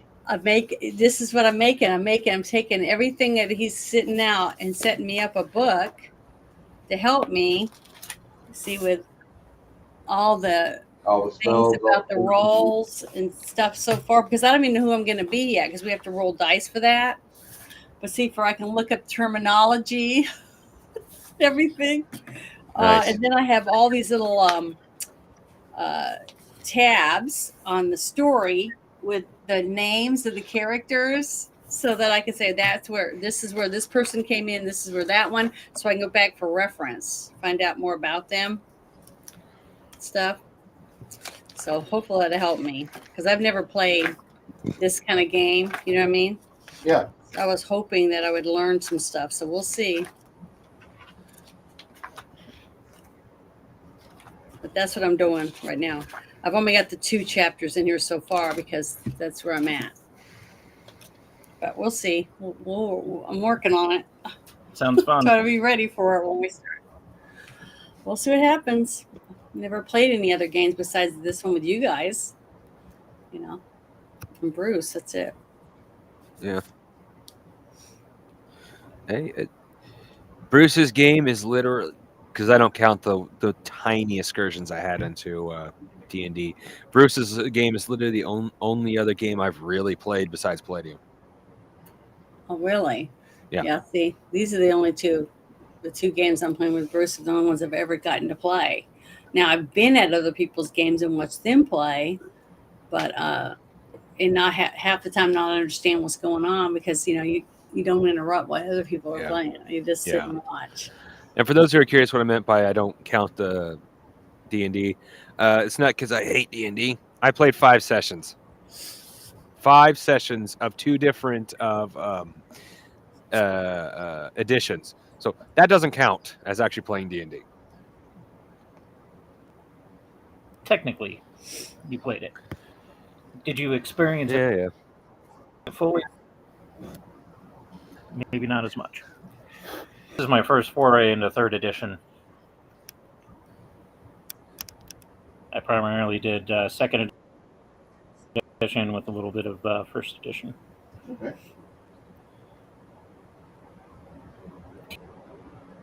TSR era. Love TSR stuff. Lots of imagination in that. A lot of it. Some of it was poorly written, but that was just mechanics. If you can figure out the mechanics work better for your game, go for it. And that's how Gary wanted it to be.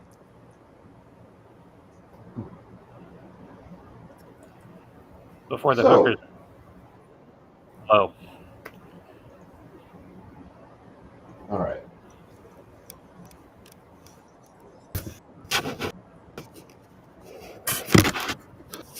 So Nerdy has timing. before you guys step into the portal, Walter says, I have no idea what this is.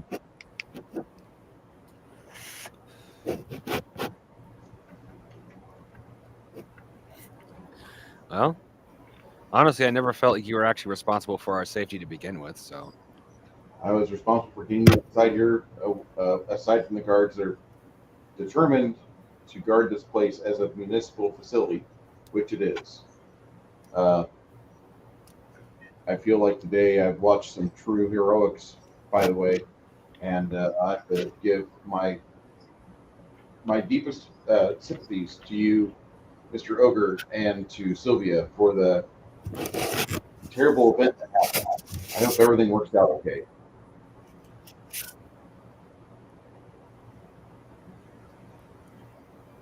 been a Buffalo Bill moment. Yeah.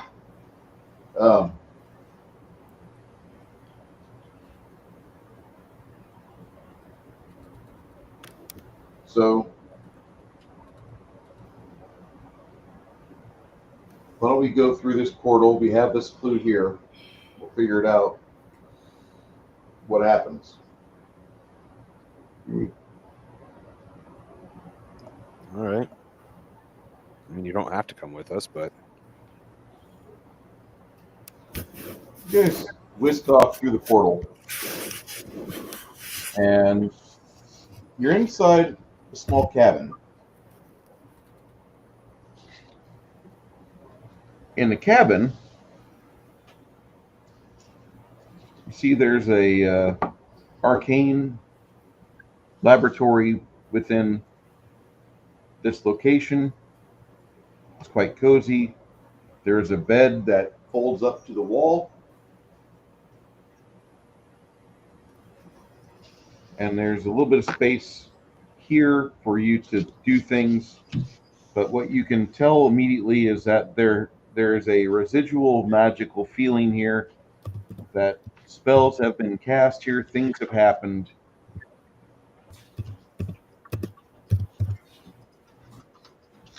And now that you are here, you can definitely feel that this place has a magical air to it. You don't really go around touching a whole lot, messing with a lot of things. And in this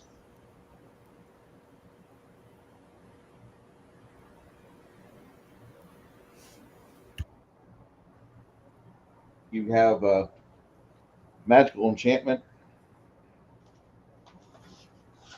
Okay, I'll just draw this right here.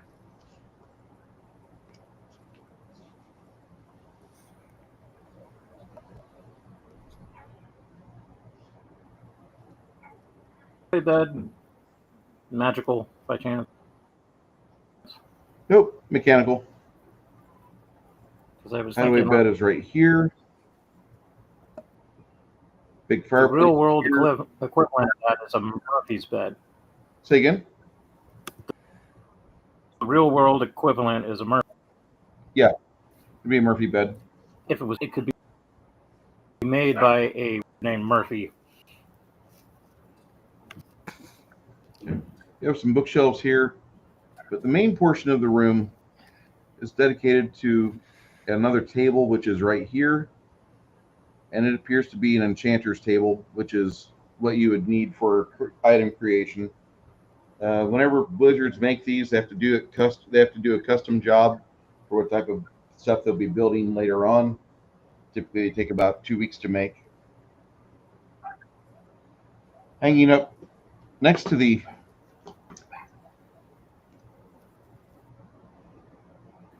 on a chain from the ceiling is a bird cage with what looks to be a pair of parakeets that are hungry, because both of them immediately flutter to the edge of the bird cage and have their claws out, claws clutching the sides of the bird cage, like such.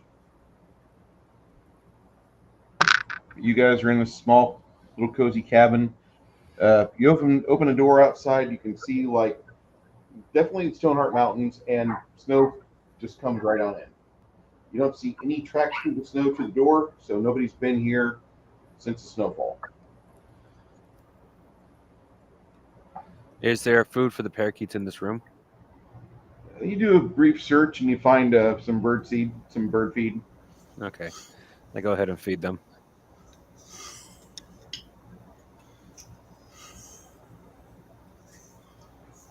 You reach in, part of your brain tells you clean bird cage, because there's like a bunch of bird poop in here.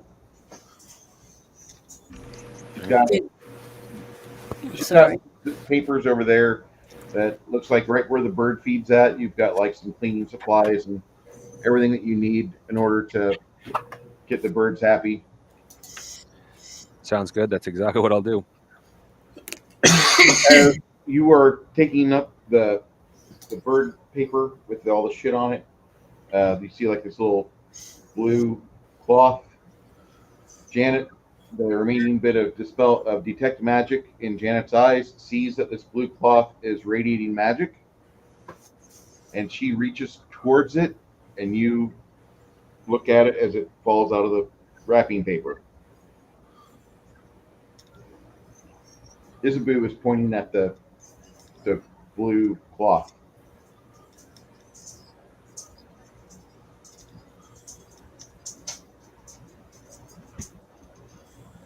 Oh, that's another piece of the puzzle. Interesting.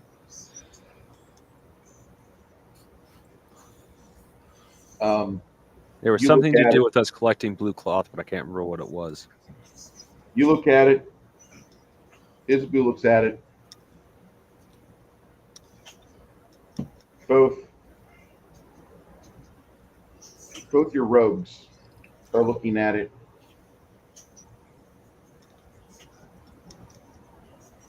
The best way I could say this is that because of his ability and his trap finding ability, his puzzle attuned mind looks at this, and Lemmy sees there's 3 turns on this Rubik's Cube before you can complete it. Well, we got a blue cloth from winding the clock, clean the bird cage, and there was what was the third thing on that list?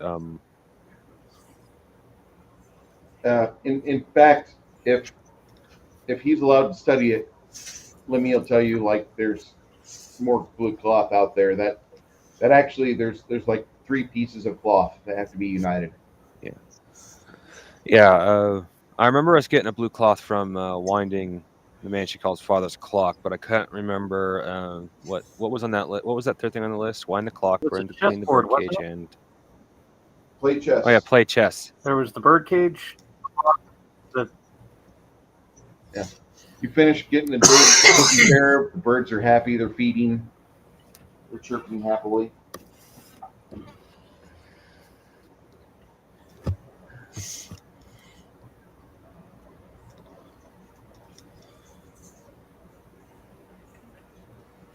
The magic that you read across it, Janet, it's called abjuration magic.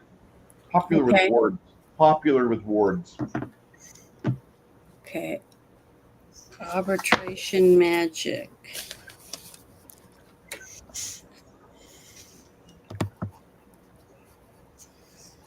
Yeah.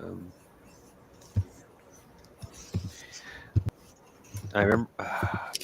Interesting. Do you know that much about it? Crafting gamer? That kind of awards? magic?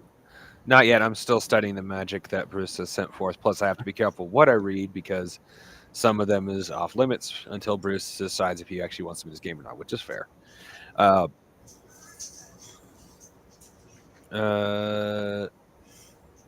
I remember something about we talking about him and her. No, it was someone and her played chess, but I don't think we found the chessboard they played on.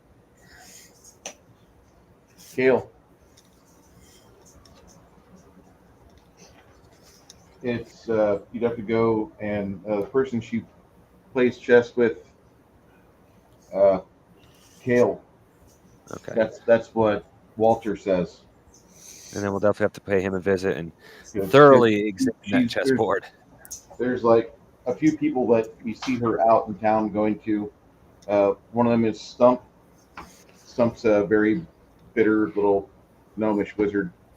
And then you have Kale. So, are we outside the cabin now? No, you're still in the cabin. Okay. So, do we know where the cabin is located at? I have no idea where we are, and really neither do you. You just know that Janet, Yeah. there's a safe bet that this is a pocket dimension. not in the least bit. Oh, This not is in the not a least bit? pocket dimension. That is very fucking accurate cold weather blowing in Okay. from the cracks around the door. That's real snow. So, do we want to go outside the cabin and look around? No?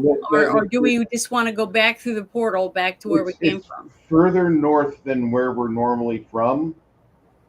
And we know that because of all the snow outside. And the Stoneheart Mountain Valley, the Stoneheart Mountains are a huge range. I'm not saying take a look around I'm not saying take as a go around and start searching where we are, but having a decent idea, or at least maybe an idea as to where we are to the village wouldn't be a bad idea. Like if you want to wait here, the magical you can tell that the magical portal is fading. You don't know if it's going to be 10 minutes or an hour, but it's going away. Oh, well, in that case, I don't want to try to trudge back to the village. I'd rather go back to the portal now. Yeah, I mean, you could be hundreds of miles away from the village. I don't want to get stuck. That would be. So, something tells you like the Kale. Yeah, Kale's at the temple of Fortitude.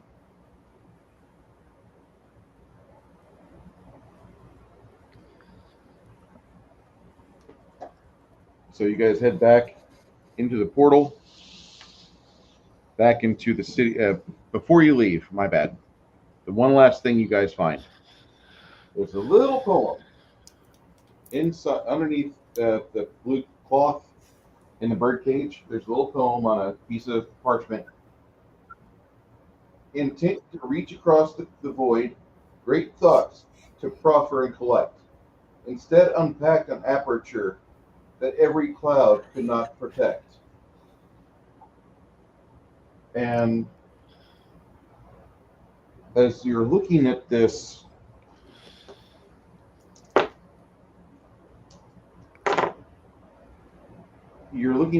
poem, there's like a silver lining on the letters for every cloud.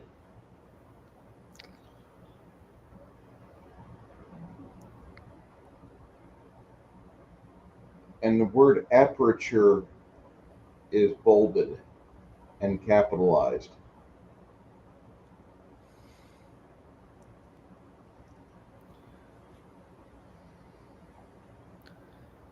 You guys keep the parchment. Our chat is getting hungry.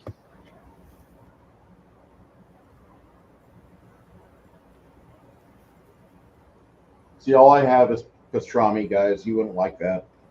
Oh, I love pastrami. Dude, I got my wife hooked on pastrami. That's all I'm going to say. Like, hooked on pastrami should be like one of those things that you study, because like there's like levels of food that are like you can eat ham, you can exist on bologna and spam, you enjoy the occasional ham sandwich, you get roast beef and it's a good day. Pastrami, sun is shining no matter what the weather is outside. Like higher tiers, better crafting in the kitchen gets those foods elevated up. Pastrami is probably my favorite deli meat of all time. We'll have to talk to. A little bit of provolone. Either provolone or Havarti. Maybe some Swiss. What I like to do, I like to chop this Oh, and put it on a pizza, and then have a layer of Havarti over that. And then on top of the Havarti, I'll put on my other deli meats like a little prosciutto, gabagool, and stuff like that. And it's just fucking delicious.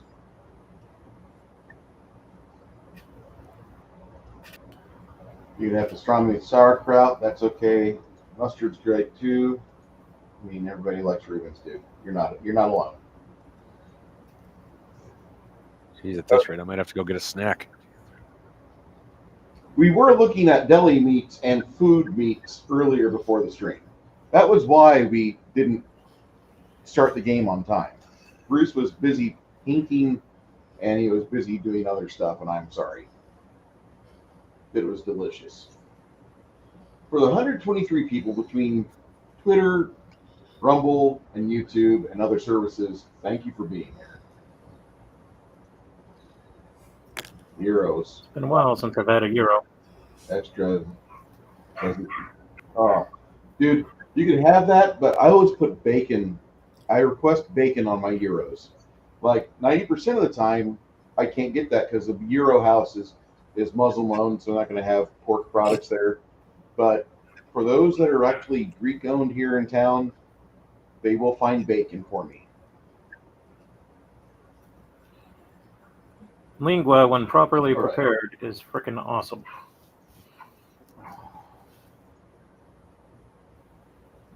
Yeah, we talked about cow's tongue too. Cow's tongue can be prepared nice. Okay.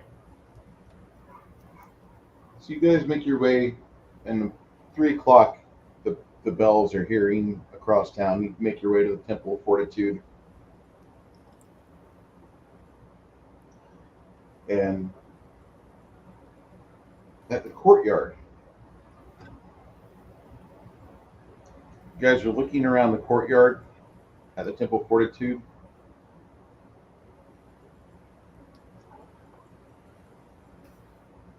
So you're panning along the edge of the courtyard. You have all the pieces of the chessboard. They stand about 2.5 to 3 foot high. They're all made of wood. In the center of the courtyard is a chessboard with 1.5 by 1.5 squares painted white or black.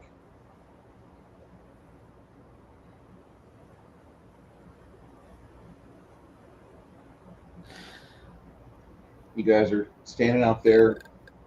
Oh boy, this is gonna be fun. There's also a shed where they have the cleaning supplies to clean things up. It's I literally kinda- go, okay, you guys can check the chess pieces. I'm going for the shed. You head into the shed. Yep.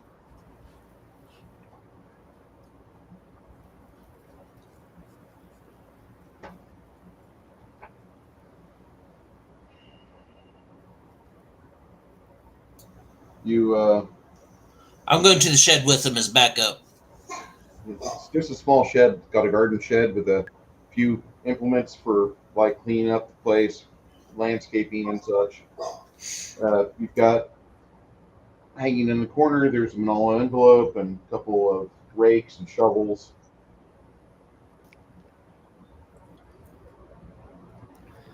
I look over it very thoroughly for a blue handkerchief in hopes that we don't have to start toppling Dump it chess out, pieces. and a blue handkerchief with a little bit of a magical aura on it. And then there's also a piece of parchment which falls out.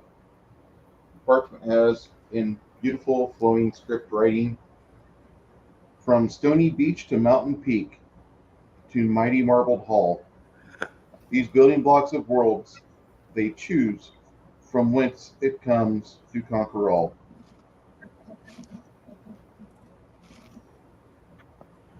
From stony beach to mountain peak to mighty marbled hall. These building blocks of worlds, they choose from whence it comes to conquer all.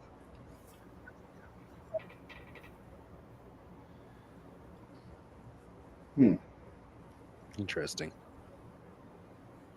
What do you think that means? Means boss music tune. I mean, I know it's not right, but my first thought is a castle's going to drop on top of us. That's the first thing that comes to my mind. Well, then we should get the hell out of Dodge because we're not powerful enough to. I mean, you guys have already fought the Ebon Union, right? You've already had a fight with the local city thieves guild, Yeah. and their leaders escaped. Or the guys in charge of that fight escaped. Mind you, the Mistwatch is on strict orders to arrest every member of the Ebon Union and bring them to justice. Yeah. They might not all go to jail. They were all guilty, though. And as far as you know, the Angus family wouldn't put them all to death, just the really bad ones. That's fair. I mean, I am worried about them, but not that worried. Not compared to the other things we seem to be stirring up. Wait.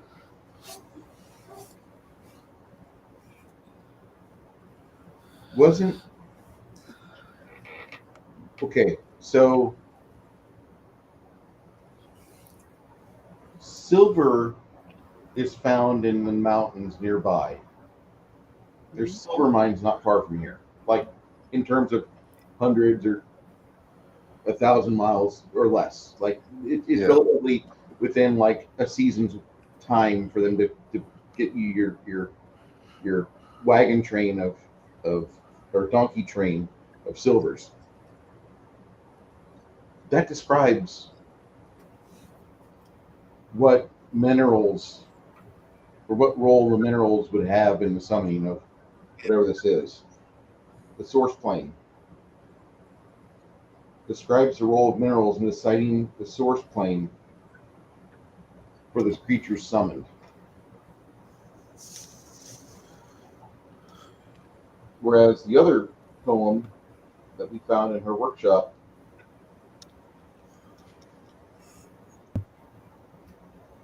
it's supposed to be for communication. And instead of it being just like a scrying or whispering window, it turned into a doorway.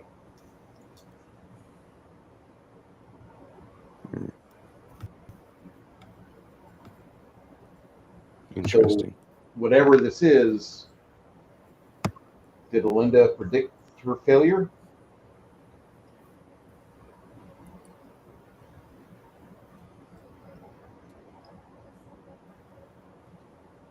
Walter says Possible. to wind Papa's clock. Her and Stump are close.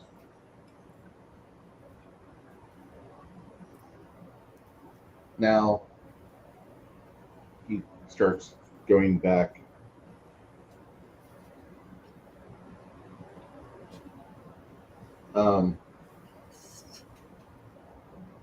Ever since she was a girl, Stump was the guy that trained her in the magical arts.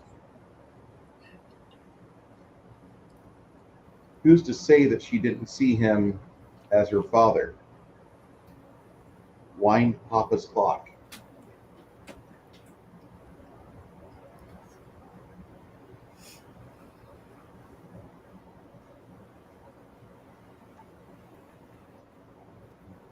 All right, you guys were paying him a visit. So you head over to Stump's home.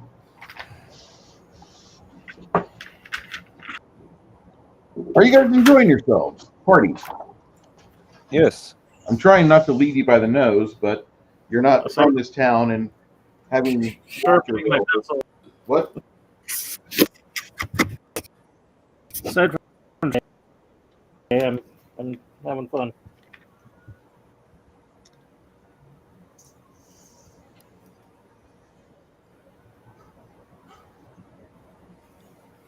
Glad that I'm not dropping like last week.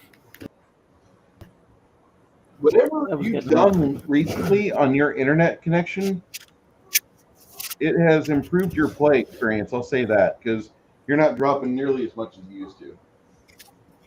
Hey, I've Bruce. set off everything that I'm not using, other than my laptop, which kind of helps. And then all the upgrades that I did, I think helping. Cool. Go ahead, Nerdy. Yeah, your camera went a little blurry. Okay. Logitech. Bruce's old nemesis, the blur. Eventually, I'm going to replace all of my cameras with these Mexigos. Mexigos are a really good camera, I think. Everybody might say, like, oh, that just sounds like a Wish version for Mexican-made stuff. Well, I don't give a shit. It works.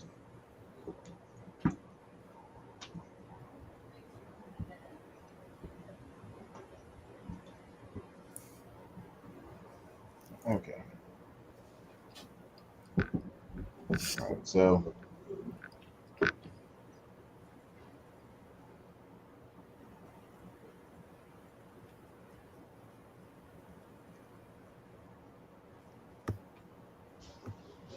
So you guys proceed back through the city and make your way. I mean, there's a whole bunch of buildings here. I'm not going to draw everything, but you make your way over here to the south end of the city by the ports, and Walter knocks on the door.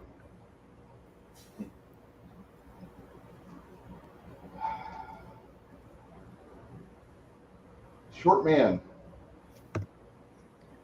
with furrowed brow. He's gnome. He opens the door.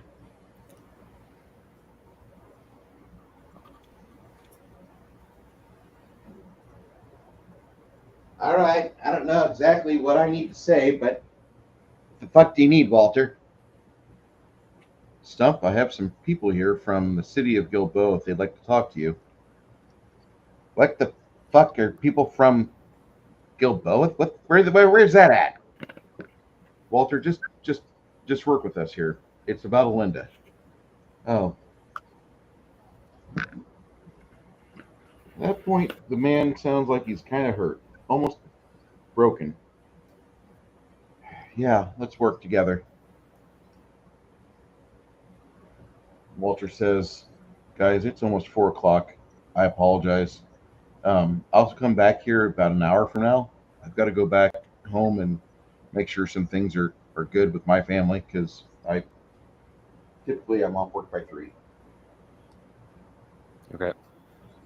Walter leaves. Worries. As Stump is there, you guys can smell whiskey coming off his breath. Just rolling off of his breath.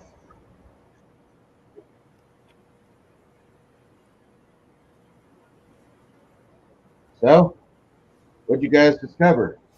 You know where my pupil is? Well, that's what we are in the middle of trying to figure out. We Oh. have.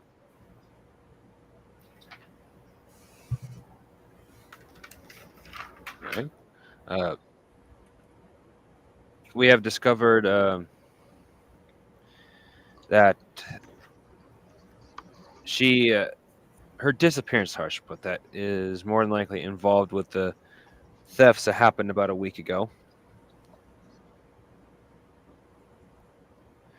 And we also found a list saying Wine Daddy's clock, or Wine Father's clock, Daddy's clock, jeez. What? Clean the bird cage and play chess. Which led us to you. I already forgot his name that we just talked to. The giant chess set. Walter And Kale. Yeah. I'm sorry, I'm bad with names. All right. No. I'm not going to rip you on that.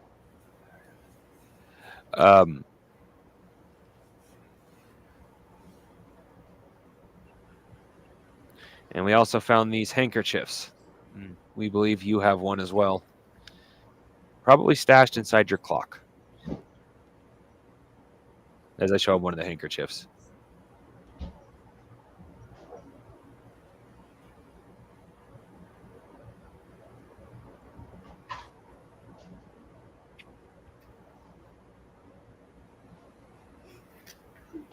Those aren't handkerchiefs.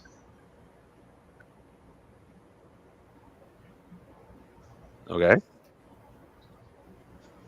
What are they? Well, part of a spell she's got looks like shrink item. But whenever you shrink it, it doesn't shrink it. It turns it into a little bitty cloth. So that's what it is. Those two. And we said something about winding my clock. What? One of the things on her list said Wine Father's clock. There's a. He points to the other end of the little hovel, past the wine and the whiskey and the barrels of bourbon.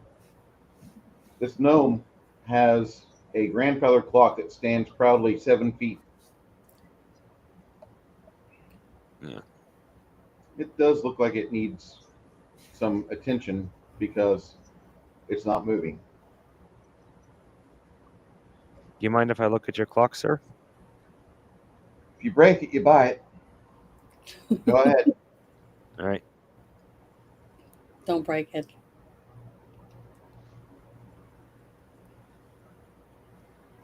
It's kind of run down. You notice that Stump's got a left hand that's amputated at the stump, or maybe that's why his name is Stump, because he has a stump for a left hand. You squeeze past the other people in here.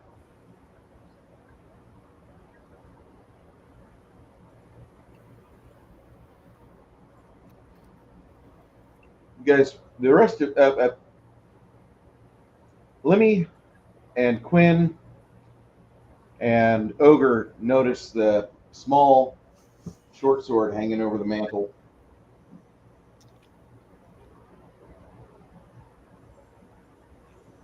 Hmm. You know, just really, if it wasn't for Walter being here with you guys at first, I wasn't really keen on the idea of opening my doors to any guests today.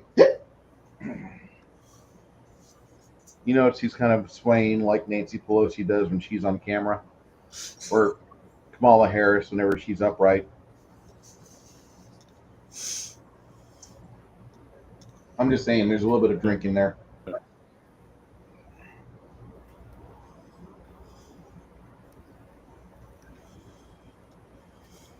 Well, So you guys have an idea of what happened to my daughter? Not yet.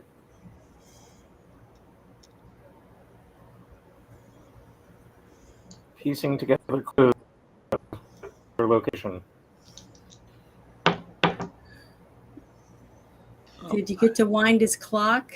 As Did he's anything winding the clock, Oh, sorry.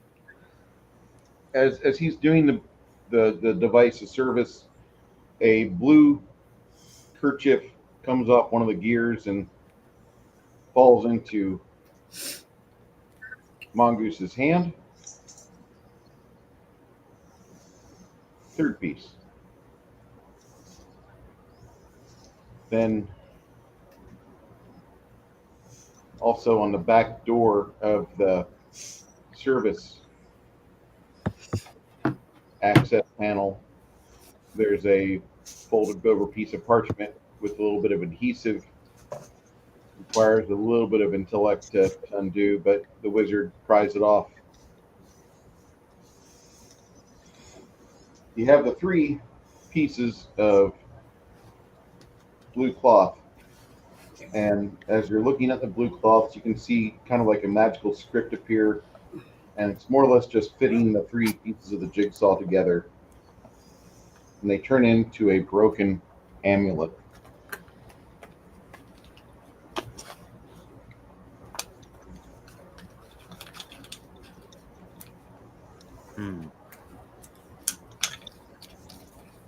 Can you tell what kind of amulet it was?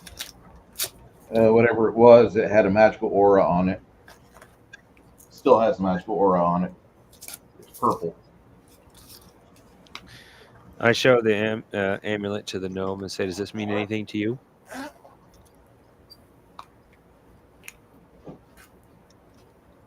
Yeah.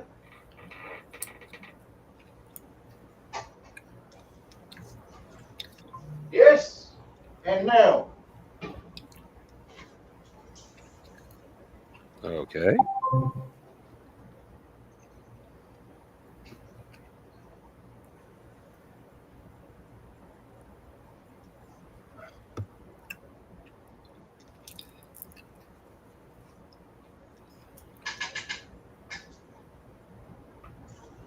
Whatever she was fucking with.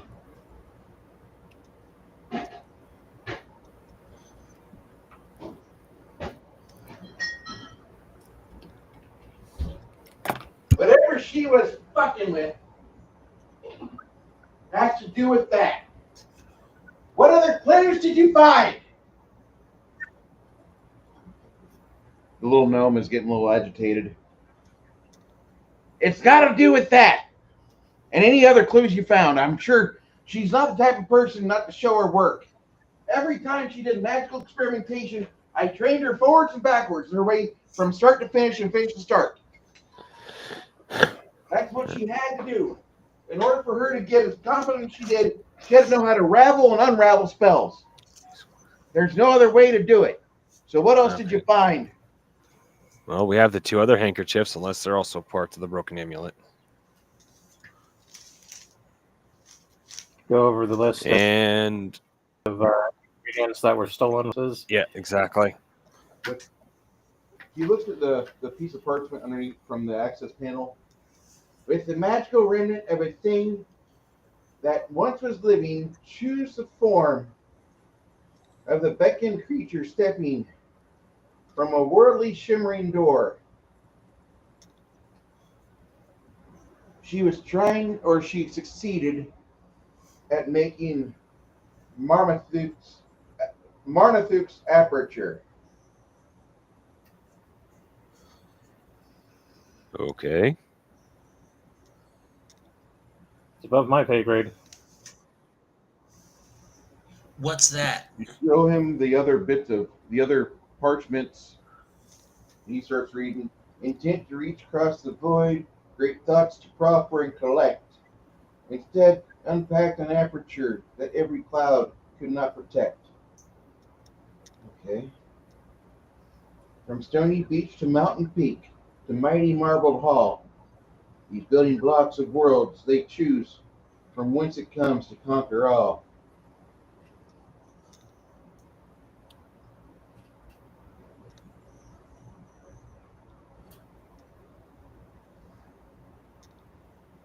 The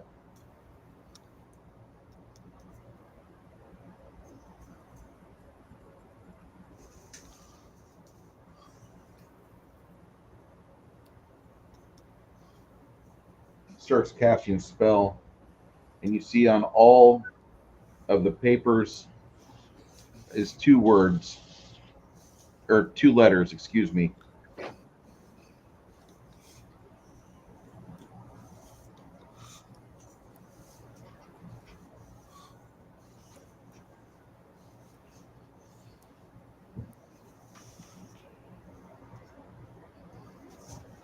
Thalala. THLILI.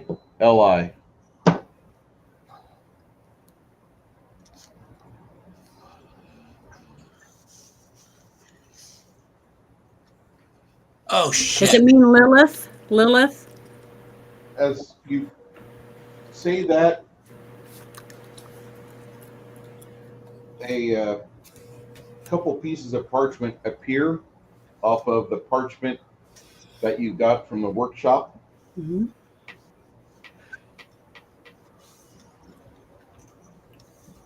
As you look at this new set of papers, you hear her read the word itself. I know not what I have done, only that it is most frightening and unintentional. I fear that you read this now only because I have failed to set things right myself. In my attempt to communicate with beings from beyond our world, I have loosed a great evil upon our community.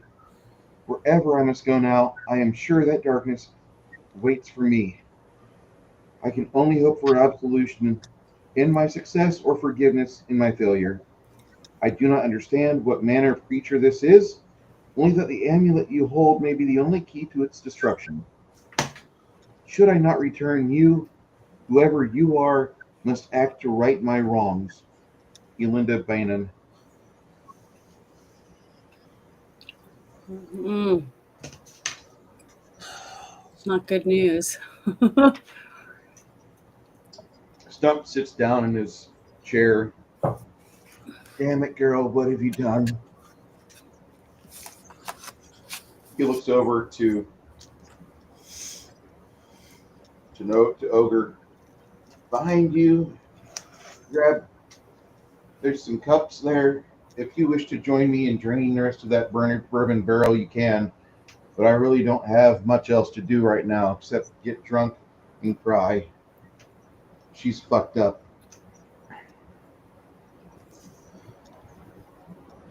I'll get the cups, Ouch. set them out, pour the drinks out. She has royally fucked up.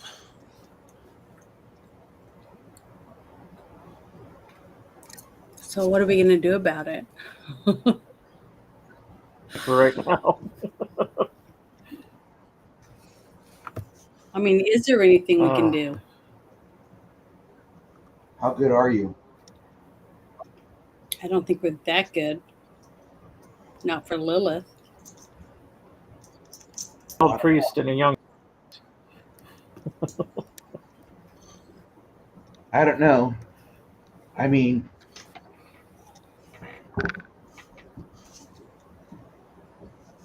props to Prog God Games for that nice little puzzle anagram you gave us there. This short little guy, this gnome, he's kind of beset himself with grief, and he gets into his cups again as you are passing out the bourbons. And after he downs his shot, he just kind of sits there. You can see his mind's a whirl with various things going on in his head. Maybe scenes from his youth when he was training her as a child, or when he was trying to convince her not to cast charm person on the town Gaston, and not to woo him into bed just to knock the dust off. Or maybe it's the time where he was trying to show her the moral things to do, because as a wizard you do have responsibilities to those around you, because you hold a lot of things, a lot of spinning plates which keep your local universe connected. He looks like he's rather defeated. So let me see here. There's a cleric to one of the greatest gods of Eld ever to be praised upon the plains, and she says you aren't that good. We might be really fucked.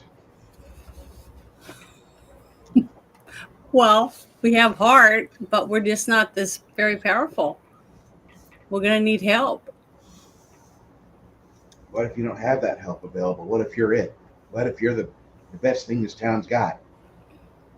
Do you understand, like, when you guys first came to town and then the bard started talking about who you were? Like, had all this shit not happened, there would have been a party. And there would have been a couple of people from outside town that came to town because their parents were like you and they worshiped Mir. And then there was a couple other people that were a day's ride and a half away, and they didn't worship Mir, they worshiped Tyr, Mir's brother.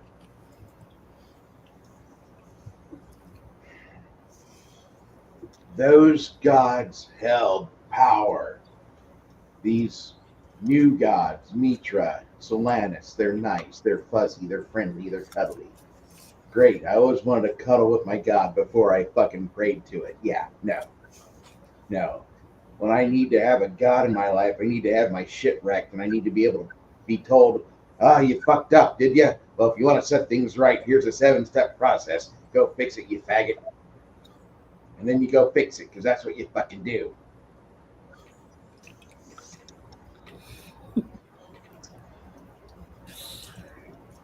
You guys, we're not that good. Bullshit.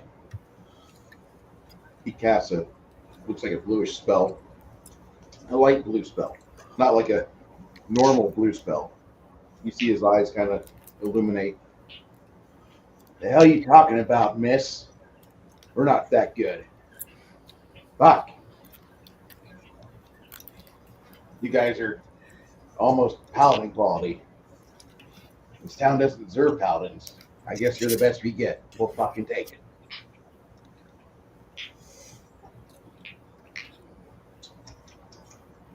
Little gnome rocks on its seat like Nancy Pelosi getting his hip bandaged.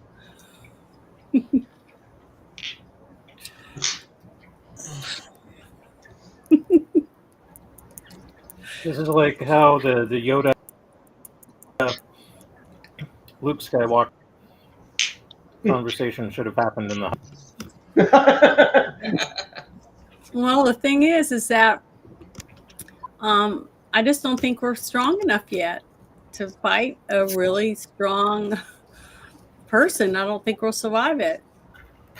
Well, then maybe they'll sing songs about you and your efforts, and they'll evacuate the town because you failed. Right now, that's about all we have. We have the Angus brothers, which are okay, but they're old, they're creaky. And we got you, miss. I'm not strong enough, but I'm youthful, and I'm pretty, and I can do stuff. As much as I don't believe in myself, my God believes in me. I'm almost a paladin. I can pray for strength and That'll- maybe knowledge, but That's a good place to start. you know, I'm trying to be realistic that, you know, all we can do is do the best we can, but we need to have as much knowledge about what we're fighting as we can get. So who do you know that can help us get the knowledge we need? All right. That was a sound. He pulls off a tome.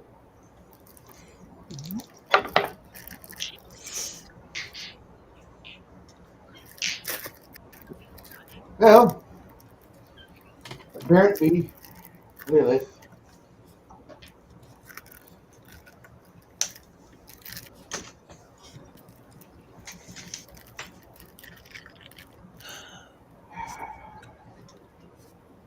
there is a character by the name of Lilith, and apparently she's really strong. But not physically. Physically, yes, she could probably take on you by yourself, yes. However, she's not meant to be powerful.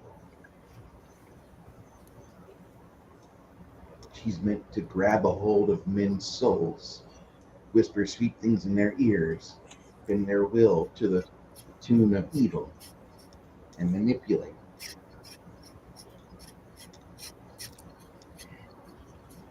She is a powerful demon, yes.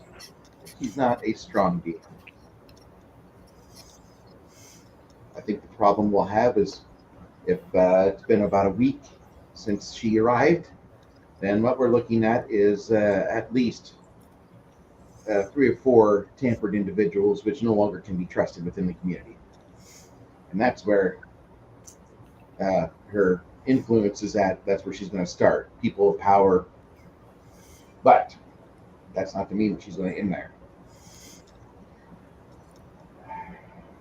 The demons, where are they coming out of? I know they're from somewhere else, but in town, where they've been seen around. The sewers, right? Mm-hmm. That's where you got to start your hunt. Damn it! Well, we already need dispel for not dispel. Did you spell what? We haven't even talked about the rogue. We saved a rogue halfling from the sewers who told us there is a fairly large fire elemental in the sewers. Doubtful. The reason why is that the sewers are filled with a funny gas that if it's exposed to flame, it would combust, which means the entire city's top will be blown off. Unless he's in an area that city sewers don't flow. Well, he said that he was washed down there by a river, so he literally could have ended up anywhere. Interesting. Well, either way, especially if we're dealing with demons, holy water is not a bad idea. But banishment or the one that sends creatures back to their plane might not be a bad idea.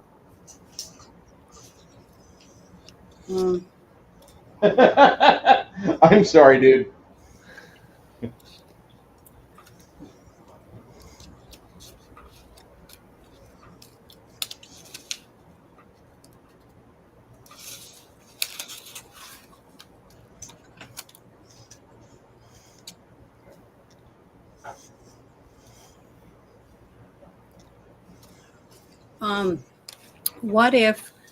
Is there a way that we could go down into the sewer as we work through like a grid pattern through the sewers, right?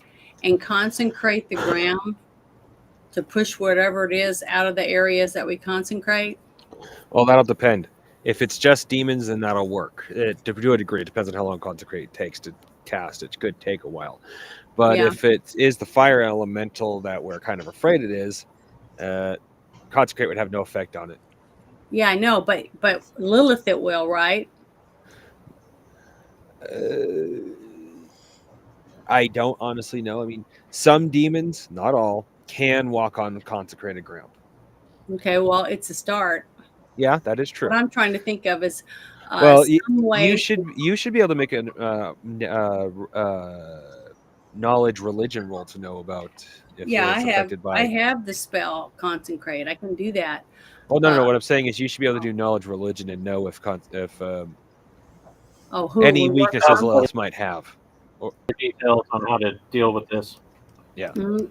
But I'm trying to think of each of us have different skills. So what if we could each come up with something like I could go along with you guys and consecrate the area that we go through so that we know that as we pass along, at least demons won't be able to follow us from behind, right? Because they can't come onto the consecrated ground. So whatever comes to us will be Powerful demons possibly could, but yeah, the level of demons that you've seen so far in the city probably would have difficulty. Okay, so I'm just trying to think of ways that we can go, and we need some type of spell, water spell, like a water spout spell or something like that to help us fight a fire elemental. But wouldn't her father, or what was that? Her father, right? Or was that just her mentor? That's her mentor. Okay. She's human. Her mentor, if he's strong enough, he could go with us and help us fight the elemental. You don't want to have him do it, Janet. He's an elder gnome and he's in bad shape. His health is bad. Plus the fact he's a fucking blue alcohol. Okay, well maybe he's got a scroll or some other spell that he could train one of us to help us create a water spout or something to help us with the fire elemental. And because we have other people, we have archers, we have we've got different characters that can do different things, and as we go through and try to cover who's going to do what and be prepared. Oh, go ahead. Pardon the stupid barbarian, but wouldn't your banishment spell work on the fire elemental since it's not of this plane? I don't know if I have that spell. Hold on. Banishment, you don't have the power for that spell yet. That's like a 5th or 7th level spell. Yeah, I don't think I have that one. I have it on my other character, but not on this one. I have like consecrate. That's what I was looking through my spells to see what kind of stuff I might have to be able to. So it would work if you had the juju for it. Yeah, if I could do it, but see, maybe our wizard could do it. You know what I mean? That's what I'm saying. I don't know, or maybe together we could do something.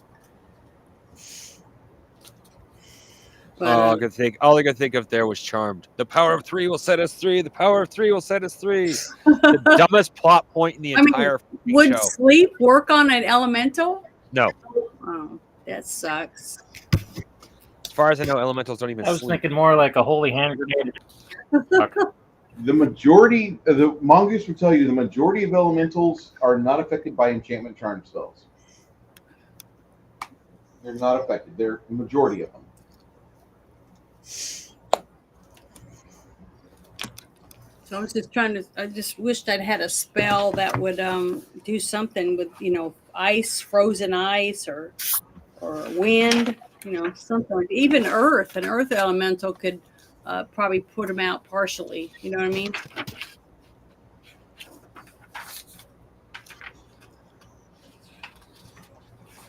As long as you don't lose control of them. Well, yeah, that's what I'm saying. Suck. I'm just trying to think of what can put out fire and what do we have that we can use towards that.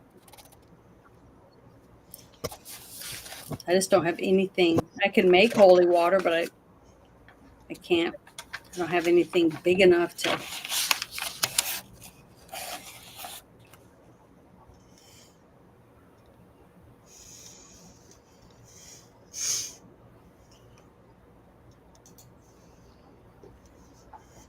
Now I do have. It says I have elements. Mm-hmm. What's that mean? I got to look that up in my book. I have no idea what that means. Okay, I'll have to look it up.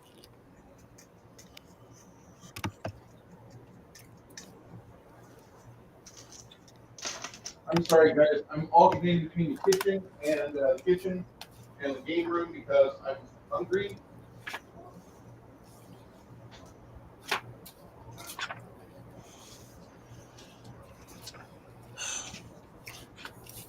Lucky you, Bruce. I can't even get to the kitchen without abandoning the game completely. Well, my feeding makes you hungry to where you're like, I need food. I gotta come back. Okay, go grab food.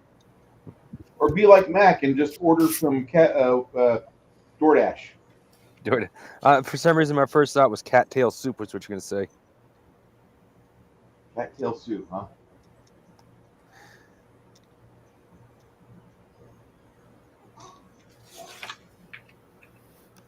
And I'm feeling weird today.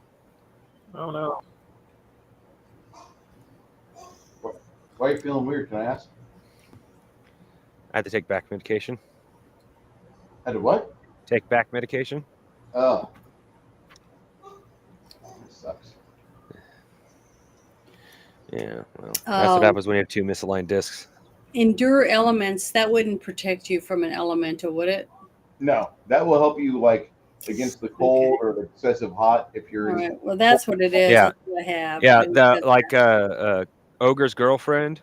Mhm. Yeah, she has like a enchanted bracelet of endure elements. That's the reason why she's running around in a metal bikini in the middle of winter. Yeah, that's the spell that I've got. So that wouldn't really help. Of course, I don't actually know that she has one. That's just a good example.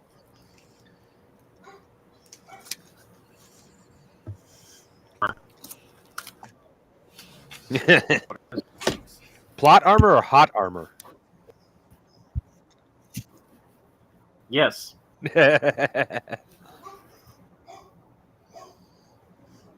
So January 6th is now considered Entrapment Day.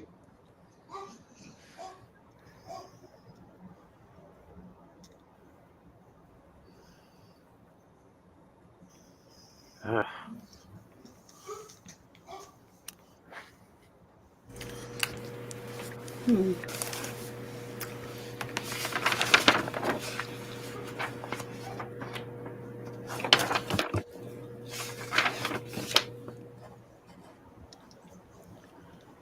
So No.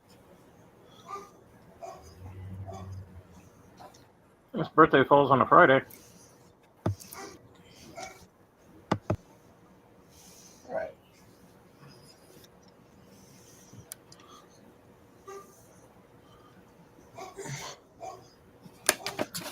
Cool.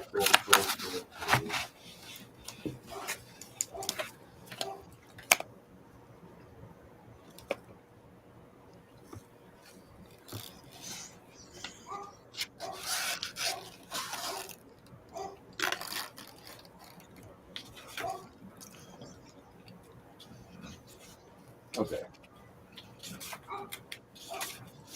So as you are gathering ideas, the dwarven companion, or your gnomish companion, who's drunk as shit, by the way. He looks at you with swimming eyes and he says, "Fire elemental."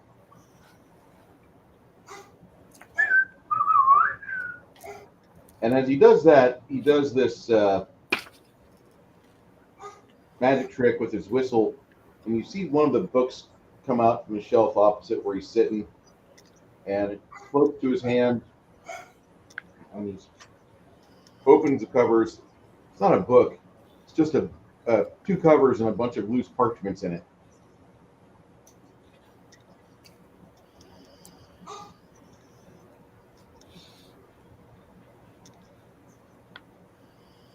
Ah, here it is.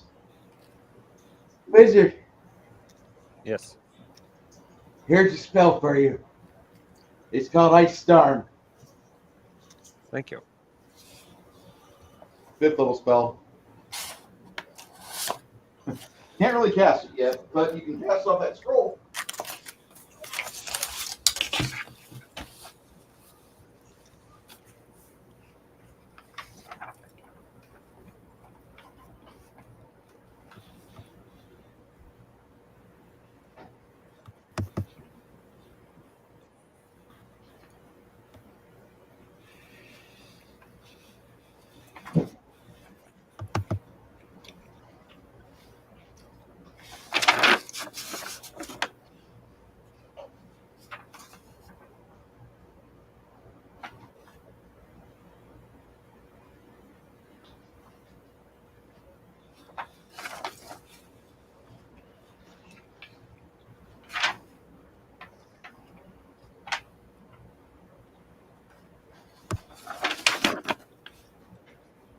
So you have all this.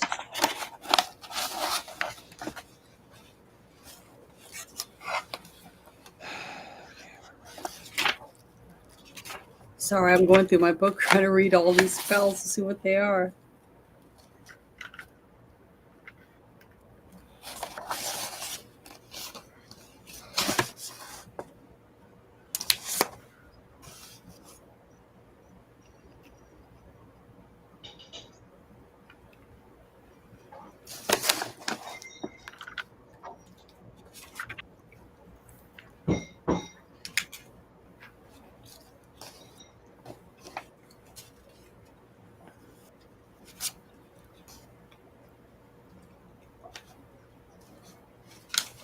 So on a scale of 1 to 10, Lilith character, how badass is she? On a scale of 1 to 10, what? How badass is this character? On a scale Well, from of the 1 legends to I know, 10, she's probably about 15. on a scale of 1 to 10, don't go after her singly by herself. She'll grab a hold of your soul, tickle your nutsack, and stick her finger in your taint, and then you're going to be hers for eternity. However, if you guys take her on as a group, you can maul the shit out of her like a bunch of rabid dogs and a piece of meat. Odd for me to adapt the buff voice for the little gnome character. If you know who I'm talking about with buff, give yourself an extra 5 points. Ooh. The buff does not bluff. I love the buff. Okay. I would like to remind our barbarian he t-shirt is has awesome. gauntlets that can punch holy water since we're going up against another demon. Well, I looked through all my stuff. I don't have anything to fight a fire elemental.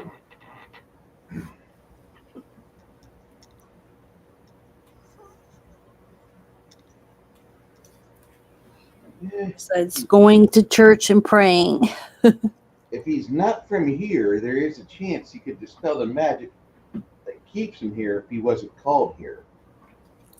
Lilith can't be dispelled away with dispel magic. Fire elemental, good chance he can be dispelled away. Fire demon, possibly too. Interesting.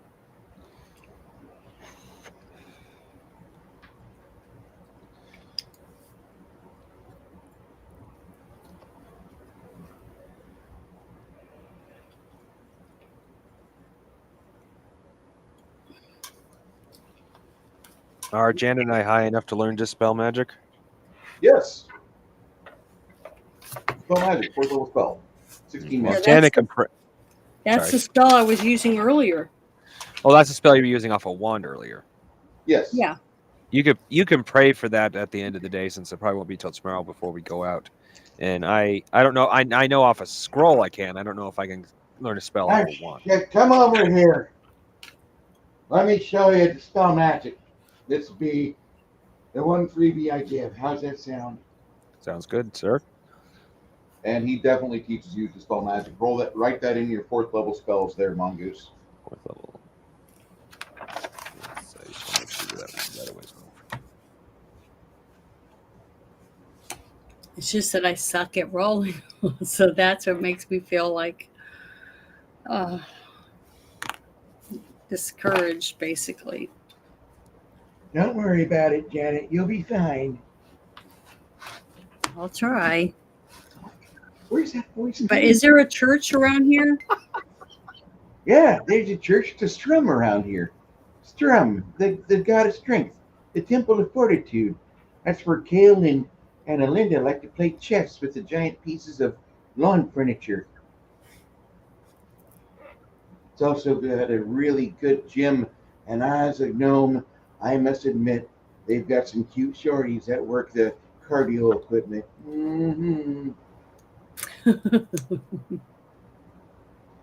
Oh, there ain't nothing like a 5'2" girl that's perfect climbing material for a gnome. That's why all the 5'2" girls go for gnomes, because they feel like they're mountains of womanly flesh.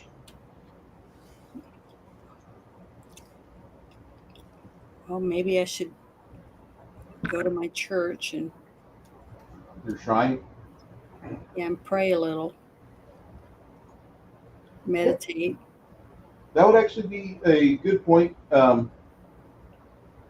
This is a good place for us to start wrapping up tonight's game, because you guys are been given some good information, and at the start of next game, we're going to have the end of the night for basically day 3. Mm-hmm. Been in town for 3 days. Town's kind of fucked up right now, and yeah, look, just a wee bit fucked up. So you're gonna have some things happen at the end of the night, which I need to resolve at the start of next session, and that'll take us into day 4, and you guys will be deciding the fate of the city after that. I wish you the best of luck, and may the odds ever be in your favor.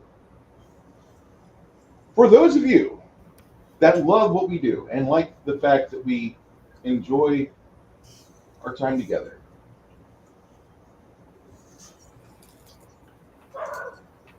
do we want to do a meme review, guys, or do we want to review any new memes from last week, or no? What was the question again? Do you want to review new memes? Sure, if you want. I'm not in any hurry. Golly, I just can't believe I just went through the whole thing and I can't find a single spell. Okay, Oh. I'll help you with that for the next 2 weeks. Here we go into the time tunnel. Going into infinity. And beyond. And beyond. All right. Last game. Aw. So that was the second. Nope, not the second. That was the 7th. Because I remember this shit. Yeah, I remember. Can I come in your ear? No, I might go deaf. That's funny. When I come in your mouth, you never shut the fuck up. Okay. Let it snooze, let it snooze, let it snooze, snooze, snooze. So, I heard your ex is going to have a baby. Yep. At that point where let me open this one bigger. At that point where all my old girlfriends are watching hatching podlings. Wasn't it the ex you caught cheating on you? You must think that I'm really petty. That was 4 years ago. We both moved on and became friends since then. Friends, what have you done for her lately that constitutes friendly? Well, it just so happens I sent her a special baby shower gift. It's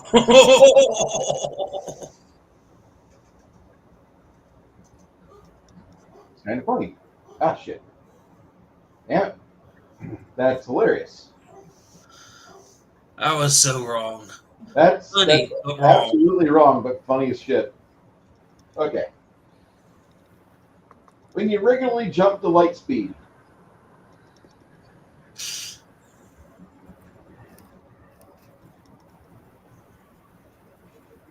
I gotta love that. I do Oops. love that. Somebody went through the That wrong was, portal. that was big girl. The party, mourning the richest player's death.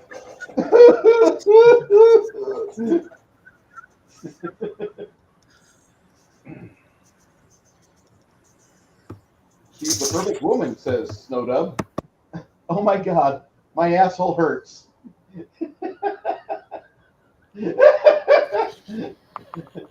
What's the charge? Eating a meal? A succulent McDonald's meal? Get my hands out! Get your hands off my penis! Not really that funny. Remember, fellas, you can't call it your manhood unless the hood's been removed. Until next time, friends. Our paladin swearing an oath in the gnome to free his brethren from the evil priest that enslaved them. 2 sessions later, as you clear the last snow-covered hill, Santa's workshop appears before you.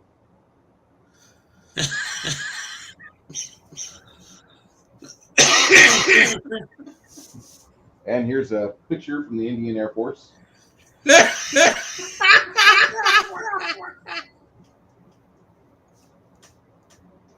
When you volunteer to help out Black Lives Matter, but they turn out to be a bunch of racists.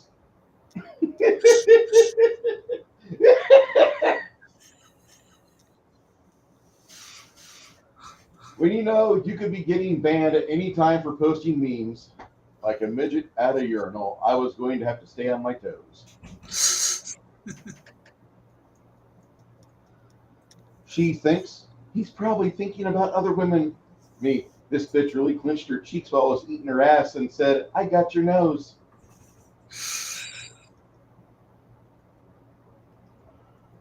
When it's last call, and you'll be damned if you're going home alone. Waylon! When chickens find out that black people can't swim.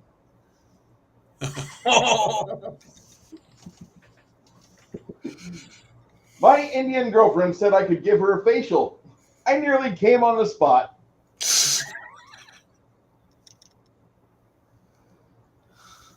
Guys literally, no, let me open this browser for you. Guys literally only want one thing, and it's fucking disgusting.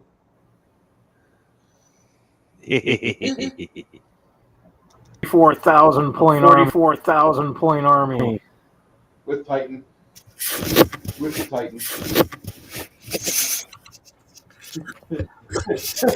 Remington drone loads.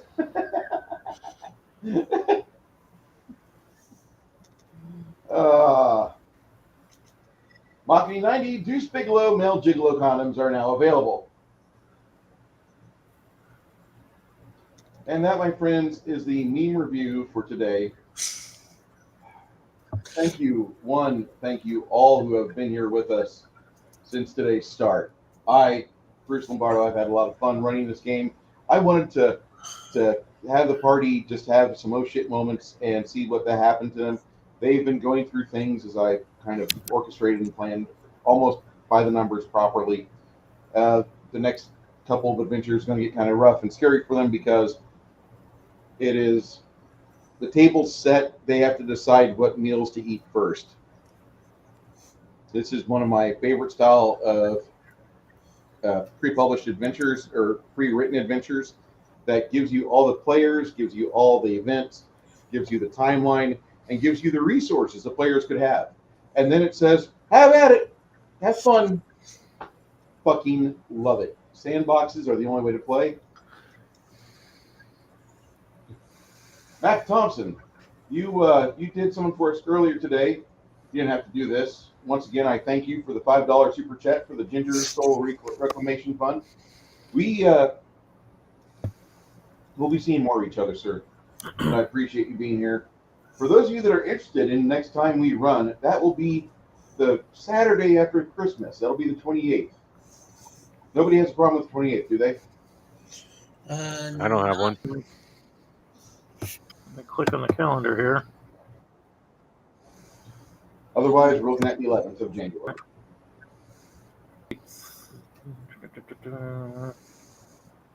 No. As far as I can tell, I think everything should be fine. Unless we hit World War III and, we get nuked, and everybody will know that. Yeah, we'll find that out. For everybody who stayed here, all 137 of you from Twitter, Rumble, and YouTube, I thank you once again. Please follow Janet from Another Planet on her X account because it is fantastic. There's a lot of stuff there. We will be here in 2 weeks to continue this game. And until then,